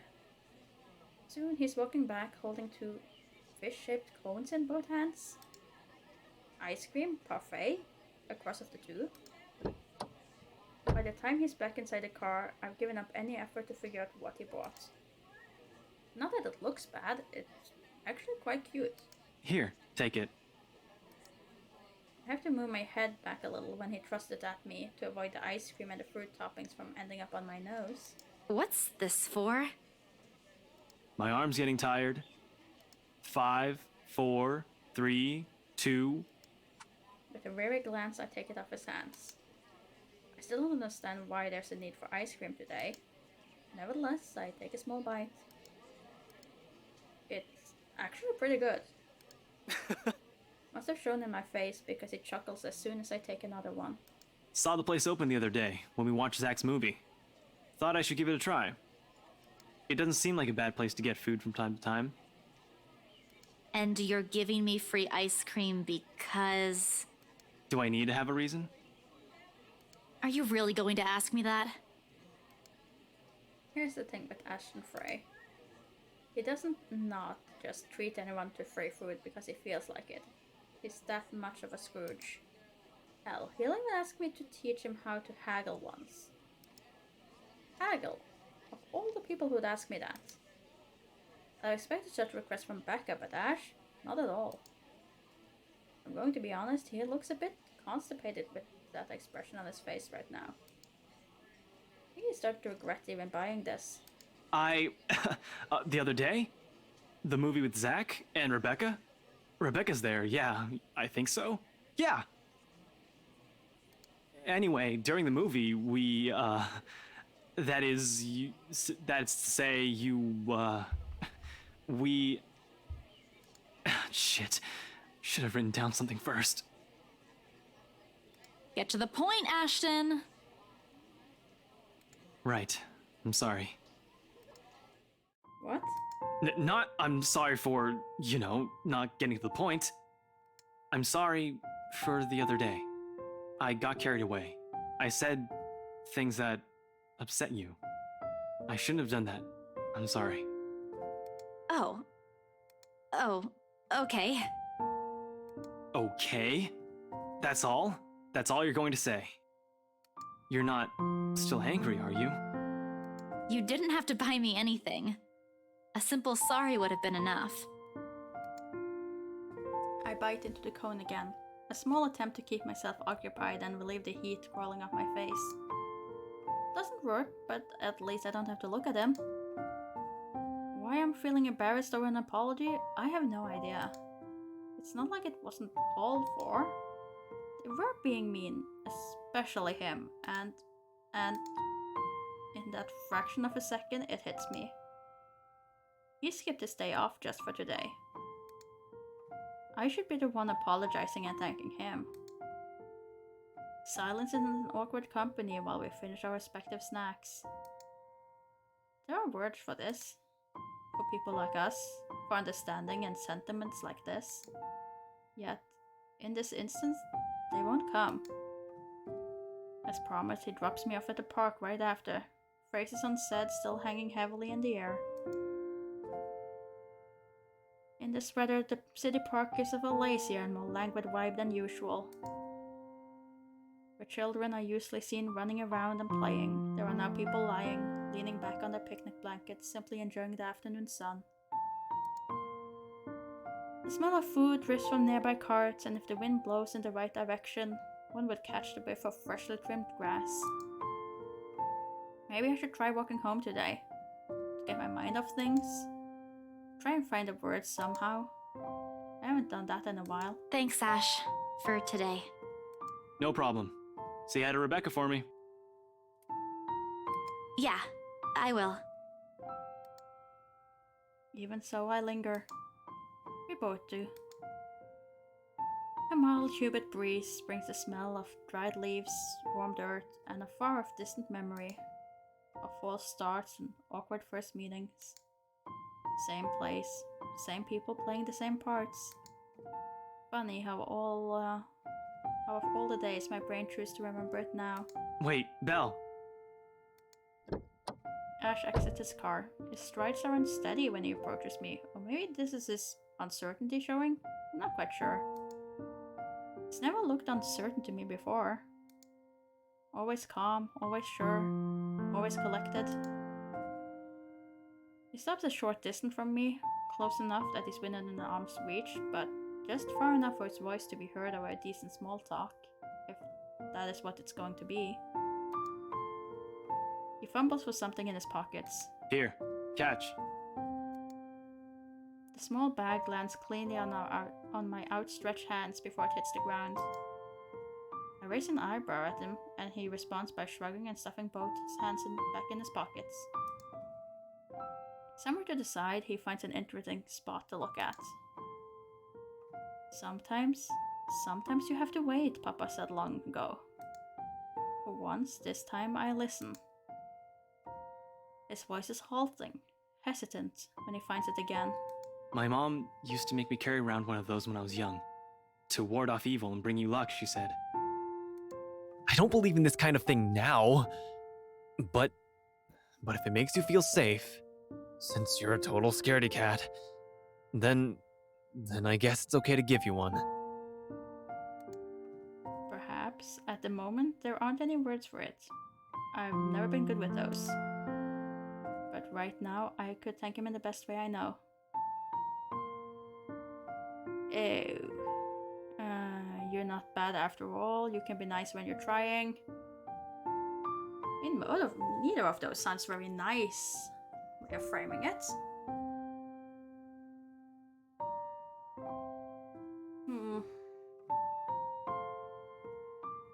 I mean, I feel like saying you're not bad after all is implying a worse impression than you can be nice when you're trying, but yeah.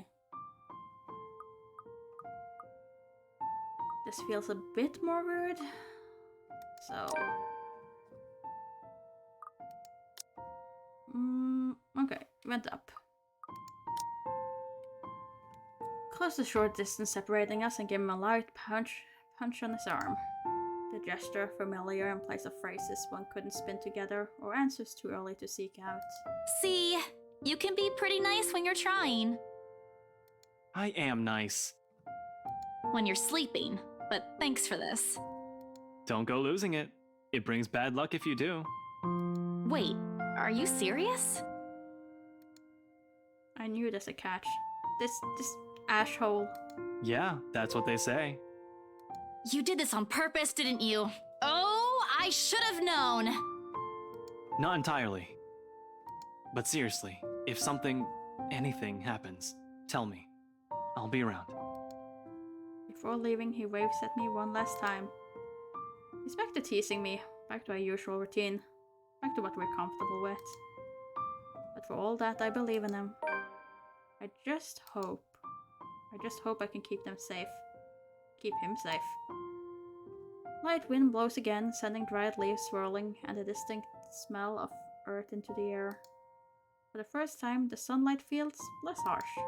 Maybe our walk is good. I need to visit the grocery too. Come to think of it, wasn't there an art store that opened recently near the park?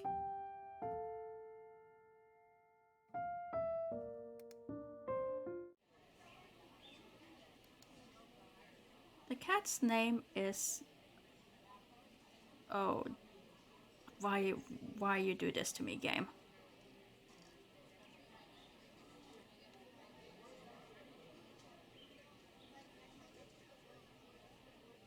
Beruthiel? I think that's right. Beruthiel? Or at least that's what his collar says. It's an odd name to give a cat, in my opinion. But it speaks Grace much like the ones that carries it. It shows in the way he swishes his tail and his eyes follow my hands every movement. I'm not sure what he finds fascinating in me, to be honest. I wasn't the very picture of grace when he found me, after all. It was a bad idea carrying 2 heavy bags of newly bought art materials and groceries without help or a sure ride home. In hindsight, perhaps I shouldn't have bought all of these at the same time. I didn't even make it past the park. And now I'm suffering underneath the glaring afternoon sun, hunched up on a park bench and drenched in sweat, in the company of a cat curiously watching my every movement. I hope it stays where it is. It's just a black cat, but back at home, they're considered ill omens. Don't look at me like that. I can act graceful as well if I want to. Not that I've ever acted graceful in my life, of course. Growing up with rowdy younger brothers and sister does that. Or maybe it's the opposite. Mama used to call me a little troublemaker before. Well, graceful or not, there's no use moping. A short breather and then I'm off home. Besides, it isn't like the company's bad, even if it is a cat. As long as it doesn't bite or crosses my path. Where's your owner, anyway? He has one, doesn't he? An owner? That's what the collar's for, isn't it? A bandage is wrapped on one of its paws, though. I wonder what happened to it. Did he run away? Well, if you don't have one, I won't be able to take you in. My apartment doesn't allow pets. I tried to bring one home before. A cat. Not black, of course. And Rebecca threw a fit before the landlady could. I take a small packet of sweets from one of the bags beside me and pop it open. As I'm about to put one into my mouth, he meows. My hand stops. Do you want one? He doesn't meow again as I'm expecting him to, but I take his unblinking gaze as a yes.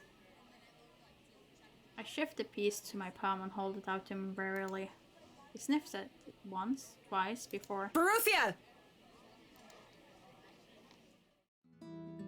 Like a good, properly trained pet, Baruthiel responds as soon as he's called.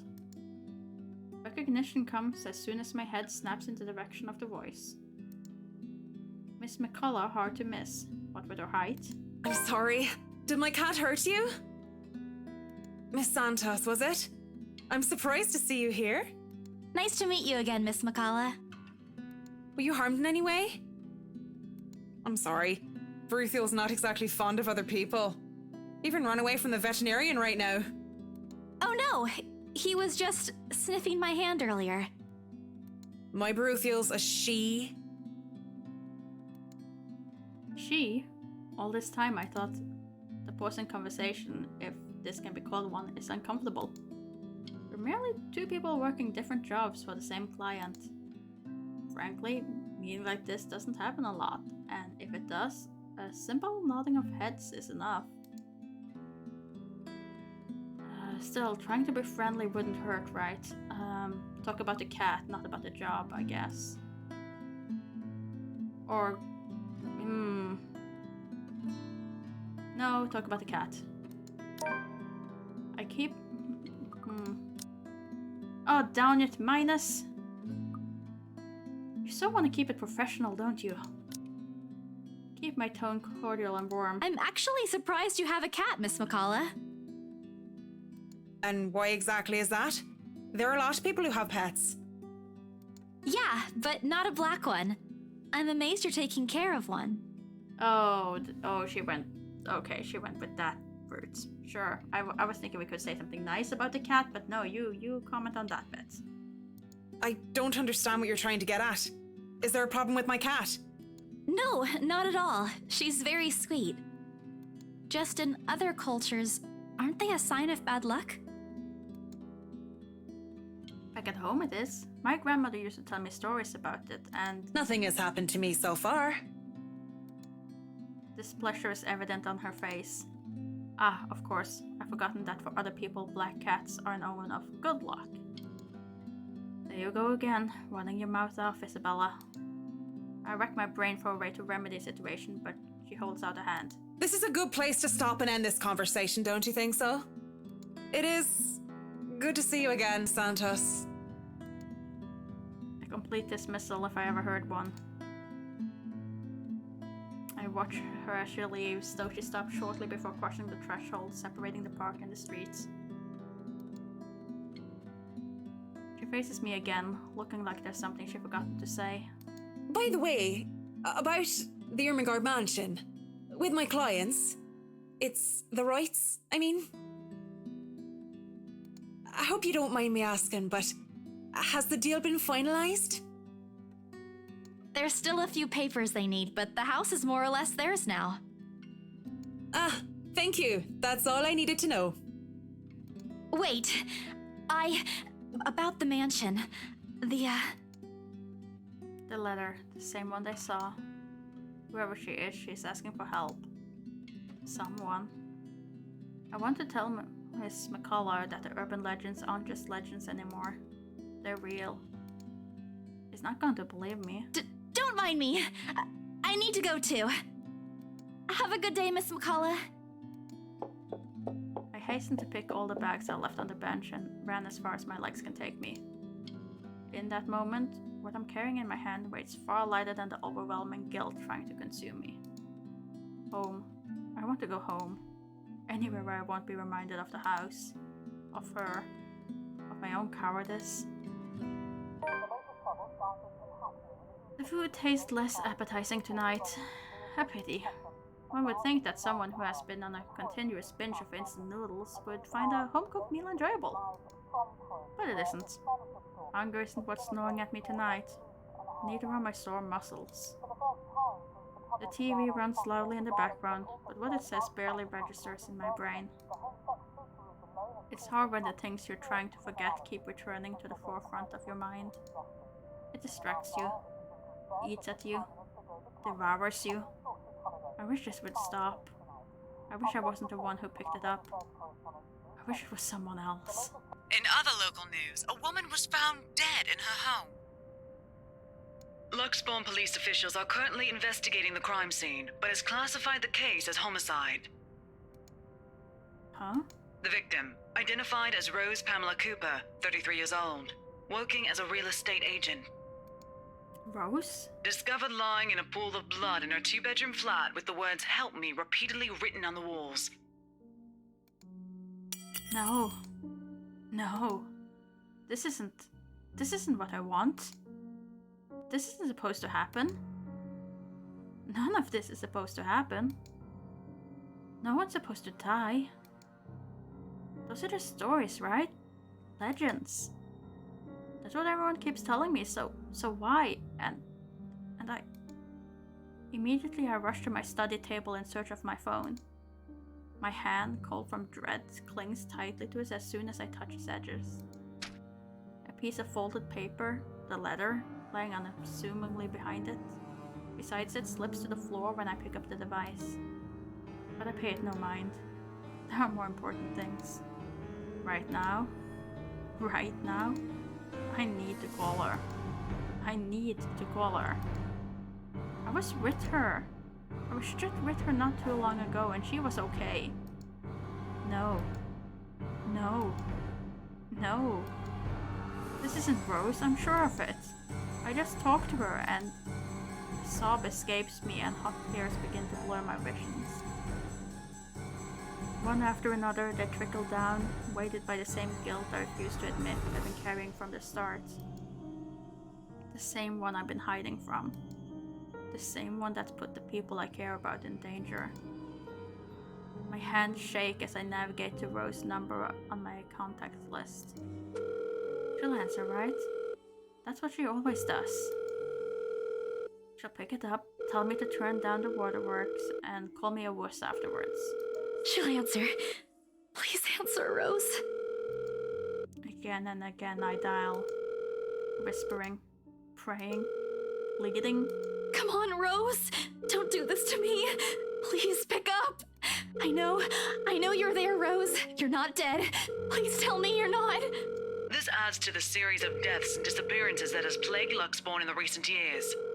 The authorities are currently looking at a possible link with the notorious Anselm Butcher case. The TV runs loudly in the background. A deafening static sounds from my phone speaker. Within my ears I can only hear the screams, her pleas, her whispers. We are not safe.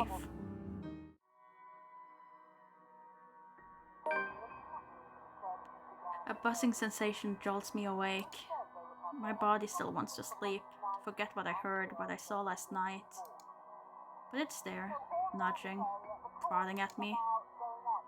Slowly I become more aware of how awkward my position is, and the aches that accompany sleeping in curled up position the night before. If I even slept at all. The memories are impossible to forget now that Rose's gone. They say it's easier when you say it out loud. Instead, the words weigh heavy on me each time. He's gone. Gone because of me. Gone because of one letter I was too curious to look at. I should have been more careful. I should have kept my mouth shut. I should have destroyed it before anyone else have gotten involved. I should have... The notification light on my laptop blinks incessantly, mockingly when I look at it, as if it's calling me back to a sense of normality. We'll see. I check it nevertheless, out of habit more than anything. To all BRC employees, in light of recent events, there will be an all-staff emergency meeting from 1 p.m. to 2 p.m. Attendance is a must. Company changes, new hierarchy and policies will all be discussed during the meeting. Everyone is expected to bring a copy of their own attendance logs and sales results for the last 6 months to be submitted to our respective managers for review. We are expecting everyone's cooperation. Thank you. Joanne Alice Schultz, BRC HR Manager. If there was one of those typical days, I'd happily comply and get myself to our office. Today my limbs just feel heavy. On one hand, going will keep me busy, take my mind elsewhere. On the other, the place in itself is a stark reminder of what my own fears have cost me. You should definitely go to work. We should not lose our job just because of this. Moping won't get me anywhere. This is just like one of those things, isn't it? You deal with it with a smile, no matter how bad things get, and hope for the best. Although my whole body feels like lead and my limbs are sore, I push myself away from the chair and head for the shower. The letter I dropped on the floor last night flutters open as I pass by, unfolding for no one else but me to see. Every word written on it glares back at me. They sneer. They ridicule. Like living beings fully aware of what they've done. With a huff, I pick it up and shove it into my bag, perhaps with more anger and frustration than I'm used to showing. This too, I'll deal with. Somehow I'll find a way and make things right. I have to. Before it takes more people from me. Even if I must do it on my own. Papers rustling, telephones ringing, feet shuffling. Overall, today looks like a typical working day at Briar Realty Corporation. Except it isn't. The air is thick with tension and unspoken questions. No doubt everyone present has already heard about Rose. If they missed last night's report, they'll likely see it in the morning news, in the papers, or on various news sites on the internet. Everything is a bitter reminder. In fact, everyone's giving me a wide berth, as though the mere mention of Rose would be enough to trigger something in me. It's appreciated, but it only serves to create a bigger hole on the place Rose has left. After lunch, my boss calls up for a meeting. I don't have to look up from my work to know what it's about. He's in a strange, pensive mood today, probably out of respect for a dead colleague. Oddly, I'd appreciate it more if he just shouted at me today. Anything is better. I'm sure you've all heard of what happened to Miss Cooper. She was a valued member of our team and she will be missed. There's no date for a funeral, yet, but those who wish to attend, kindly speak with your respective supervisors. By the way, has anyone heard about our still AWOL staff? None? HR, you know what to do. Santos, a word? In my office?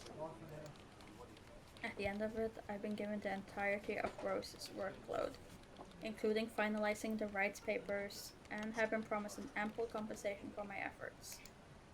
I think he's expecting me to be happy about this. Instead, I immerse myself in my work. I have to anyways, if I want to forget. Time flies when you do, and by the time I give notice, it's already late. Everyone's already gone, leaving me the company of a radio and a member of our janitorial staff. I don't even know his name. Rose likely does. She remembers people easily like that. The Luxborn Police Department continues its search for the following reported missing people. The radio players one name after another. Hold on a second. Missing? Aren't they? Still, I have to check. Frantic, I turn back to my desktop. The loud tapping of my fingers against the keys filled the office for the better part of my shift as I looked through everything. The background about the place, its history from the current owners, and a list of the employees hired under BRC. And I'm right. Of course I am. BRC may have a lot of staff, they may have a lot of agents hired, but I remember those names anywhere. After all, they're also part of the crew who worked with us in preparing the mansion for the open house. Then the letters... No, that can't be. I hope that's not what I'm thinking. But Rose is... Something snaps into place in the fraction of a moment. Those people, Rose, the letter... I need to... No, if it's like this, they still won't believe me. I have to make sure of it first. Evidence doesn't lie. That's what Ash often says, right? If I have proof, then maybe. I don't want to get my hopes up yet, but maybe there's still a way I can save them. The letter, my phone, papers, anything that will be useful. I grab all of them and stuff them in my bag. I can't stay here. There's something I need to do. There's something those people should. The noise cut sharply through the room, stopping my hand short of cramming a pen into my bag. Hello? Anyone there? Someone must have left the printer open again. I may be in a hurry, but if I don't turn it off, another person is certainly going to have a fit tomorrow over wasted company resources. Most of the time, it's Rose who does the nagging, but... The clicking of my pen in my hand is a welcome distraction as I search for the said object. Each stride my feet takes also echoes through the empty workplace. I lost sight of the janitor minutes ago, and with me being the only one left, the tapping of my feet against the wooden floor is something I soon learned to appreciate. Doesn't take me long to find it. By the time I turn that off, 5 pages have already strewn about on the ground, the paper tray having also been left ajar. Sighing, I pick each of it up to put it someplace proper. But the page that greets me next makes my blood run cold. The chill that makes its way up my spine is as numbing as the day in the attic. The sheets crinkle under my tense grip. All I can hear is my breathing as it rasps through my gritted teeth. But before I can even gather myself, take the first step out of here, total darkness suddenly envelopes me. And as if hearing every horrid thought running inside my head right now, something snaps. A soft creak grating through the thin veil of stillness that has descended in the room. Every muscle, every bone in my body goes rigid at the sound. Familiar. So familiar now.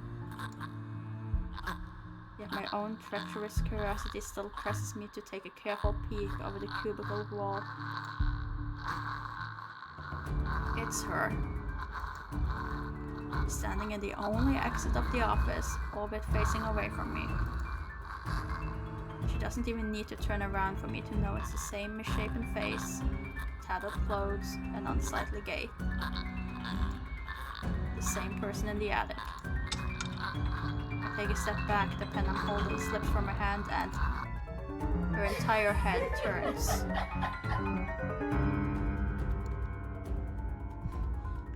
A scream almost escapes my mouth, and I duck under my table as quickly as I can.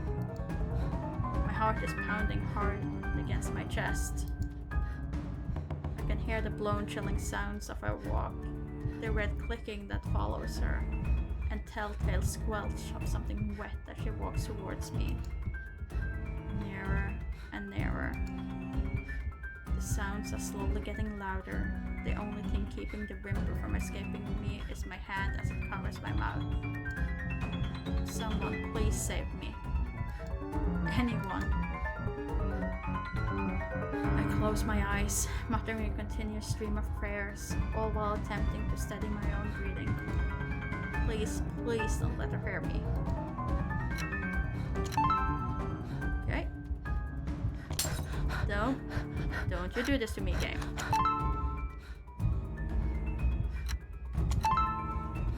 Okay, thank goodness. The seconds, minutes stretch out before me agonizingly. Is she gone? Slowly, I open my eyes to take a peek. I don't dare move or make a noise. In the face of such terror, I can only beg. Let out silent pleas to whoever's out there. Please, please don't let her know this. I want to live.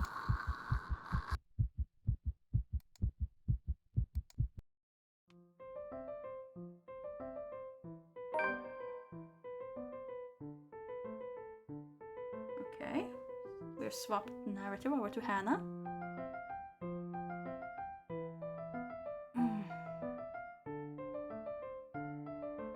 It's far too easy to get them to pay attention, enraptured. To hang on to my every word and follow my every move. All of it would have been stifling had I not grown used to such stares. Most are respectful, some are hostile if we're honest, and a few are downright inappropriate. After all, I am... Hannah Wright! There's a moment of agitation as a familiar but less than welcome face approached me with a suggestive smirk on his face. Of course, I have to keep a benevolent smile and greet him as I meet any good friends. After all, this man can turn heads, being famous in his own right. Officer Lee! What a pleasant surprise. I didn't think you'd have the time to attend tonight's party. He's more Luke's friend than mine, really, and I'm quite sure I only invited his wife. Much like I'm only friends with the Chief Inspector because of Luke, Luke is only friends with Rochelle because of me. Unlike how I treated Lee, however, Luke never hid his animosity for the Lee matriarch. It was an odd sort of friendship where we would have awkward double dates. I don't even recall his first name. It started with an N, I think. I might be wrong. Aside from being Chief Inspector of Luxbourne Police, his wife Rochelle Lee Nay Vance owns a General Electronics company, fridges and freezers mostly. Oh, I always have time for my favourite socialite couple. Might I say, you look positively ravishing tonight. I see the husband isn't with you. The way he eyes me up is enough to make my skin crawl. I just wish Luke is here to fend off the more unseemly of our pairs. You know the ones. Men who are just a bit too friendly, staring too long at my assets and getting close just because my husband is not there. And to think they have the gall to do this at my own party. In my own house, if I might add. But like any high society woman worth her salt, I know how to handle it with grace and dignity. I suppose you are looking pleasant as well. Luke's busy with work, unfortunately. Rochelle isn't here? A shame. I do hope he isn't causing you much trouble. That husband of yours can be a bit daft sometimes, acting like he's still some young bachelor. The wife sends her regards and her apologies, but something came up with her doctor and she needed to attend to it. You know her, being pregnant and all. We make small talk. Rather, I'm forced to do so, as he would not leave my side after finding his place there. Much to my chagrin, I've been extricated from the few who flock in hopes of flattering, for I can tolerate them far better than Lee. He's a nice enough person and I adore his wife, who is obviously the brains behind the two. But there is something unsettling about him. I do not trust him as much as I want to. He regaled to me tales of the Luxbourne Police Department, a different affair to the usual gossip I'm privy to, and though I loathe to admit it, it's interesting nonetheless. I expect the topic of business to die out quickly, which would be understandable enough due to the confident nature of his work. But oh boy was I wrong. So, wearing civvies, I steal and drive off with one of the police mobiles, right? In the mirror, I see the mutant chasing on foot and screaming about theft. The look on his face was priceless when I parked it in the garage. Oh my! You made him chase you all the way home for a prank! What did Rochelle have to say about that? Rochelle has a strange love and hate affair with Lee. He's a married man who did not grow up past his early 20s, judging by the way he acts. Surprisingly enough, they've been married for a good 20 years. A lifetime if you compare to my marriage of 7 years with Luke. I, on the other hand, well, Luke is no Lee. I should be happy about that, I suppose. Although my darling did have his moments. The wife pulled my ear and gave me a good talking to, though. Besides, we live in a flat a block away, so it wasn't much of a grand chase. Weren't you living in a house near the countryside? Moved for work, you know. Or you probably don't. No, I don't. But a flat in downtown? I suppose if that's what you like. Oh, it's horrid. Hate that tiny place, no matter how convenient it can be for work. 55 square yards are not enough when you need to get away from the wife. I wouldn't mind a place away from the city. Even started looking at the ads. I spied an interesting lot, actually. Heard it was finally put up for sale. Or that something mansion, you know the one with all the ghost stories. I know what he's talking about. There are really only a few urban legends around here. It's the Ermagood Mansion?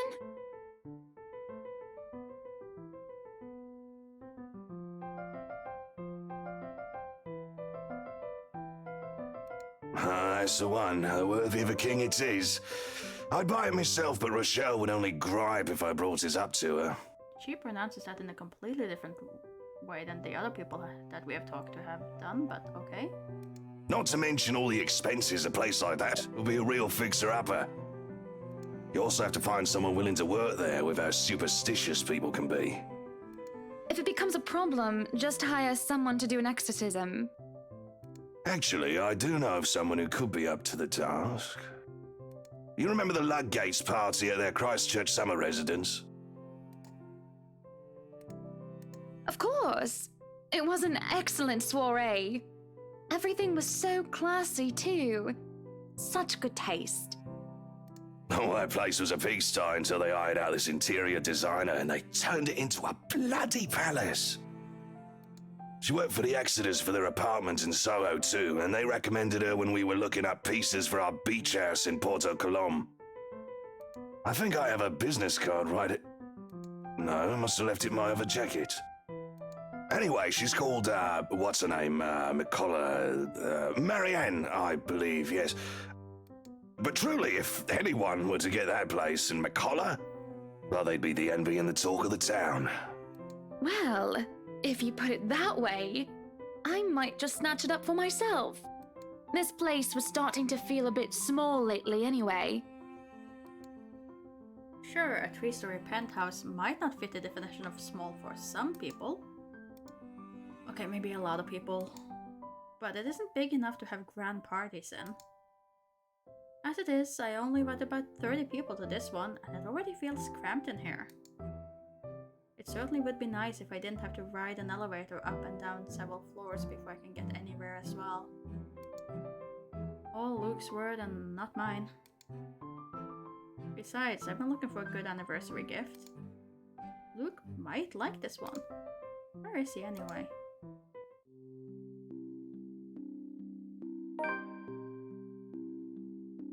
Luke is dressed to the nines, as he usually is, and he looks ready for whatever the day will throw at him.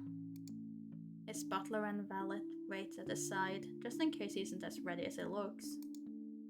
Oh sure, that is normal. What is confusing me is the fact that he's on his way out of the penthouse, considering we won't have anywhere to go until much later. Where are you going? I am to attend the Triad Autumn tasting. I do believe I informed you of this 2 weeks ago. Yes. And might I remind you that I had stricken that off your schedule? Because 1, the doctor told you to stop consuming so much alcohol. And 2, I informed you a few days ago about the open house we are going to attend in its place. I've even found this marvelous interior designer, Mary Ann McCullough. It's a 3.5-hour drive to Cardiff. I don't have time for this. This is like that little party you threw all over again. You don't inform me of it, and you expect me to stay and be a gracious host when I have business elsewhere. You know how I operate, Hana. Unless this was penciled in, I am sticking to my schedule. If I may intrude, the madam is correct. Your physician did insist you moderate your drinking, unless you wish to incur acute pancreatitis. And you did have this open house penciled in last Wednesday morning. Bullocks, I don't remember doing so. Well, you did. While very hungover, in fact. He did. Moaned about me being too loud, but gave in after some pushing. Perhaps that was a bit too cruel and manipulative of me, but... Whose side are you on? Come on, Luke. You promised we'd do whatever I want this weekend. Gordon Bennett, fine. I am giving this house tour of yours a chance. But if it proves to be a waste of time, I am going to Cardiff, and you are going to take a cab home. Are we clear? It's just a bit of a husband and wife tit for tat, isn't it? All couples have their arguments. Once the honeymoon phase is over, as they seem to call it, reality sets in that you and your partner might not always see eye to eye. Perhaps it's been years. 7 of them, if not, it's nothing to scoff at. I just cannot bloody believe I agreed to this. I was really looking forward to the Triad tasting. Though sometimes, I think it's something a bit more than just simple disagreements. And I have to stop myself from wondering where we went wrong. There's always the Triad Christmas tasting in Manchester next month, and that'll only be an 1.5-hour drive. Have I been neglectful? Have I offended? Have I acted shamefully? Yes, but Cardiff! Certainly, any problem can be discussed, as long as it doesn't turn me away. Well, there goes my good mood. Are you happy now, Hana? Why must he treat me this way? Remain silent to defend myself. Yeah, no, not gonna take it to defend myself. This is not gonna go well for our relationship, but oh well. Yes, I am very happy, Luke. Because for once in a very long time, we are doing what I want. I'm ecstatic. Understood? And this would be perfect if you stop acting like a child who needs their nappy changed. We will be leaving after lunch for the Ermengarde mansion. You are going to park your rear in the car and keep mum. And you are going to behave during the tour. Needless to say, Luke looks a bit shocked at my little outburst. He opens and closes his mouth a few times, struggling to reply, before he crosses his arms to look like, well, a moping child. Also, how did this... Oh, that was actually a good thing. Okay, so us standing up for ourselves was actually a good thing. Ah, yay. Any more rules for this little excursion of yours, Your Highness? No wine. No wine? Unacceptable! I am already not allowed to the tasting, and you would deprive me of that simple pleasure?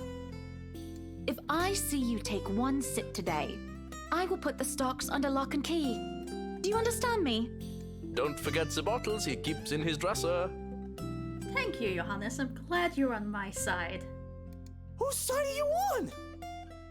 How many times in one day can you ask that?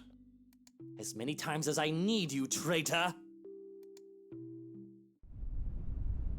The ride to the mansion is quiet, while Luke, having stared out the window the entire way, not paying attention to anything around him. Meanwhile, I'm conflicted. I don't know if I should apologize for changing his plans like that. But by the time we arrive at the mansion and I see his eyes light up in genuine interest, apologizing is the last thing on my mind. The whole affair with the Ermengarde mansion is certainly an interesting experience. The place have been renovated and restored by the owners to what they claim to be acceptable standards. The mansion itself looks like something befitting a fairy tale or a period piece. It is tastefully decorated, and with a little bit of love and attention, I'm sure it can be a place Luke and I can call home. And a number of other prospective buyers that have come from the powerful and wealthy of Luxburns certainly did not disappoint, marking this estate as prime property. The Lees are amongst the group who went with the Rose woman, and I saw a few other notable faces, though I do not really feel like mingling. Unfortunately for every one of them, the Wrights are interested in buying. It's been bugging my mind, however, is that Isabel. What is her problem? I still don't quite understand what is happening. One moment she's scrambling to give us the paperwork to finalize the sale. Then she's panicking over some sort of prank letter or another. Dear me, is Isabel alright? It is apparent, with the way she shakes and by the pallor of her skin, something has really shaken her up. Isabella, do you need me to call that ambulance? I am worried, but it will be best if she's attended to by someone more familiar to her, like a partner. But even then, the girl refuses Rose's offered drink and looks just about ready to make a run for it. No, I'm just feeling a bit out of it. Excuse me, I'll be back. I just need to catch my breath. And she does so, just as I predicted, and her partner follows like a concerned mother. There's an awkward air among us as we are left in the wake of whatever that was. The other murmurs and gossip with each other, speaking of the poor daft girl and telling the tale to whoever was not audience to the act in the first place. It doesn't take too long for the woman, Rose, to return and pull us aside into the study for what I rightfully assume is damage control. Rose invites Marianne in too, hoping to apologize to her as well. But the woman refuses, saying she's not one of her clients anyway. That leaves myself, Rose, and Luke. The last all too eager to make himself comfortable in a study he's no doubt already claimed as his own. I can't apologize enough about what just happened. Please forgive Isabella. She's been under a lot of pressure lately. She's young and all those rumors about this being haunted just got to her head. And it must be this terrible heat too. Not a drop of rain for days now.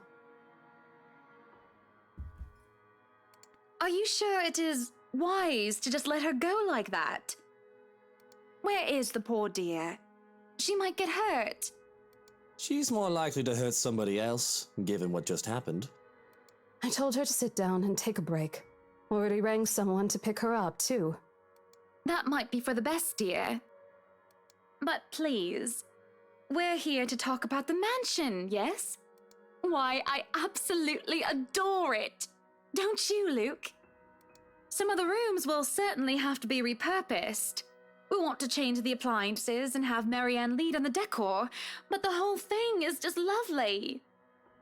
I guess. It's certainly a lot roomier than our penthouse. Exactly! Lots of space for guests, parties, a lot of room for little ones to run around too. Let's not discuss that right now, Buttercup. Anyway, I do think it would be a shame to let this mansion slip past us.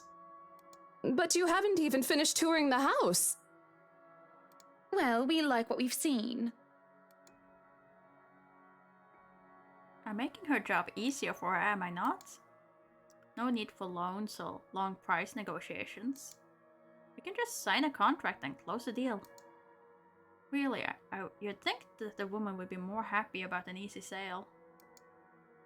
I know how these estate agents work, how long they have to wait, and how much they have to spend even just for a single sale. Why should she be jumping for joy by now? I'm sure the commission on this mansion is nothing to sneeze at, even if she has to split it with the Isabella girl. Huh, do you think we could have horses here? Yes, those do sound nice, love. Anyway, if anyone else is interested in buying this property, I assure you that I'm able and willing to give a better offer. A vineyard would be nice. Or maybe And we do reward our people quite generously, Rose. So if I were you, I would start on that paperwork. Helicopter pad. I pause. And there's a small moment of complete silence where Rose and I just stare incredulously at Luke. It's an unspoken understanding, a rule between the two of us that we have to put on an act. With our social standing, where image matters, it's also important to avoid making enemies. And to follow this rule is an easy feat for me. From youth I have been the well-trained social butterfly, gracious and graceful. Luke, on the other hand... Oh, wait, what, Luke? No, what? Whatever would we need a helipad for? Well, he likes to play the fool sometimes, even if he's anything but. And it throws me a wry smile. I shake my head and beckon Rose over. This is to be our home, and there is nothing she or anyone else can do to change my mind. This is a place that speaks of power and importance, and at the same time of safety and comfort. Perhaps we can even have our family here.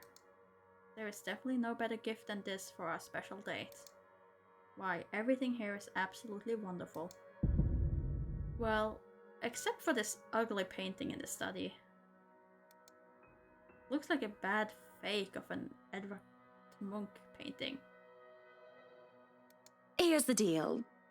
I'm willing to pay 10% higher than your listing price. If anyone tries to outbid us, just add another 5%. I doubt anyone can, of course. Or, you know what? Just add 15% to the listing price, and we can sign all the paperwork now. I guess, if that's what you want. That won't be any trouble. I don't have all the papers now. Didn't think this would be a quick sell. I'll have copies sent to you so you can look over them. And if you'd still like to finish the rest of the tour with Isabella's group, you're more than welcome to. No, I think we're good here. We'd appreciate a private tour of the place a lot more, I think. All right. Should I let Marianne in, then? Marianne? Oh right, she's been waiting outside the study this whole time, hasn't she? I'll need to have a little chat with her to move this little mansion project forward. Please do. There's a look of apprehension when the other woman enters the study. Yet, like a professional, I see the moment when she steels herself and masks her worry. Admirable. We have this project, then? Of course. Will you be needing anything from us? Having the floor plans would be a great start, just so that I can look at them beforehand. And if you could tell me when you're available for a meeting so that I can include it in my calendar? Oh, is a meeting really all that necessary, Marianne? I guess we can send Johans to help you out. You two can start by getting rid of this ugly painting. A hush falls upon the room at my request. What painting? And lo and behold, the painting is gone. In its place, a mirror stands, which leaves me to look at my own confused expression. Odd. Well, no matter. Back to the topic at hand. Marianne, dear, we are simply far too busy to meet up.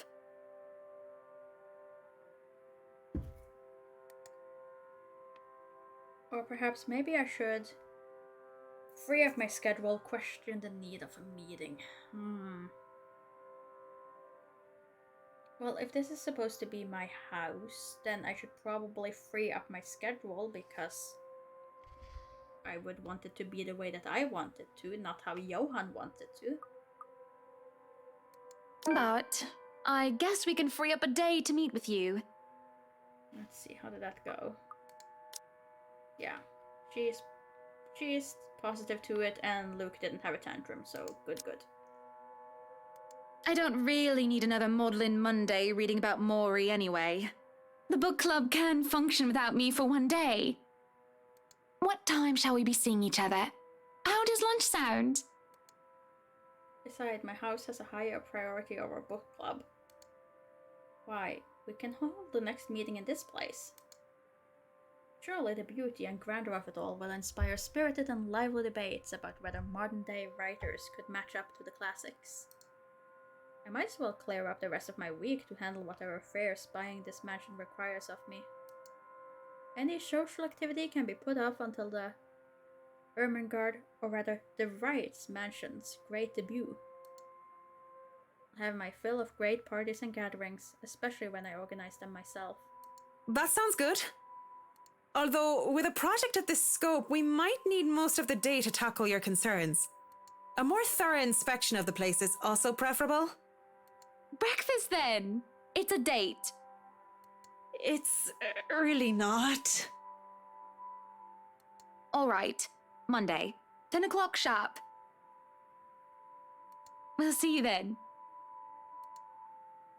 Actually, Marianne's suggesting that we meet at 9, but who's even awake at that unholy hour? I was lucky enough to wake up this morning before Luke went all the way to Cardiff. We say our goodbyes, shake hands, and make it clear without outright saying that we now own this house. By the time we left the mansion ground, sunset is almost upon us.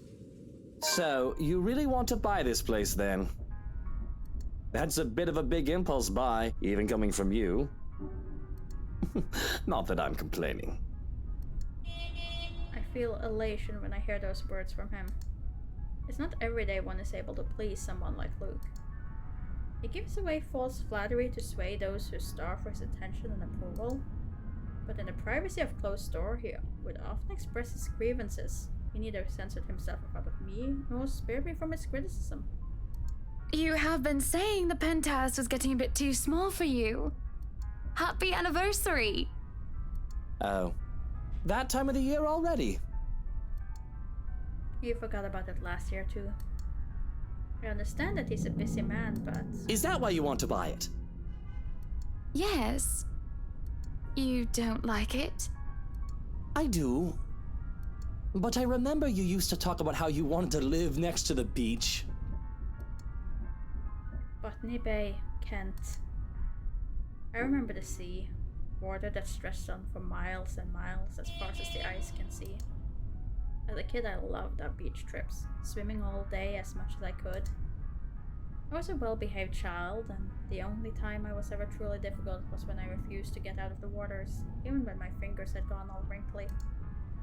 And even when they managed to pull me out of the water, there was always sandcastles. The day before we married, I told Luke that I wanted a house on a beach and a dog. And a kid or two. None of those came true 7 years later. That was a childish dream. Living next to the beach is so impractical if you really think about it. I don't know. It's not a bad thought to see you in a bathing suit every day. Maybe another time, love. We still have forever, don't we? He says nothing, only grabbing my hand and holding it tight as we spend the rest of the ride home in silence. I miss the sea. Sick and hovering over the loo at 3 in the morning, the picture I paint right now is hardly glamorous. A horrible fishy taste is left in my mouth as I throw up what I had for dinner, and I hate the acrid stench that fills the lavatory. The burning sensation at the back of my throat is of no help whatsoever. I can feel another wave of nausea coming up on me when the door opens. Hana, what are you doing so early out of bed? I'm fine, love. I must have just eaten something bad. That's all I managed to say before vomiting again into the porcelain throne. Lovely. Just go back to bed, Luke. I'm going to clean up here. I refuse to look at him. I don't want him to see me like this. The last time I had a horrible morning rushing into a toilet was during my college years, being the life of the party. Thoughtless and shameless, I had thrown away months of frivolous merriment and pointless hookups. Didn't even retrain any of the connections I had made from that time. Sure, they still know of me, and I still know of them, and still do business from time to time. But I've lost touch with anyone who I didn't see on a daily basis. Hardly have any of the friends I had when I was still Hannah Evans. Teachers, fellow university students, drinking buddies, and all conquests like Jack. No, don't touch me, sweetie. It's disgusting. I'm disgusting. Luke sits down next to me on the toilet floor to hold my hair even as I cough up more fish. He wipes the vomit from the corner of my mouth and just stares. Do I need to fire someone? I don't feel sick. Just feeling a bit under the weather, dear. It's been unbearably hot as of late, hasn't it? I do wish it would rain. Are you sure it wasn't those sweets? I told you not to eat those sweets. Maybe. Well, don't laugh. Well, I can't help if you make that sort of face. He starts chuckling, and soon enough, he's in a fit of laughter. This scene happening next to a loo filled with sick just makes the whole thing bizarre, and it nearly makes me start giggling as well. I try to stifle it though as I smack him on the shoulder. I'm not making a face, Luke. Stop laughing. Shut up. And he would not stop laughing. I let myself go as laughter bubbles from my own throat, and I forget whatever ill feelings plague me. We are just husband and wife, laughing together at the funny face, the little things in life. I let myself go because I know that those moments will not last forever. But if I just know the terrible things that are to come for us, I would have wished with everything I have then and there that the laughter stayed. Hiya! Come on now! The place is bustling with movers, carrying furnishings here and there, along with several trunks of personal belongings taken from our penthouse. Luke watches them like a hawk, making sure it's handled nothing is handled carelessly and gets stolen. Careful now! I know your pictures are framed by cheap plastic, but those are framed by African Blackwood and are one-of-a-kind commissioned paintings. Each one is easily worth a lifetime of what you lot make. Charming. Luke, do the dishwashers go into the kitchen or the butler's pantry? Pantry, Buttercup.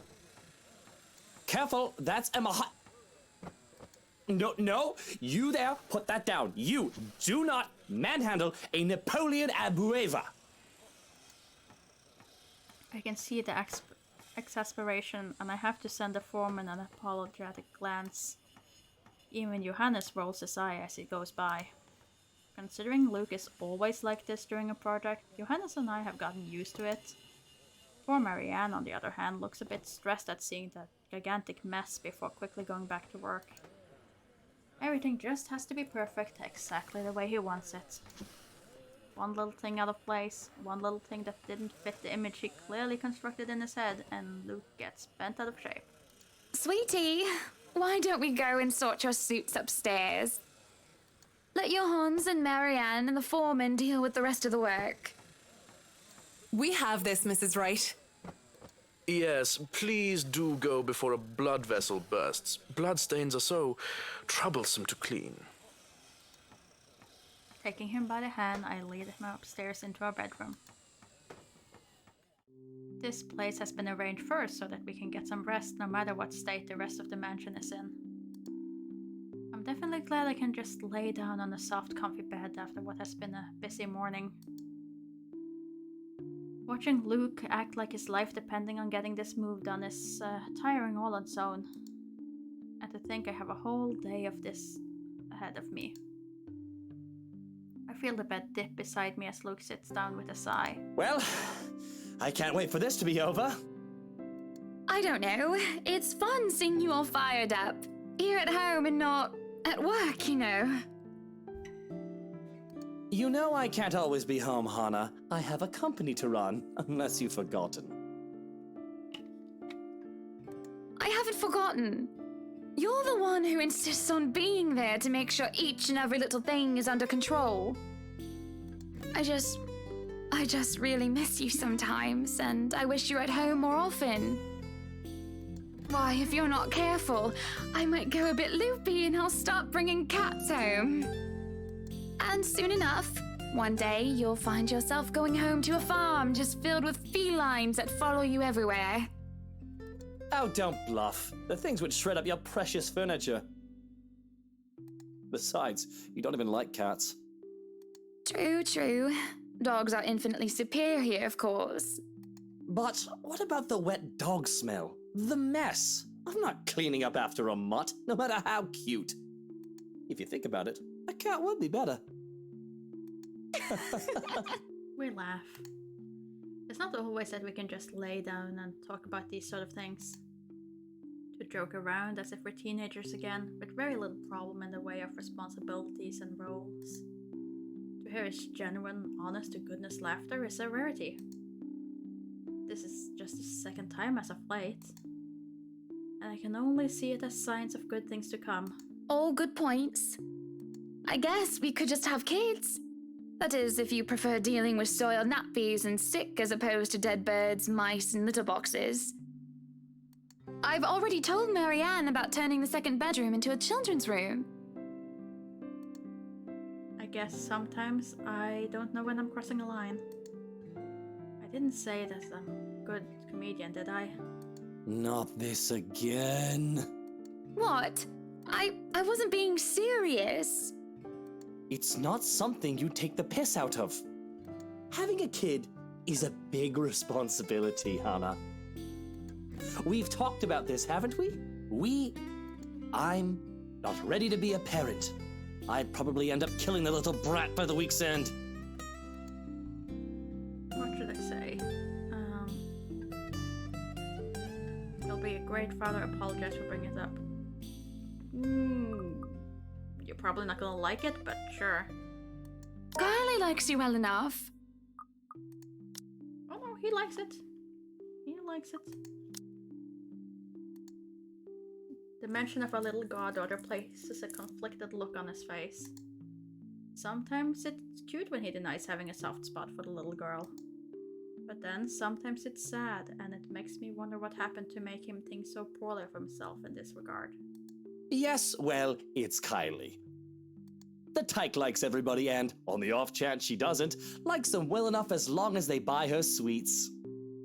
And sure, that kid is great, but if I get tired of her, I can ship her back to her father at the end of the day. Having kids of our own will be a whole different monster entirely. I have never heard him talk about his father in anything but a business context. I recall Damien Wright kept hearing about him from my own father, even before I met Luke. The business world praised him for running a tight ship, all until one mistake led to a great loss for the enterprise. It was then that the news of Luke Wright, prodigy son and successor to the old man, started to show up, and he aided in his recovery and growth up till the Great Recession. I'm getting a bit off track. Regardless, I have never heard him talk about his father like one would talk about family. I think you'll be a great father. There is a smile, no matter how hard it may be. I do really think that. He might not be a good man, be a good, honest man. A part of me knows that, though I try to silence it. But I know Luke well enough that he will be a better father than either Damien Wright or Henry Evans. I love my father, but he never had the time. If it is any consolation, I think you'd be a decent mother. On the other hand, I have never heard of his mother. A silence settles, both comfortable and uncomfortable. There's familiarity in each other's company despite the awkwardness that has transpired. Defenses and masks down, without anybody else looking. We are both together and alone in this quiet. But a crash from downstairs startled us both out of our rear.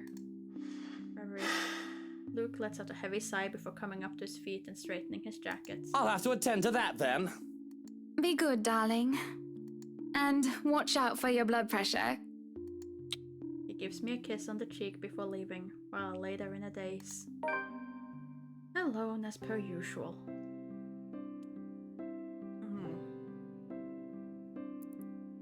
I have to say though, I'm getting slightly nervous about completing this game in one sitting. It is definitely wreaking havoc to my voice. And I think I'm like not even 1/3 into the game, so we'll see. We'll see how far we get. I really should be used to it by now. I can feel the minutes tick by with me just laying there, feeling miserable and full of self-pity. I have rolled over to lie on my stomach at this point, with my face buried into pillows when there's a knock at the door. Grumbling at them to go away doesn't work as a voice comes from the other side. Madam, the photographer from Luxury Living is here. Wait, is that today? Oh yes. People have caught wind of our new mansion the very moment we left the open house. Luke had boasted he could acquire the property in no time and allowed a photo shoot for an interior design magazine to be scheduled today. Well, there were complications and it took longer than it usually does for us. In a minute, Hansi. Johannes, if you could at least make it through the end. Tell them I'll be right down, Hansi. The mansion ground has been one of the first things to be fixed up, aside from the bedroom. Although it's still a work in progress, it had promising starts and I can already see the flower patches. Luke's favorite daffodil stands out easily, having been transplanted from the pots that used to litter the rooftop of our penthouse. Why, if the moving crew thought that Luke was being hard on them, he clearly didn't see the landscaper on his way out. The man looked like he was ready to faint, and Luke seemed ready to kill him by the end of their discussions. It's in the garden that I see him standing near the flower in quiet admiration. He is hard to miss, the hulk of a man that clearly did not belong, and the big backpack and suitcase he has with him makes him look much larger. It is a peculiar sight seeing someone who looks like he does handling little delicate things with such care. He looks up from the garden and does a double take before a friendly face replaces his serene expression. Miss Wright, yeah? Hi, Zachary Steele here from Luxury Living, ma'am. Hope you weren't waiting too long. But it looks like you're still moving in, huh? Thought for a second there my calendar was wrong and I came here too early. The one and only. Welcome, welcome to Maison de Right. And yes, we've been in the process of moving in as we were delayed, but it won't be a problem. They're just adding a few things here and there, and you should still be able to do your work. Where's the rest of your crew then, Mr. Steele? Zach is fine, please. Mr. Steele makes me feel like I'm a mascot for a cleaning product. Anyway, I'll be your one-man crew for today. Don't worry, been doing this gig for a while now. You must be quite the veteran to handle this on your own. We've had a full crew coming into our penthouse the last time we were covered in your magazine. Veteran? Oh, your words are too kind, Miss Wright. Hannah! If I get to call you Zach, you have my permission to call me Hannah. Alrighty then. Anyway, I'm no veteran, but I know my camera well enough to make sure this is a good shoot. You can trust me on that, Miss Wright. Hannah. Zachary proves quickly enough that I can, in fact, trust him. His skills with the camera and experience in this industry at the very least. He's kind and courteous, listening and following as I lead him around the house. A really nice fellow, and he treats our household staff well whenever we cross paths with them.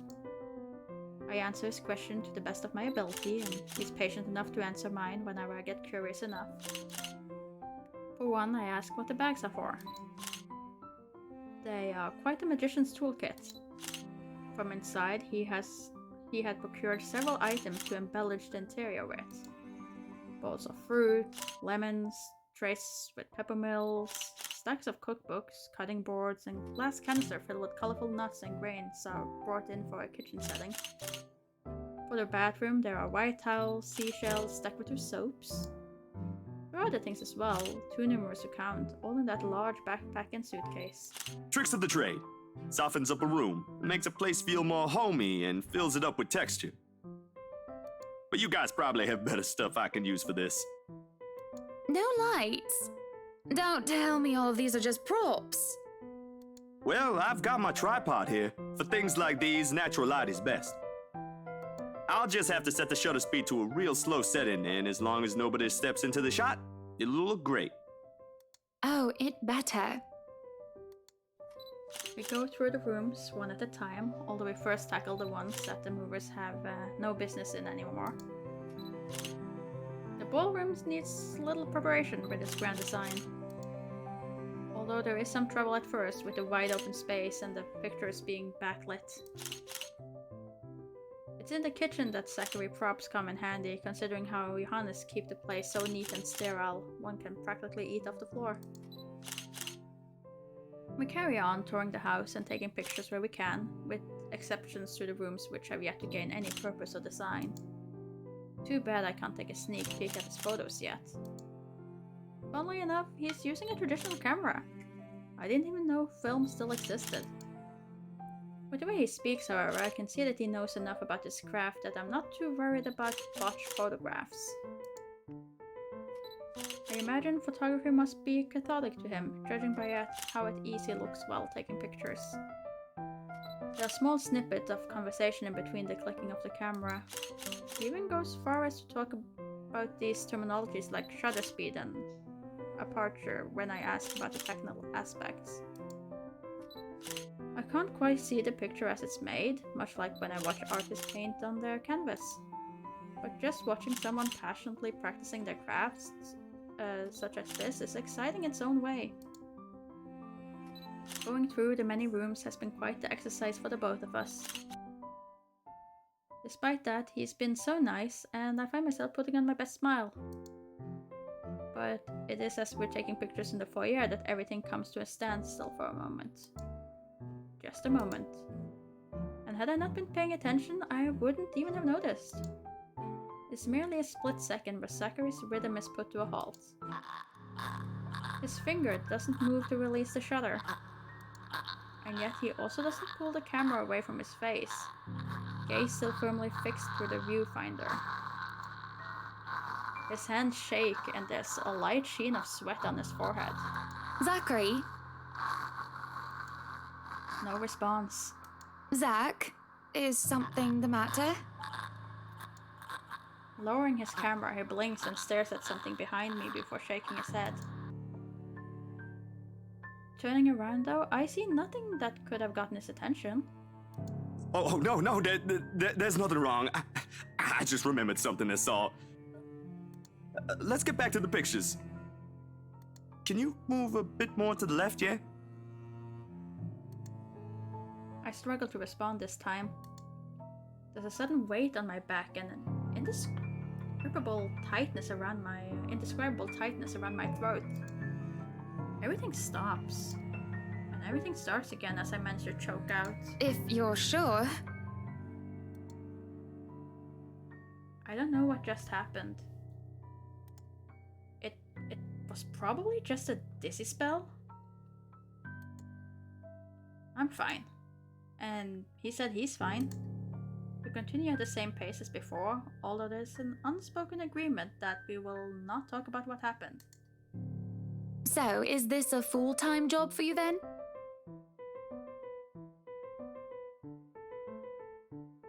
Nah, I just freelance mostly, for magazines, newspapers, and events.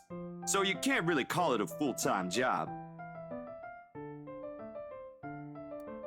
It's fun and it puts food on the table, but it's not what I really want to do. At least, not all the time. What is it that you want to do then? Maybe I've been out of line sticking my nose into other people's business, but I can't help but ask. I regret doing so as I see his shoulder slump and the easygoing air he has fades away. He looks torn over whether he wants to talk about it or not. Films, documentaries mostly. But cinematography is a lot more difficult than photography, right? I was working on this thing, actually. What thing? Well, it wasn't really a big thing. It was kinda a big thing, Zach. People didn't like Blue Fonzie very much. People don't like a film about colors. I suppose they would have liked Blue Bibby a lot more. Very funny. So, Grand Director, do you want to tell me what Blue Fonzie is all about? He hesitates, but when I refuse to budge on the matter, he gives in and spills it all out. Blue Fonz, le heure de la plus sombre de Noé Britannique. Ah, my French is horrible. Blue Fonz, le heure la plus sombre de Noé Britannique. Ah, good enough. Dark blue, the darkest hours of the Black British. He speaks with passion of one who has gone through the very matter he is concerned with. There's conviction, knowledge, and experience in his speech. Why, I would have told him that he's an amazing speaker if only I wasn't so engrossed listening. Prejudice and discrimination, in schools and in the workplace. Lesser chances for opportunity and higher chances of being treated like a criminal. He spoke of blacks and people of color in general still being treated like second-class citizens, all because of the color of their skin. It's all just positively riveting. And sad. He comes to a point wherein he soon loses steam. He looked abashed, realizing what he had just done. Sorry, I just got so carried away and... It's fine. It is really so fascinating to watch people talk about their passion after all. You should see how your eyes light up when you speak so fiercely. You do have very beautiful eyes. Uh-huh. Thanks, I guess.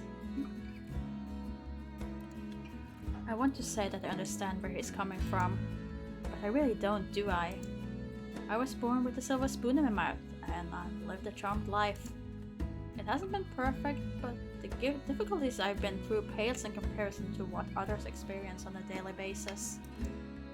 I certainly don't know how I would have fared were it any different.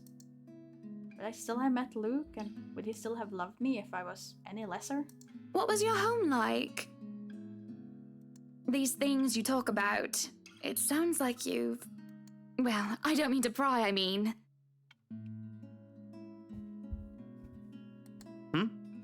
Live with my older sister and my grandparents.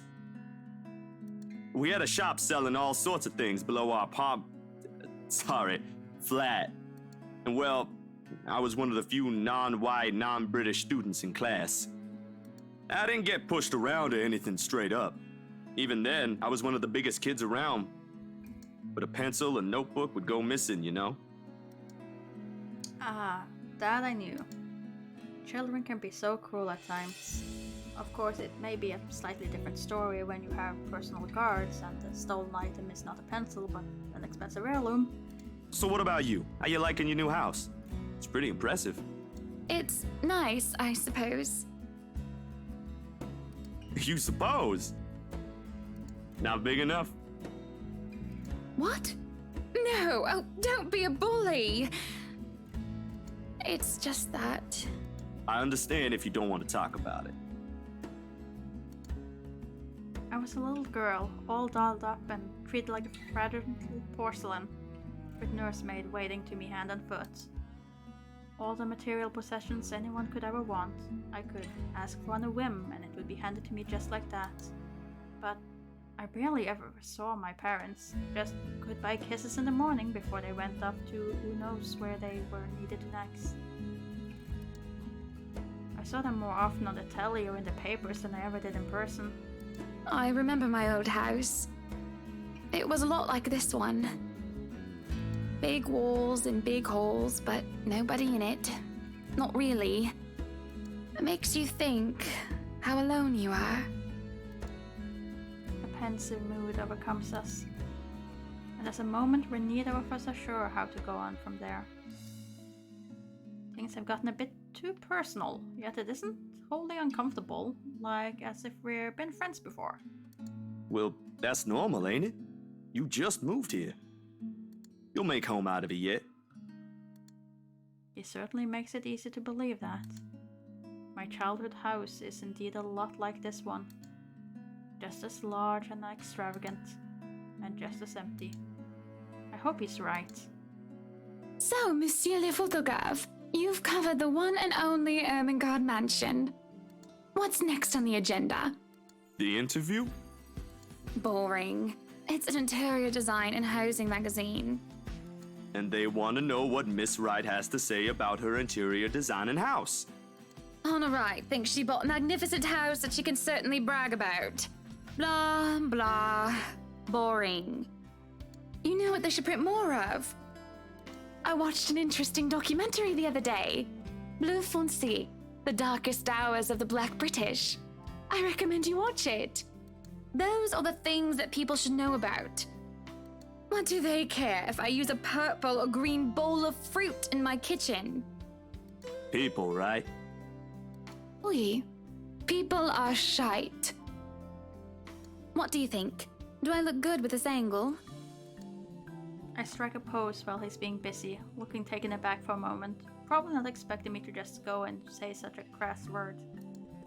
But he recovers quickly, and after snapping a few shots, he grins. Yeah, vous êtes belle. You want copies of these ones? Yes, please. So, the big boy knows French. You must have wooed a few ladies. Unless you're into gents. Either way, French is, after all, the language of romance. No, I don't know about quoting fancy poetry. But I've made lunch for a girl before, and they did like that fancy French cuisine.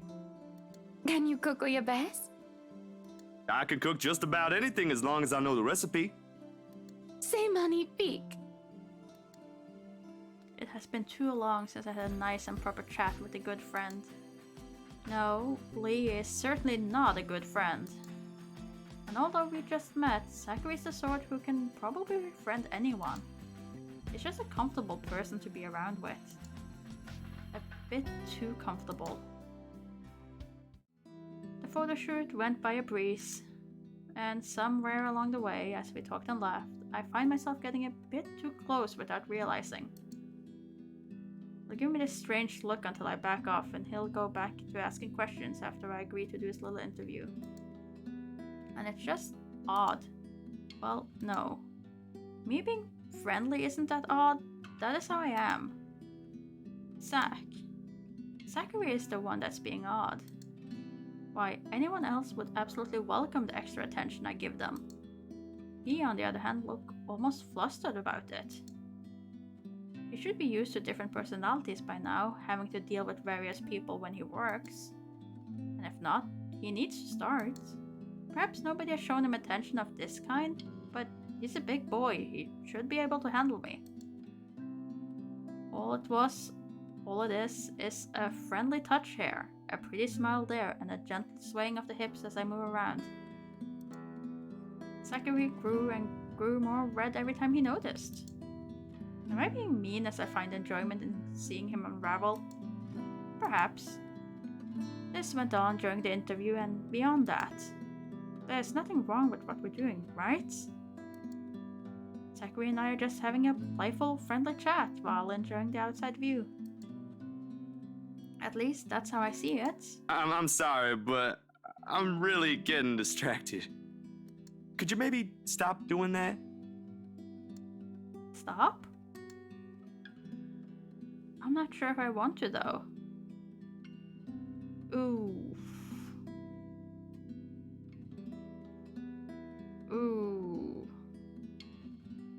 To stop or not stop? I mean, he's asking us to stop, so the polite thing is to stop.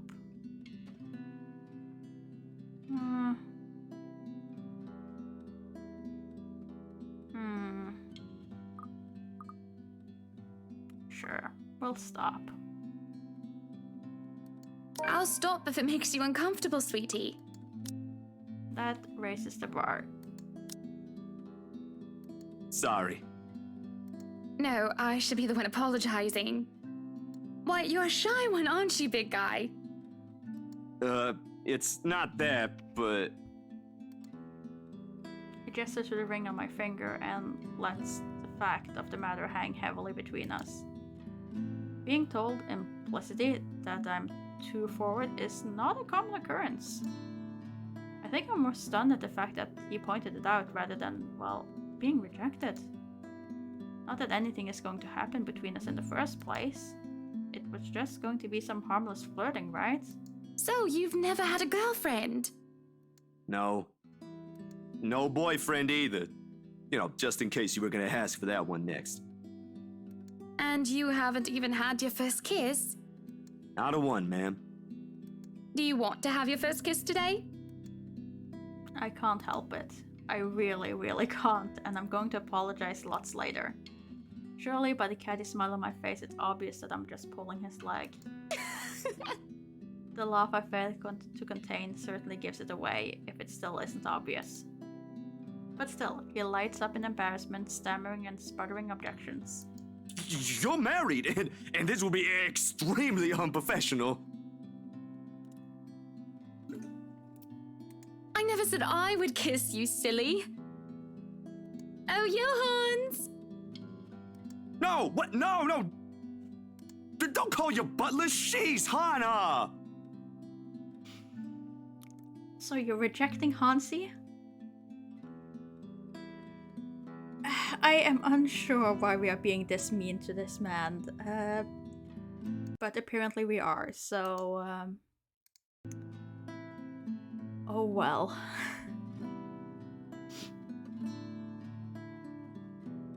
But I mean, he is rejecting Hansi fairly quick and admit. I'm sure Hansi's a lovely man once you get to know him. That would be for the better. I don't think his husband would appreciate it if I made him kiss another man. Already married, in that case, perfectly valid. I do not think he can hear us from here either. But it is hard to think you're not taken, Zachary. Why, whoever becomes your girlfriend will be so lucky to have you. You can cook and take wonderful photographs. Wonderful meals and wonderful memories. I can play guitar too. You can? Oh my, wonderful serenades as well then.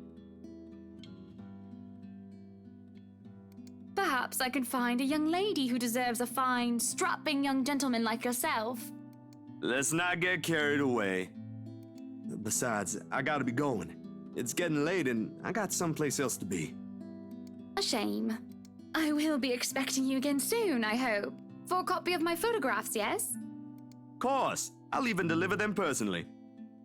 Just, you know, don't try to make me kiss your butler when I drop by. I make no promises, Zachary. As fate would have it, the very moment the words leave his mouth, Johannes comes out of the house. Judging by the slight raise of his brows, he has heard only the tail end of the sentence. There shall be no kissing of any butlers under this roof, Danke. But you are not under a roof, are you, Hansi? To my amusement, he takes a step back, safely placing him within the threshold of the foyer and under the roof of the house. And just as ever, he is quick to return with the sardonic reply. I am now. As I was saying, madam, it's about time for supper. Will I be needing to set an extra place at the table? Oh, what? No, I was just leaving, actually. So, you have a good night, Hannah. And you too, Hansi. It was nice to meet you, Zach, honey. You have a safe trip. He nods, and the grin on his face as we say goodbyes is the sweetest that I have ever seen. I linger, looking out for him with his relatively tiny bicycle, backpack safely secured in the basket by the front, and suitcase hooked to the back. I watch as he went down the path back to Anslem Village until he's nothing more than a blip in the horizon. Cannot help the small smile on my face as I go inside for supper. Entering the dining hall causes me so much confusion. It is dark. For a moment I thought the electric work is not up to par. But that clearly is not the case, as every other room is bright with artificial light. Finding the light switch is a monumental task considering the size and my unfamiliarity with the room. To make matters worse, the darkness grants the room a different atmosphere, eerie and frightening. It takes longer than I thought to find the switch, something that will have to be rectified later on. My skin starts to prickle, and there's a distinct feeling of being watched. It unsettles me, and only spurs me on in my search. And when I do open the light, there is a hiss. I'll turn the lights down, woman!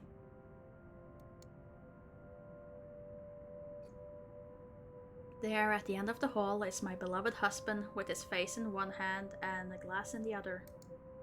Perhaps I can let it go if it's only one glass of wine. However, I can feel myself go livid after seeing the toxic green liquid gleam mockingly at me. Luke, what? Are you drinking absinthe? You know what the doctor said. Absinthe, Luke. Are you actively trying to kill yourself? Because if you are, we can just hit you with a bloody car! Honeybee, Buttercup, not too loud, please. Besides, it's Lelouch, not too strong. Just hair of the dog that bit me. Helps with the hangover, dearest. You drank? When? This morning, love. Don't be mad. I just needed a few drinks, having to deal with those simpletons. And maybe I had one too much. You don't see me whinging about you leaving me to handle them on my own. I had to attend the photo shoot and interview with Luxury Living. You know that. Let's not make this about me, Luke. This is about you and your drinking problem and... Oh, I don't know, Hana, darling. What if my drinking problem, as you like to call it, is linked to you? If we think about it that way, this discussion is about you. That was pretty mean of you, leaving me alone to do all the work like that. You can't use the interview as an excuse either, honey. I was informed the moment your little interview was done. So, what was it then, What were you doing? What's it gonna be? Should I tell the truth or tell a little lie?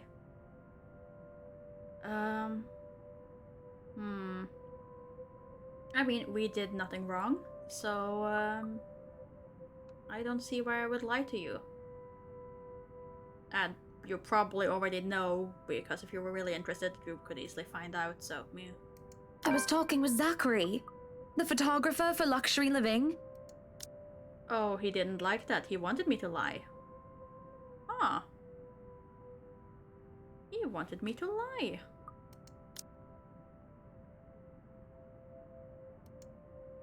I have no reason to tell lies. It's not like I'm guilty of anything. But as Luke's expression turns, he makes me feel like I actually am to blame for something. He has a way of making me lay it bare with just one look. That had really struck me when we first met years ago. That giant Negro? Okay, Luke, you just went there, didn't you? You were having a secret meeting behind my back and it was with him? What are you implying? I'm implying nothing. I'm just worried. You know better than to trust those media types, Buttercup. He must have been really friendly to occupy your time like that. We're gonna ignore... You're not gonna... Okay. You're not gonna comment on the... No, okay. But all he's looking for is his next big headline. You're making it really hard to Luke, you might have to be killed, okay? That's all I'm saying. He's a photographer for an interior design magazine. Doesn't matter. You let one little thing slip, One wrong move, and it'll blow up in the telly in the morning. He'll go to his journalist friends to gossip and make a quick quid. His eyes were the first thing I noticed about him. They were like nature, the grass and the tree, wonderful and breathtaking. Now as I look at him, they're nothing but the same shade of green as the bloody damn drink in his hand. He was a perfect gentleman, Luke. I can't say the same for you as of recent. Excuse me again? We're talking about you, Hana. No, I am pretty sure we were talking about you and your drinking problem, Luke, right? Hangover forgotten during the course of this little spat, the man jumps to his feet and cedes. Looks like he's barely stopping himself from throwing the nearest thing he can find. Oh, it is not a problem. I can stop whenever I want. And even if it was, I think you can very well stay out of it, as it only affects my own kidneys or liver or whatever the bloody hell that shite pollutes. Whatever aftermath that occurs because of your little chit-chat with the Negro affects the both of us, however. Look, Luke, nothing will happen. Going down on the turf. You have to relax. It was just a friendly chat. Well, now I think I'm getting jealous. Or I would be if it weren't for this damn headache. Maybe you should drink more. Maybe. Supper spent in silence with nothing but the occasional sound of silverware. A grand feast has been served, well, rather than usual anyway, most likely due to Luke's complaints of stress. A platter of native oysters for starters, and tranche of turbot with purple sprouting broccoli, lemon capers, and anchovy sauce for mains. To finish it all off, black tea and golden syrup sponge pudding with custard. But when our appetizers are appeased and the plates are cleaned away, Luke stands, kisses me goodnight, and leaves me to stare at my half-empty cup. Lonely in the lull of night, I sit in a house too big and too empty, foreign and unwelcoming. Even with its warm tone and homely decor, it feels cold. There's no need for tears, however. I know I can get through this like every other obstacle I have faced before. This is a minor setback in what I hope will be a long and happy life. To remind myself that this place is for Luke and for our future children fills me with a renewed vigor. Besides, it looks like someone is having a cry already. The wailing is far away and muffled.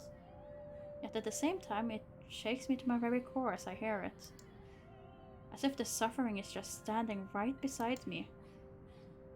Hearing it sends a chill down my spine and makes my skin prickle with goosebumps. Who is that? Curiosity sinks in as I follow the sorrowful sound into the kitchen. And into the wine cellar hatch. Hello? Is anybody down there? I'm curious and concerned, but there is no way I'm going down into a dark and humid underground. I'm not as enthusiastic as Luke, who's considered himself quite a connoisseur. However, I also cannot bring myself to go to bed with this racket going on. If it is one of the household help, they will surely need some talking. After all, this wouldn't be the first time I've gone and found one of the maids sobbing their eyes out over one thing or another. As professional as their staff are, they are still human. More often than not, it was either Johannes or I who calmed them down, who helped them figure out how to go on about things. Unfortunately, I'm not in high spirits right now, so I'm not as wholly benevolent. So I will... open the hatch or call them out. No, I feel like this is a fairly big moment. So let's go with...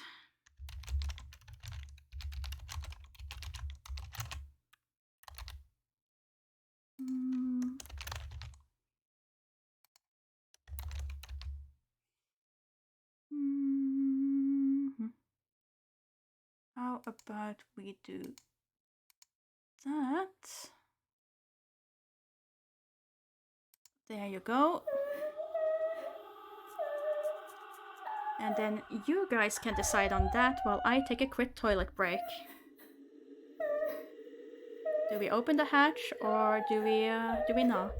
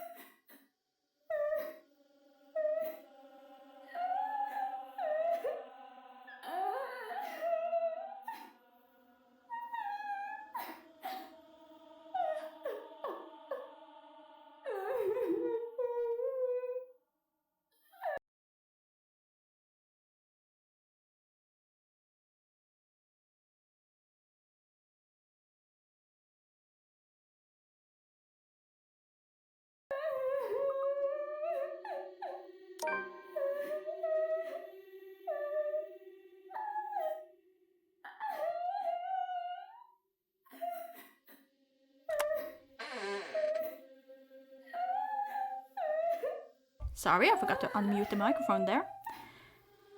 The thing refuses to budge at first until there's a soft click and it easily swings free.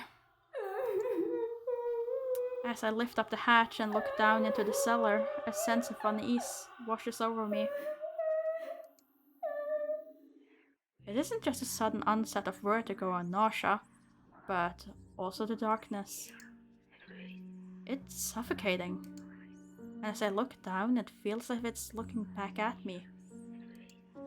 I worry that something will suddenly pull me into the deep.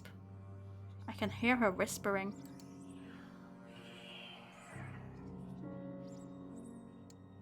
Calling for me. She wants me. Needs me. She wants to drown me, pull me down and suffocate me in her embrace until I sink to the bottom. A deep abyss awaits, inviting yet foreboding. She's calling to me from in there, isn't she? And I do want to help. I do. But the shadows threaten to creep out and a feeling of apprehension keeps me in place. Already it paints the room in a darker light.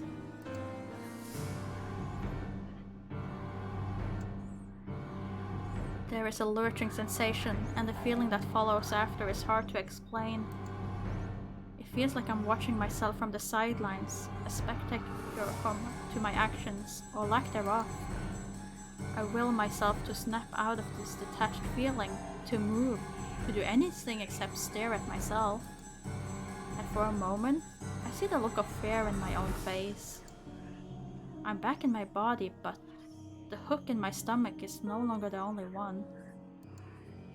There are hooks everywhere, tearing and pulling at my skin, flesh and bones. They pull at me in every direction, and it hurts. It hurts so much, but I just can't bring myself to scream out. Help me. Okay, resist, sure, N. H. Come on, give me letters.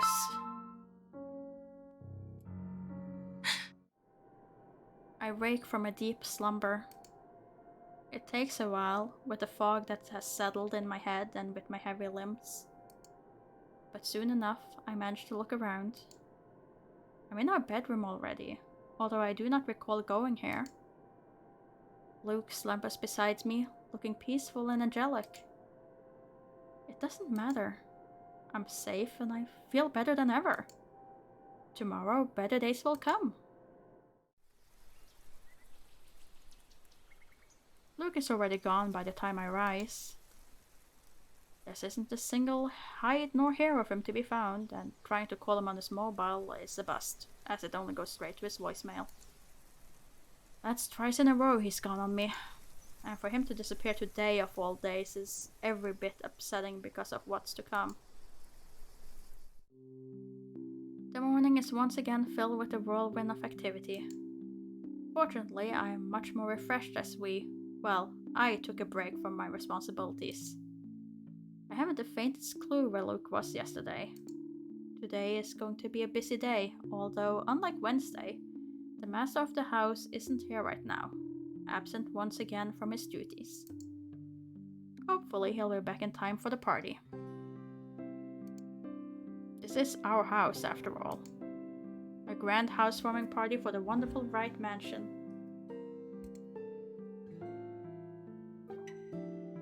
Every person of importance from Luxborn is invited, and there will be a few guests flying in as well. Of course, there'll be some people from the media, along with friends and acquaintances who are made no less important regardless of their status in society. Marianne and I discussed business and last-minute touches to the house before finalizing everything.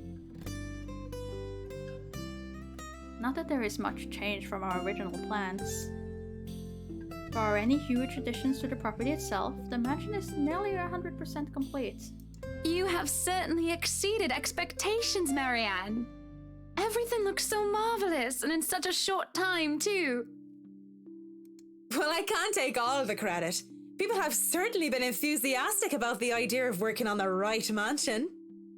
There won't be any more problems unless Mr. Wright has any more objections about the second bedroom.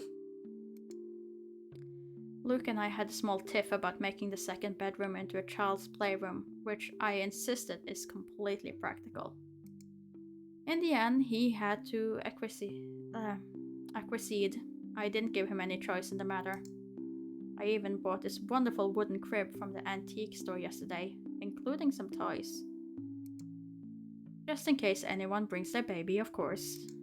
Besides, we have little need for actual guest rooms. We hardly have guests to spend the night. Excuse me, but this is supposed to be a giant manor. Huge. With 2 wings. And you're saying that if you decorate the second bedroom as a nursery, you don't have a ton of guest rooms left? I refuse to believe that. There must be plenty of other rooms that can be used as guest rooms. Otherwise, this is a really weird mansion. If we absolutely have to, we often choose to foot the bill of their visit on one of our hotels instead, always at Luke's own insistence.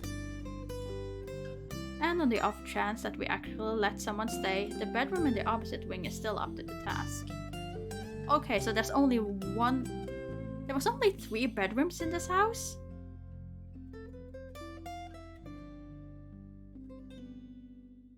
Really? A mansion and we're talking 3 bedrooms? Oh well, by all means. Sounds very weird to me. Usually there would be more than just 3 bedrooms. Oh no. We proceed with that room as planned. I already agreed to him having his greenhouse and his vineyard and his stables. He may as well let me have this one thing. No, I did not agree with him having a helipad. Alright then. Well, do we have any other concerns? Anything we need to put on our agenda before the party commences? No, I don't think so. Not unless Luke has anything else to say. Is he around then? It'd be best if we can note down his requests right away considering the scope of his usual ones. Around? No. Where is he? Who knows where? I don't. No, he's not around.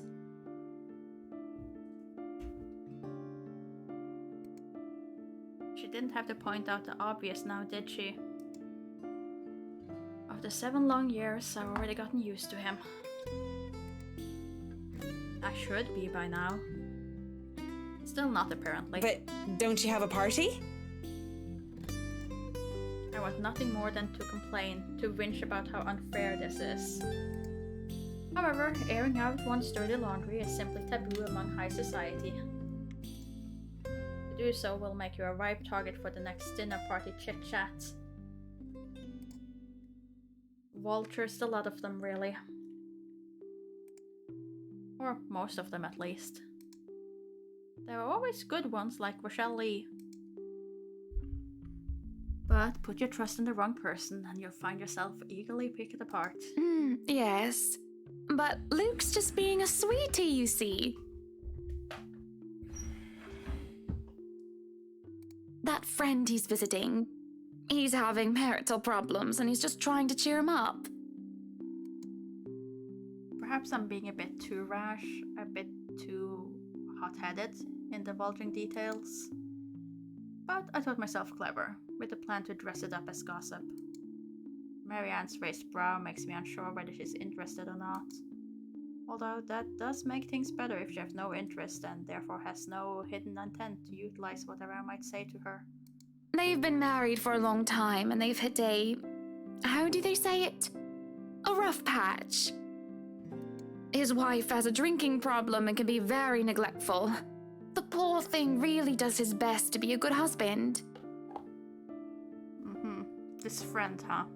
But it's never enough for her. Sometimes I think it's the years. Maybe it's been so long that they've lost that romantic spark. What do you think? What do I think of the matter, ma'am? No, what do you think of my hair? It feels so lifeless and dull today, and that's no good for a party. And I think I'm breaking out into zits. Now that you mention it, there is something different. There better not be something on my face. I wouldn't worry about that. You do look a little paler than usual, ma'am. I apologize if I'm crossing any lines here, but have you been resting properly? Huh. You'd think I get a bit tanned with how sunny it's been lately. Don't you worry. I feel right as rain and never better. But back to the matter at hand. You were asking for my personal opinion on the matter, ma'am? Do you want me to be honest, or... Yes, I do want you to be honest. I may not like it, but I want honesty. Be honest with me, Marianne. I don't need someone to sugarcoat it. And she approves of that. Good. I'm not some fragile thing that I'm just going to break down at the slightest thing. She hesitates, taking a sip of her coffee while I stare into my own cup of tea. The silence stretches on, and I almost believe that she will never answer my question. I suppose that I shouldn't blame her putting on a tight spot like this. Her hesitation is understandable, though I loathe to admit it. She simply wants this whole thing to stay professional. But then she speaks. If I'm going to be completely honest, I need to ask. This is about you and Mr. Wright, isn't it? It's my turn to hesitate now. I really didn't expect just a straightforward question. And to get to the heart of the matter, I suppose I'm not as clever as I'd like to think. Or is it really that bad that an outsider can see our little marital troubles? Surely we aren't that obvious, are we? We put up the act of a perfect couple for years, although it hadn't always been an act. Marianne is just more keen than the average person, of course. It is necessary for her career, and she's been working so closely with us. Yes, that's it. Suppose it is. What would you tell me? Then, I tell you it's none of my business. I tell you that I don't want to meddle. But, if the troubled husband with the neglectful wife asked me for my honest opinion, I'd say that he shouldn't base his happiness and his self-worth on someone else. Someone who won't even give him the time of the day. Maybe he should try being independent for a while. See what it's like when he isn't trying to please someone else and doing things for himself. Everyone's supposed to be their own man or woman, right? A bit of breathing room never hurt anyone.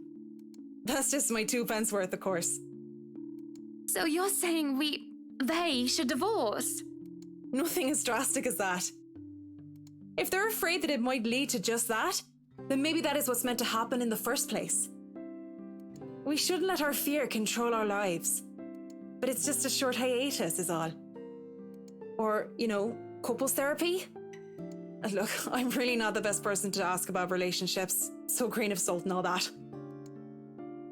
She trails off, having said her piece, and leaves nothing but the smell of coffee and Earl Grey between us.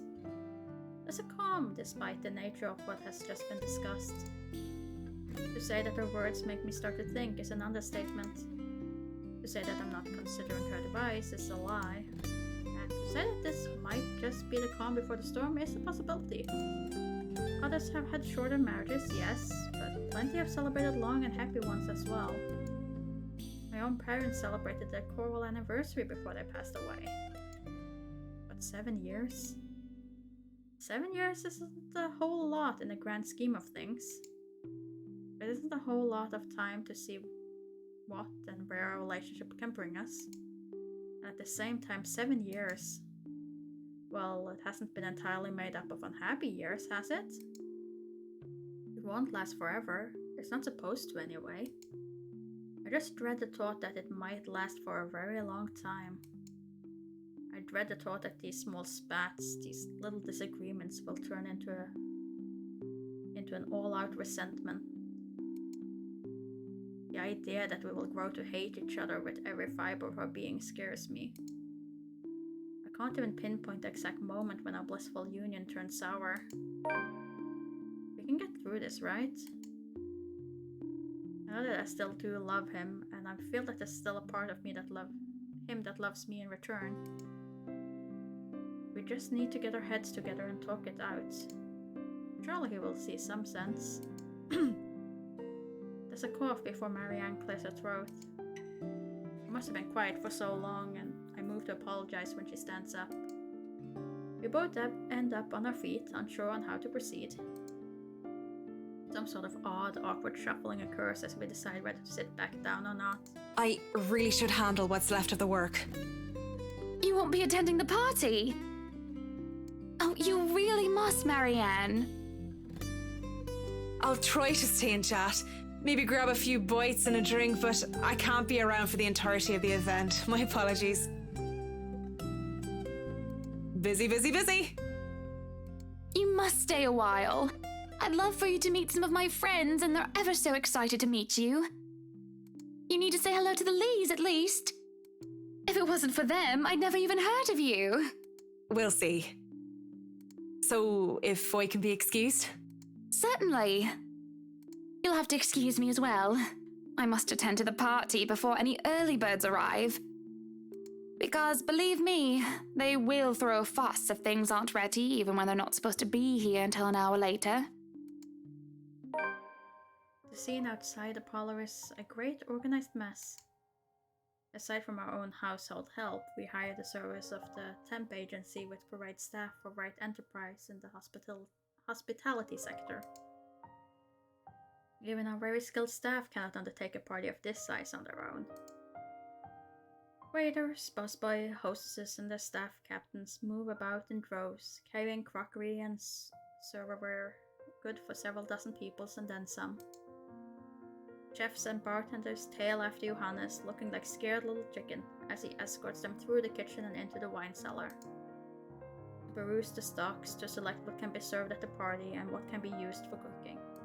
Schnell! We have a lot to do, and I believe we did not hire snails. Snails are for the dishes. A string quartet readies up to play for the evening, turning their instrument as they fill the air with idle chatter. Floral decor where thousands fill vases, wreaths, and baskets, while petals are scattered along the driveway up front. An ice sculpture of a reindeer is brought in carefully by a pair. It is followed by a simple cake, Just a 5-tier white chiffon one with white chocolate mousse, fresh berries, and a light dusting of edible gold leaf. So simple. But despite the fact that I told Marianne how I will attend to all of this, I find myself unable to focus or care for any of it. I still have a discussion running in my mind, and looking at all of this, I only see Luke everywhere. These are all the grand things that Luke wanted to have for the party. I had wanted a small, elegant and simple gathering, with only a select few invited, namely the people who I would actually trust to enter my home. I did not want any bloody politicians or paparazzi in here, no matter how used I am to catering them. At least be here for your party. Damn it, Luke. The entire thing screamed Luke right. And I can't help but add another question to my growing list of queries. When did I lose myself? It's always about him nowadays, isn't it? What about Hannah Wright? What about Hannah Evans? I used to be my own woman who made her own name, her own career, and her own decisions. Sure, I was already the social butterfly that I still am today, but it wasn't all empty, shallow gossip and sitting pretty. I was also lauded for my knowledge and talent. Finance manager wasn't just handed to me just because my father owned the company. I had insisted that I start at the bottom so I could work my way to the top and prove myself. And I did. I worked numbers, managed budget, money and accounts, analyzing the competition and market trends. There was the calculation of financial risk, cost reduction opportunities, auditor liaison and public relations, supervising of staff, and, well, I generally had a huge slew of responsibilities. Admittedly, I was already quite the attention seeker even back then, having dedicated most of my youth craving for my parents' approval. Failing that, I turned to others, looked for praise from anyone who would give it, however fleeting it all was. And Luke, oh Luke, the way he looked at me, the way he watched me and took a genuine interest. He had me disgustingly obsessed since day one, hasn't he?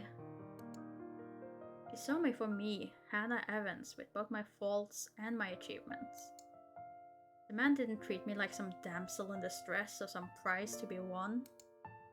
I remember the nights before we were married where we talked about everything and anything. From big things like business, society and philosophy, to little things such as what we'd have for breakfast or whether we liked cats or dogs more. We both prefer dogs. Nowadays I'm just Luke Wright's wife. It's mostly my fault, isn't it? They told me that husbands prefer wives who are docile and subordinate. A woman who will always be there for him, yet would never outshine him in all aspects except beauty. A wife needs to be at home and attend to his needs, to have children and to take care of them in his absence. They said I have no business working anymore after I was married. I can blame society, but I listened. Before I can fall further into the introspective pit of self-loathing, someone calls for my attention.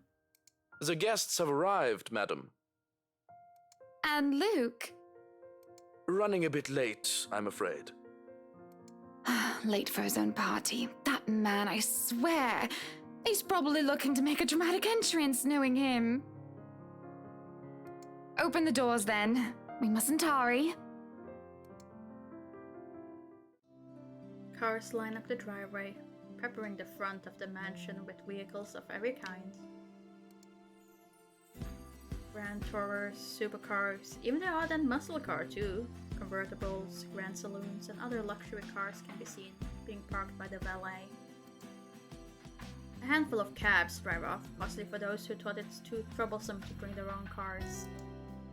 There are at least 2 different media events as well. They're all here for what may be considered the biggest event of the year for Luxport. So far. Who knows what we'll plan for the winter holidays? Welcome! Welcome, everyone! Please, make yourselves at home! Some of the guests idle, enjoying the warm if not strange sunshine we are experiencing, before gloomy skies inevitably returns. They greet acquaintances and friends with warm smile, others less so. From where I stand, I can see the hierarchy of power, the ties that bind these individuals here, whether through convenience or necessity. However, there are also few who are not here to further cement their current place in high society.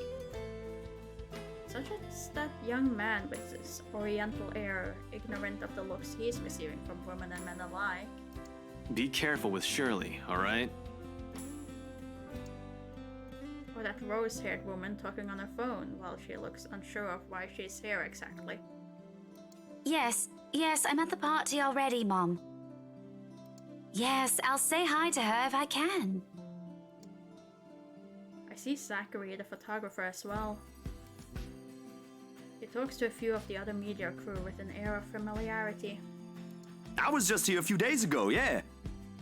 Yeah, and the inside is huge, but the staff are pretty helpful if you get lost. I had invited Father Norman too.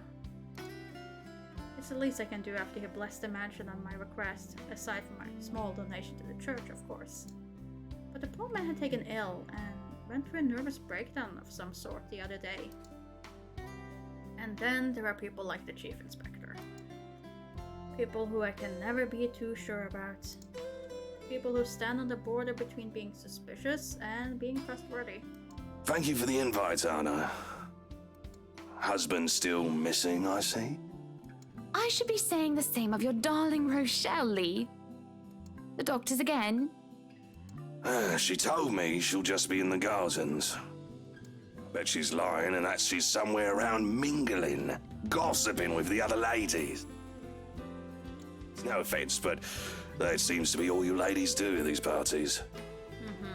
We're all just there looking for gossip. And aren't you gossiping right now? Yes, well, what about Luke? Should we file a missing persons report now, or do you want to wait 24 hours? He's around. You know, I can tell if someone's bluffing. Don't tell me, let me guess. He's finally drunken himself to death and not wanting a scandal, you've hidden his body. I was wanting to give this housewarming gift to him personally, too. It's a plate that holds a wine glass so he can stop killing himself with liquid lunches.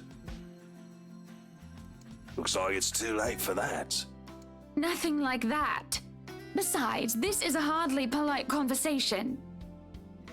Oh, relax. I'm just trying to be cheeky to lighten the mood. It's not like I want Luke dead. The man doesn't serve dodgy plonk like the others when I visit, and he pays his respects well enough. I could use a glass of wine or 3, actually. Rochelle's been in a horrid mood. Threw her stilettos at me the other day and almost took an eye out. Not sure if this is how it usually goes, but I blame the pregnancy. I wouldn't know, would I? Still no plans for a baby? Well, I guess that's for the best. If it's this bad now, I can't even imagine how bad it'll be when that little baby bump becomes huge. Have I mentioned how I don't trust him no matter how hard I try to do so?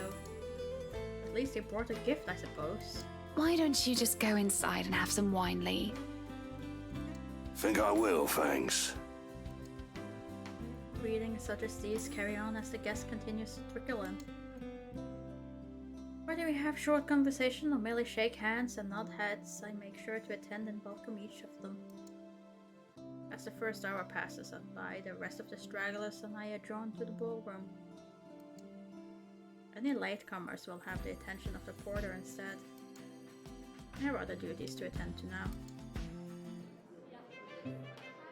Hosting parties is always the same old song and dance, no matter how big or small it is. You make sure your guests are well fed, have good company, and have them genuinely enjoy themselves. So when my opening remarks are done, when the band had started to play and guests have started eating, I find myself wandering around aimlessly unless I'm pulled aside. For a while I stay with a small group and entertain them before excusing myself. And then when they're not anymore watching me, I end up watching them. When they don't listen, I do. A local banker is having trouble with his daughter. He wishes to marry her off, but she wants nothing more but to make music. One of our hotel managers worry about the stolen belongings of one of his patrons, a failing in security which should be brought up to higher authority soon. Our mayor, well, his cat died. Then there is that rose-haired woman once again. It's hard not to notice her with her distinctive looks. She also lacks the grace that the other ladies have, though that does not make her any less beautiful. Her stance and the air she exudes instead are strong, and they make her stand out despite her casual attire.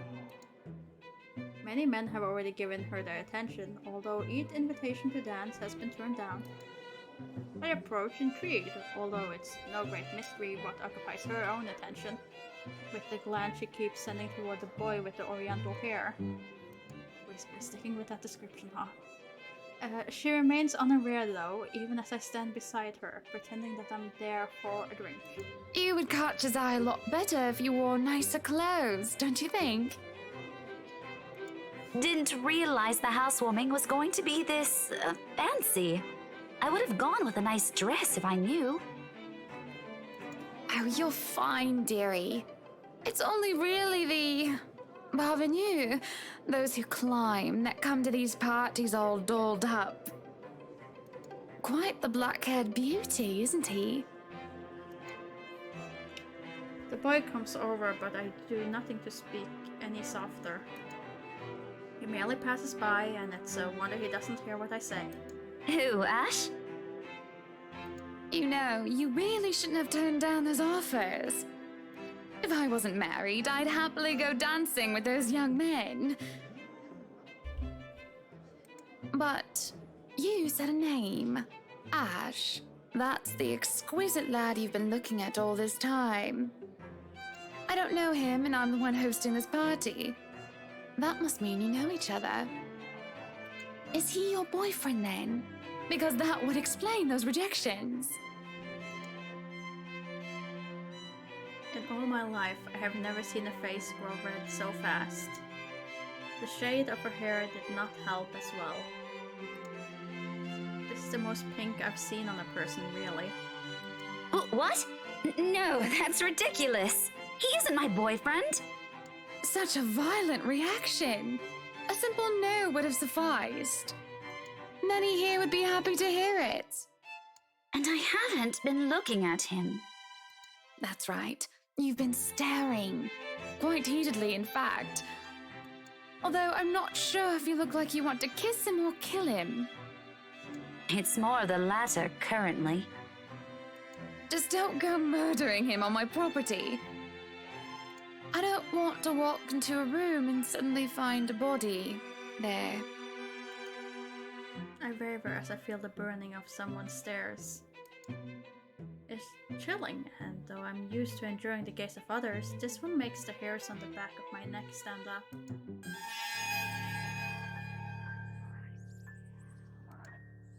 My attention is pulled from the girl, and I see a woman staring. Dark-haired and dirty, she looks more like a beggar than a guest, and I have the mind to call security at her when her mouth breaks out into a grin.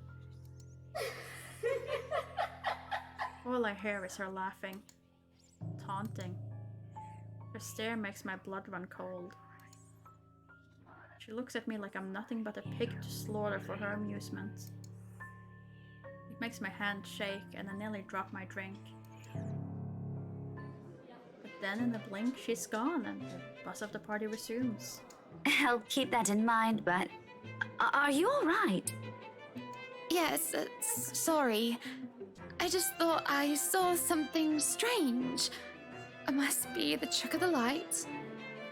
Anyway, on a right, as you must already know. Rebecca Gales. Gales.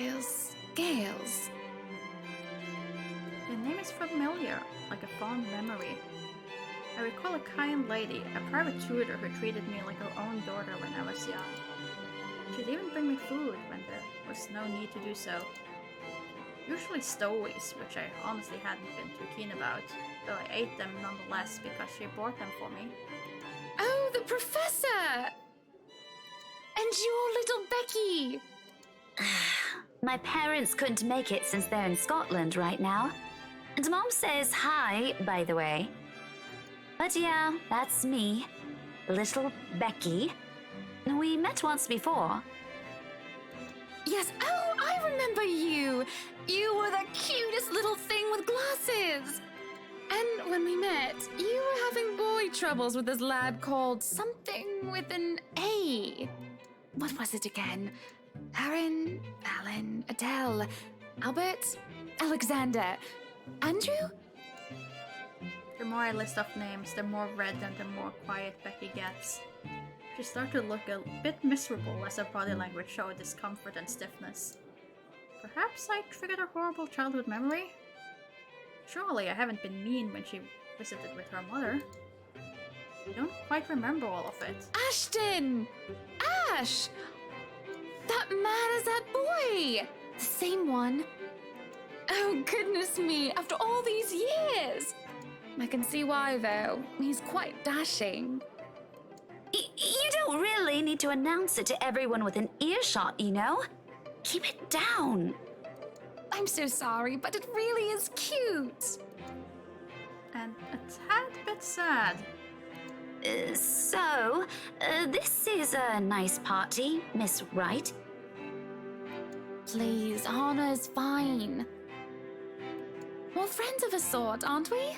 We must be friends, seeing as I know about your little infatuation, Becky. Don't you worry, dearie. You'll have your happy ending yet. I'm not too concerned about that, am I? That's not what I'm looking for. Oh? And what makes you think that? Doesn't everybody want their happy ending? The idea of happy endings sounds like they're just for fairy tales. And they are, sorta. I don't think you can just sit around, trapped in some tower and hope for the best. If you love them, you have to fight for it, right? You're not just going to sit there and hope that everything will just fix itself on its own. Like everything, you have to work at it. But what do I know? With a grimace, although she started to relax around my presence. How long has it been since we met as children? Certainly a long time. She was tiny back then, if I recall correctly. I'm sure the daughter of the two greatest professors I've ever known is smart enough to know what she's talking about. But have you told him how you feel? And it's been what, 20 years? 17, actually. I'm sorry, but 17 years and you still haven't given any straight answer to... You can't... I think the window's gone at that point. But no, not yet. He can be a bit dense. I was hoping that maybe he'd notice on his own and... Well, that won't do. What if you two become husband and wife? He's not to be dense when he's sworn himself to another person. Why, you might just as well consider leaving before the day's even begun. If that happens, I'll have to give him a good ear bashing, won't I? Whoever anyone ends up with, it's not going to be a perfect relationship anyway. There's going to be things you'll love and things you'll hate about the other person. We're just humans. It's funny. Here I am, trying to give you advice when you did the very same thing back then. I remember you giving me a makeover when we were still kids, and you were the first I told anyone about my crush. I do remember now that she mentions it. Did I give her that yellow summer dress or the pink blouse and petticoat? I must have kept some of what I said in mind. It's ridiculous remembering all of those years later, talking about boys and how they go crazy for pretty girls, as if it's some gospel every woman should adhere to. It's so easy to say such things then, with me not knowing any better. Though, looking at her now, she must have kept some of what I said in mind. Perhaps I'd say something good at that time, enough for her to take it to heart. But all that didn't matter in the moment as I mull over what she just said in my head. What Becky told me is very different from what Marianne told me. There's no time to ponder over that, however, as a hush descends upon the once lively crowd. The music of string and the chatter slows to a grinding halt as the door from the foyer opens. The last of the latecomers should have arrived moments ago, and anyone else this late would simply be too embarrassed to show their face. So this can only be one person, or rather, one man. There's only one man who is audacious enough to arrive at his own party so late. Good evening, ladies and gents. Enjoying the party? I hope I'm not too late in welcoming you all to the right mansion. Unlike I, who was raised in the spotlight and simply grew used to its presence, he sought it out every chance he could, even when there was no spotlights that shone. And I'll never put it against him when he smiles like that. He did so quite brilliantly under the scrutiny when he channeled his showmanship. You can tell by the way people's eyes light up as he speaks. How they listen, enraptured, even if all he's doing is a simple greeting. A little wave of his hands here, a little smile there, and a bit of swagger. I always tell him that, if he's not to be a businessman, he'll do well as an entertainer. I love this side of him, especially when he looks at me and he beckons me over to humbly share his place. Not a single second is wasted as I excuse myself from Becky's side and I make my way to Luke's. Welcome one and all to our humble abode. Tonight, if you have yet to find yourself in your roles, you are our ladies and lords of the court of your king and queen, if you would excuse my presumptuousness. So, enjoy the feast that has been laid out for your senses as we only allowed the best to be served. Enjoy the rest of your night, everyone! There was a round of applause, cheers, and even some hoots. Guests approached us left and right to shake Luke's hand and greet him personally. Phrases on the lips. It's because of this that I do not see her. I do not see her until she's dangerously close, with fury in her eyes, and she's already spitting venom. Johannes restrains her, taking care not to unnecessarily harm the pregnant woman. But that does little to deter her rage, and the man has no choice but to let her go, lest an unborn child is hurt. Although it might be too late for that, as I see an emptied glass of wine in her hand. How much has she imbibed in?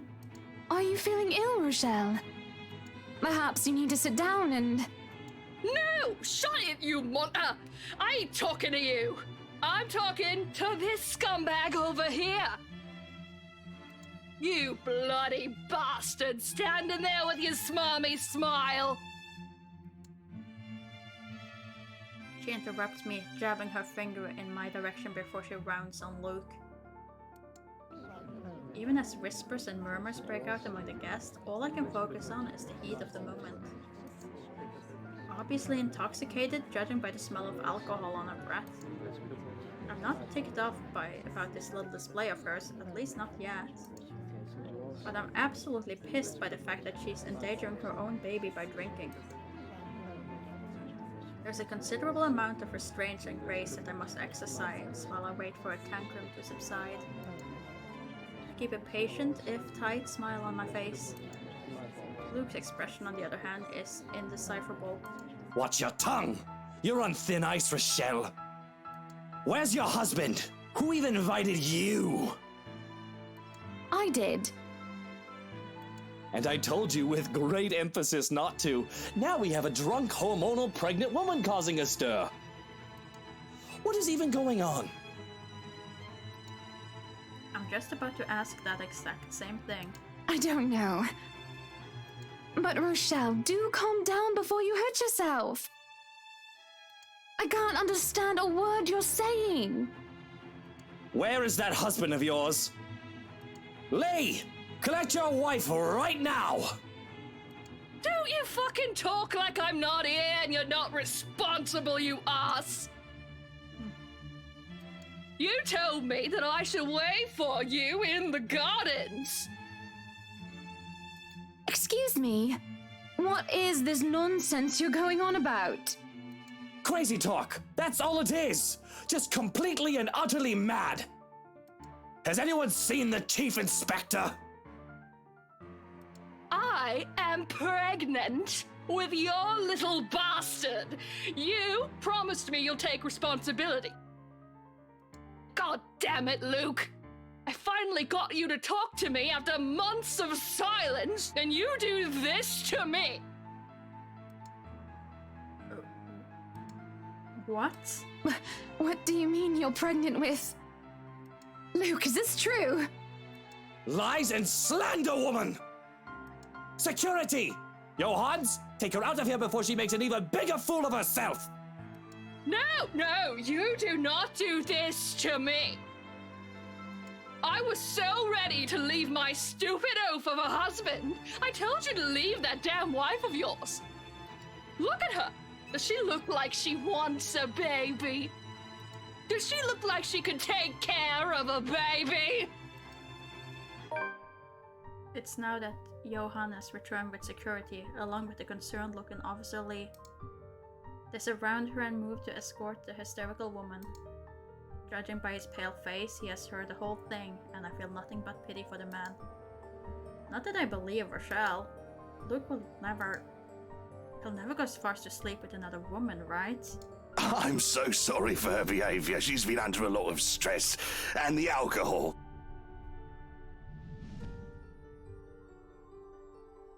Who even gave her alcohol?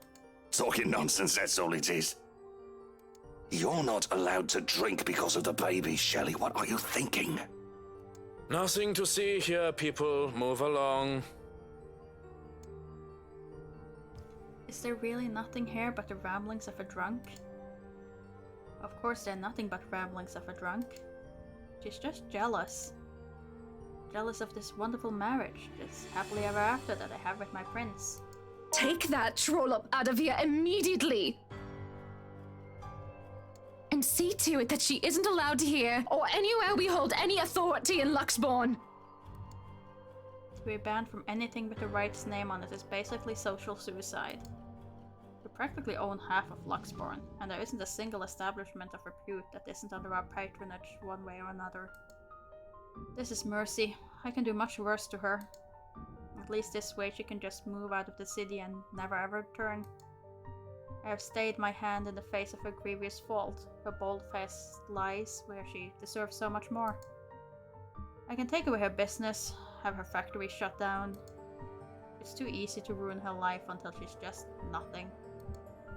And it's all so tempting. I can only see red. The tension is thick in the air, and the silence that embraced the room is nearly deafening.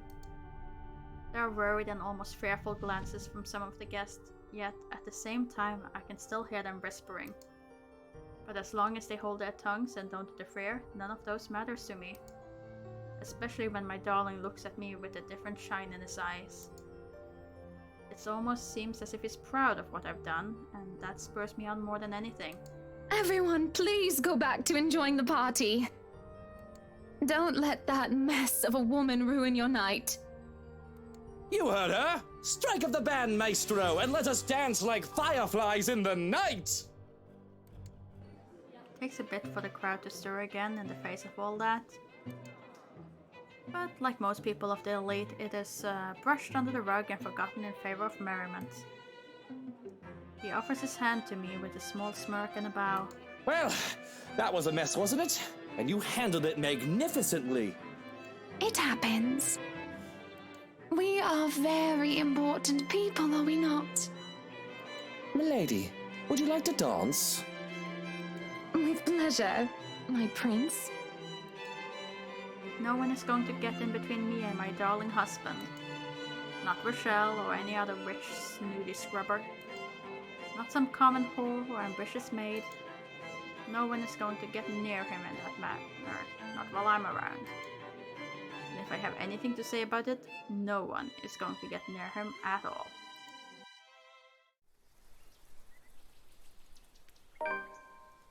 The day after provided to be a difficult task. My darling prince is a man of many connections, a man of the people. He is always talking to one person or another, and I'm always left alone, unable to stay at his side at all times. It's frustrating, but I have to be understanding. Besides, I don't see why he can't just stay at home. The least I can do is make sure I have his time while he's here, which, in and of itself, isn't as easy as it sounds. Not with that bloody valet of his tailing him around. Johans! Where's my tie? I can't find it anywhere. You're wearing a tie, but oh well. Have you looked around your neck? It should be there if it's not on your clothes horse, sir. It isn't often that I'm awake this early, at least early enough to find my darling preparing for the day with his valet attending to him. It's an old-fashioned way to go about the morning. He's able to dress himself after all. But he says that it really makes the day easier for him to have someone else do this tedious task, all but with a grimace. Though if that manservant of his dislikes the duty so much, I'll gladly do it in his stead. I've got it, my prince. Come here. Well, someone's up and at them especially early this morning, huh? Here I thought you'd be knackered by all the dancing we did last night at the party. And after that, well... A saucy little wink and a smile is what he offers me as I draw close to fix his tie. And when the valet reaches out with his perfume, I quickly take it and shoo him aside. This close, his scent fills me with the smell of white flowers, cocoa, cardamom, and almonds. It is intoxicating. And the sight of the two of us in the vanity mirror is picturesque and perfect. Can I help it if I feel a bit resentful that another person get to do this for Luke every morning when I could have done it myself? No, I can't. You're dismissed, Shroken. I have this. Go on then. You'll be summoned if you're needed. There's a curious look, furrowed brows, before any sign that he cares is wiped from his expression. Very well. If you need me, I'll be somewhere that isn't here. You could have let the man do his job. And I say there's no need for him. I can take care of you just fine, my prince. Just where are you off to this morning anyway? I hate the thought of him leaving me. It feels like an eternity without him here, in this lonely place that doesn't feel like a home quite yet. Although the mansion is really growing on me, slowly but surely. I want to be at his side, yet he fails to see such an obvious thing. Business. Where else? Why can't you just work from home? You can afford to, can't you? Business needs a firm hand and a personal touch, Buttercup. Besides, I can't stay cooped up forever in here. I'll go mad. Well, you'll come back home as soon as possible, won't you? It's so awfully lonely here without you, my prince. I could. I don't see why I should, though. This hasn't been a problem before. You know I'll come home when I come home. Just get home as soon as you can. For me, won't you? No promises. It's business after all. I can't just stand up in the middle of the meeting and tell them the wife wants me home. Then forget those peasants. Yeah, you don't talk like this, but sure. He stops and stares, looking perturbed for a moment before shaking his head. Is he feeling ill? That's more reason of him to stay here with me, doesn't it? I'm just being a good wife, worrying about my husband and all. Be good, dear, and stay safe. There's been all sorts of dodgy characters seen about the property.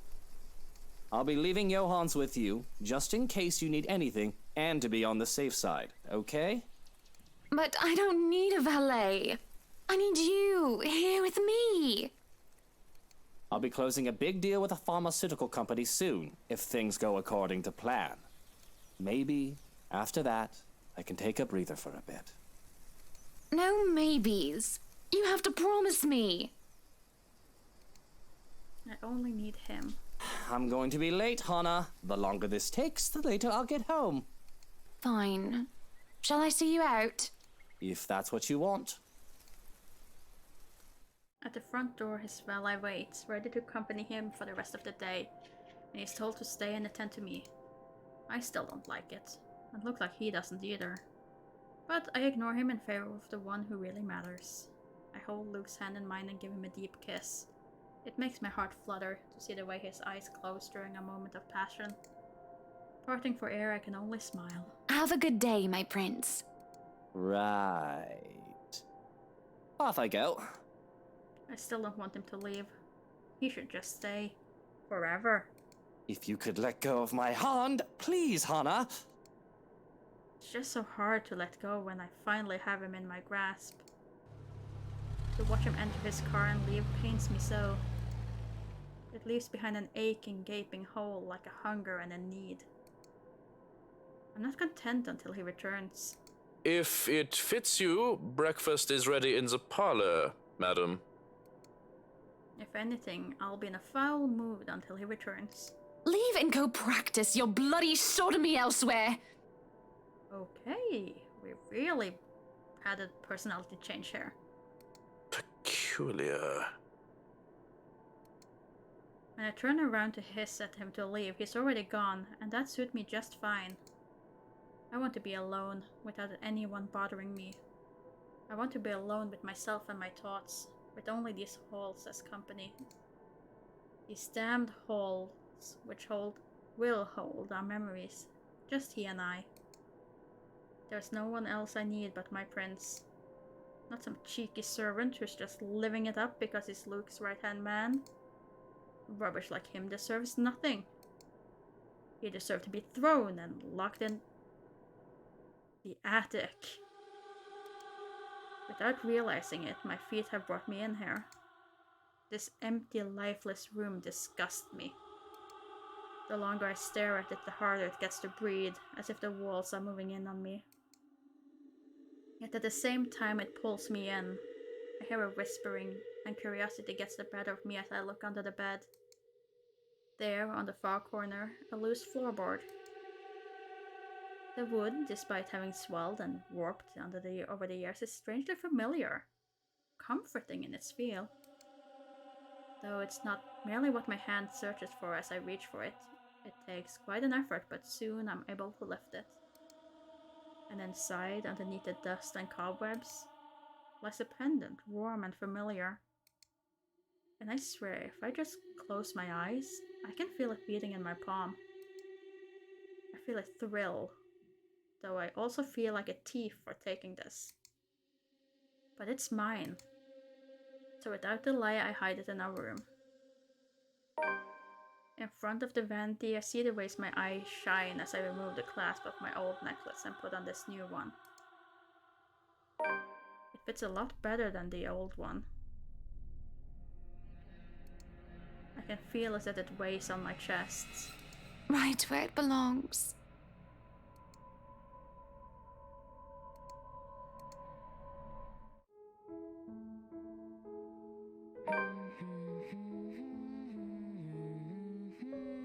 Okay, let's see. So, we've done Isabella, we've done Hannah. Oh dear. Okay, so it's been 6 hours, and I've completed 2 of the chapters. I do not think this will be completed today. There is no way. There is absolutely no way. Even if I didn't have other things that I should be getting completed today before the new week, I mean that is 6 hours, and then if the other chapters are equally long, that's 12 hours. Then we go into 18 hours. And then one more. Yeah, that is not happening. Also, my voice would not be able to take it. I'm already on my 2nd cup of tea and 2nd bottle of water just to try to heal it during the actual voice lines.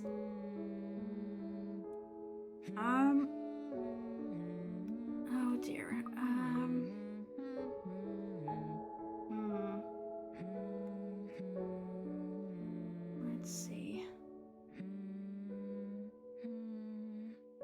I think I am gonna call it there though, before starting a new chapter, because I don't think I will have time to finish this one.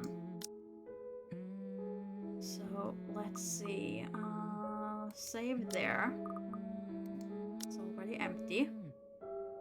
Said I wouldn't save, but that's just to start for next time. Thanks so much to anyone who did stop by though. It's been great.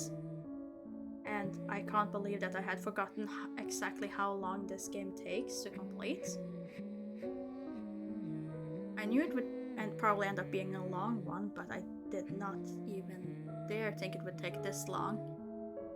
I remember there's like 8 hours tops to get through the entire thing, but with 2 hours until I reach that time limit, it's not gonna happen. So we'll leave it there, and I'll see if I'll go back to this and finish it. I kind of wanna finish it, but at the same time, I also kind of want to do the other games that I already have on the schedule for this month. So we'll see. We'll see.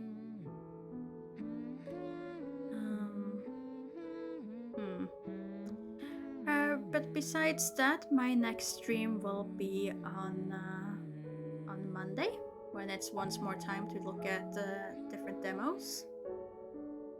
I haven't decided on what demos because I'm waiting for Steamfest, who will start on Monday. So I'm hoping that there's some good new ones. Until then, I do wish you all still a very pleasant Sunday. And until next time, goodbye.